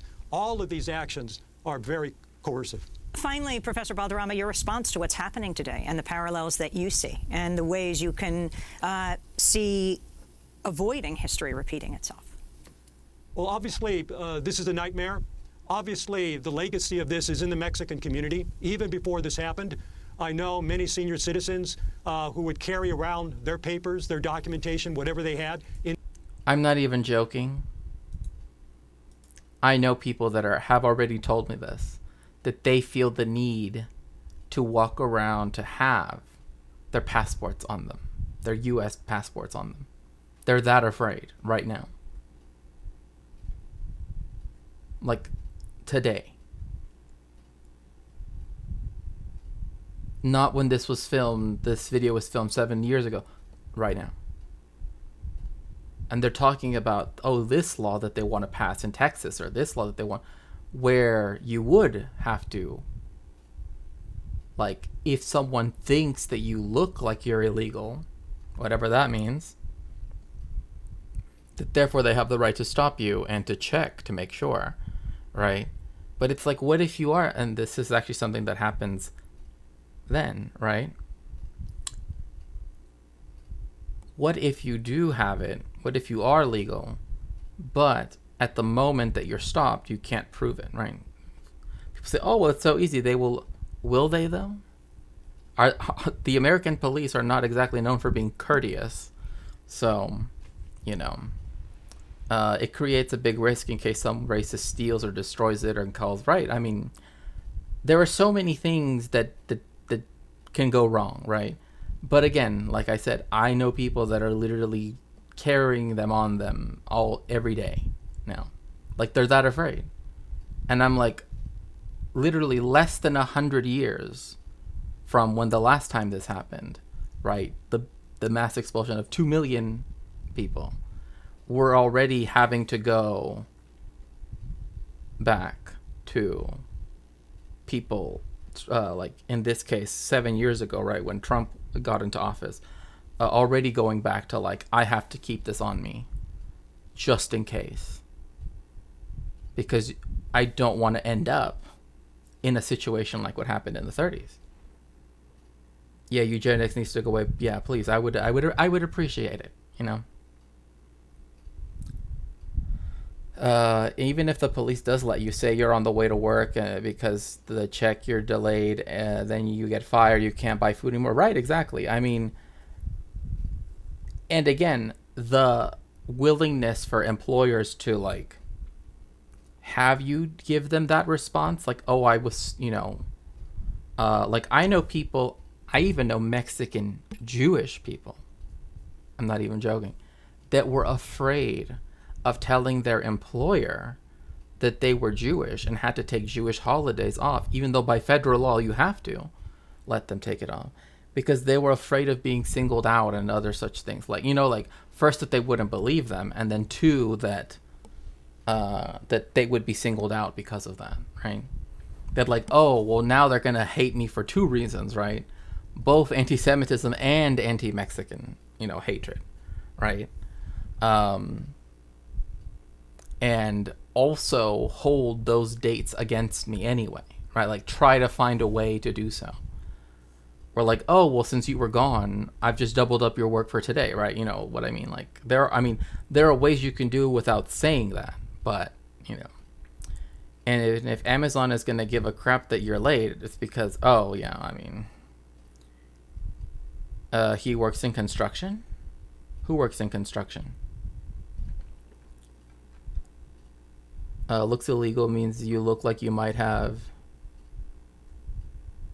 Well, I mean, not even, because like I get what you mean, that like, oh, that would mean that you're mestizo, right? So that means you must have some form of ancestry that involves the indigenous people of the Americas. But there were people that were stopped that they were indigenous to that state, and they still tried to deport them. And they're like, literally, these people are the indigenous people of this state. Like, do you understand that, sir? You know what I mean? It's like I don't think you understand that, like, this particular people, you know. And again, that's if they're federally recognized as an indigenous group, right? Oh, okay. Yeah, I can't see what... Fear that they might get caught up in a sweep. Now, obviously, those same feelings are being reported daily in the press about people staying home, people even fearful to go out and buy groceries. So that has returned. But what I think marks the difference between the past and... I remember that there was an area where, in order to... I don't want to overblow it, because I know people go, oh, if it wasn't this... I get it. I'm not trying to overblow it. That's what I'm trying to... Where in order to get from one part of the school... This wasn't my middle school, it was someone else's, but this was in California. Well, I'm in California, so...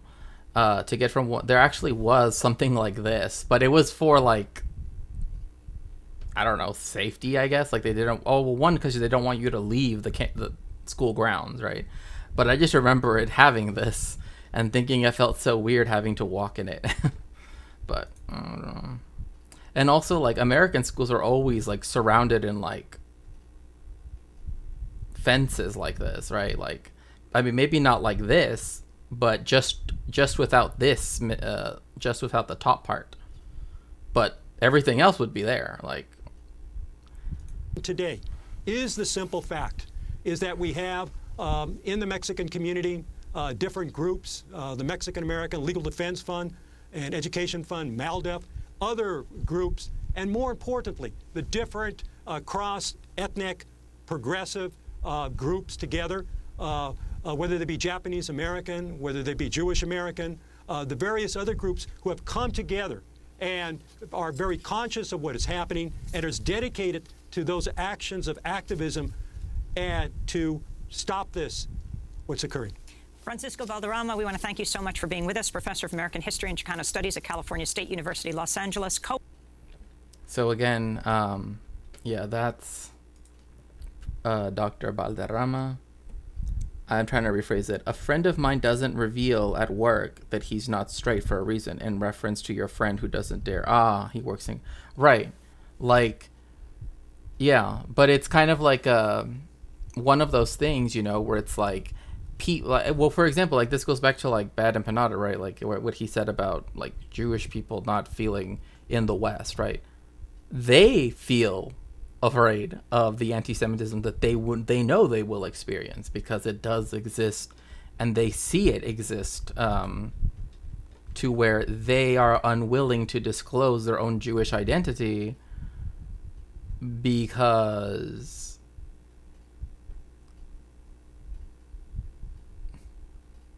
you know. Okay. But how can anyone not see the rampant anti... Look, I understand that, like, he is talking about, like, people that, like, he went from talking about weaponizing anti-Semitism to then saying people should discount people's claims of anti-Semitism. And then that's where that goes too far. Right? Like, I understand his anger about specific instances he has mentioned before, but now that he's doing sweeping statements, now it's something completely else. It's entirely. So.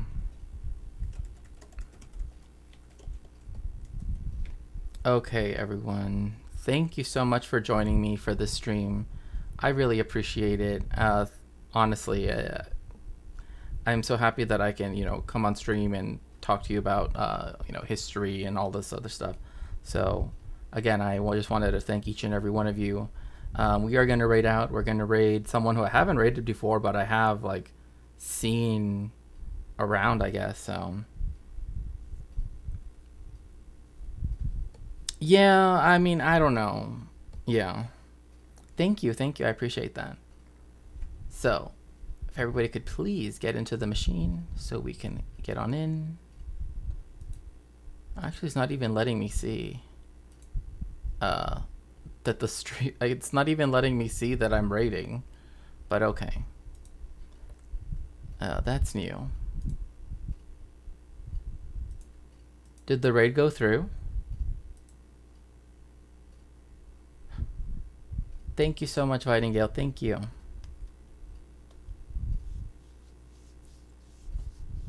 Yeah, it's not letting me see if this looks like it's about to. Raid is initiated. Okay, good.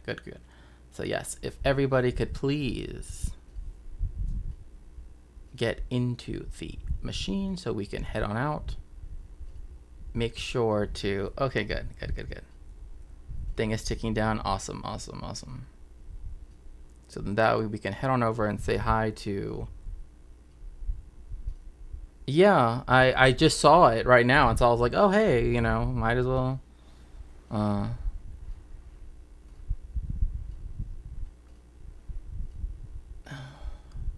for some reason it isn't showing on my end, though. So I guess I don't know how many seconds we have left, so... Journey to the West, right? And also, thank you so much, everybody on YouTube. I really appreciate your being here.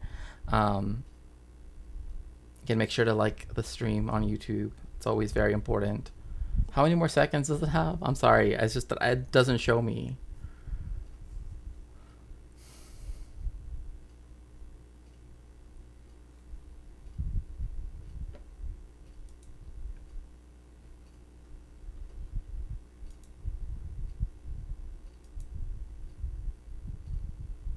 I want to make sure it raids correctly. Into the machine. Yeah, like when you're on Twitch, there's like a little thing that pops up usually, not today, where people like can click to join the raid, and then once it's full, usually I press raid now, and then it will raid instantly, but can't even tell if it's raided already or not, so.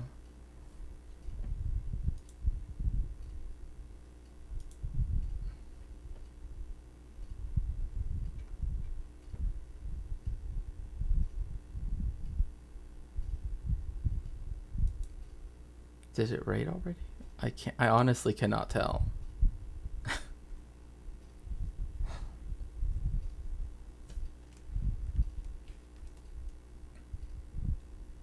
Good to be here. Yeah, thank you. I really appreciate it. And thank you so much for being for contributing to the stream. I appreciate it. Thank you. Philippe, did it go through?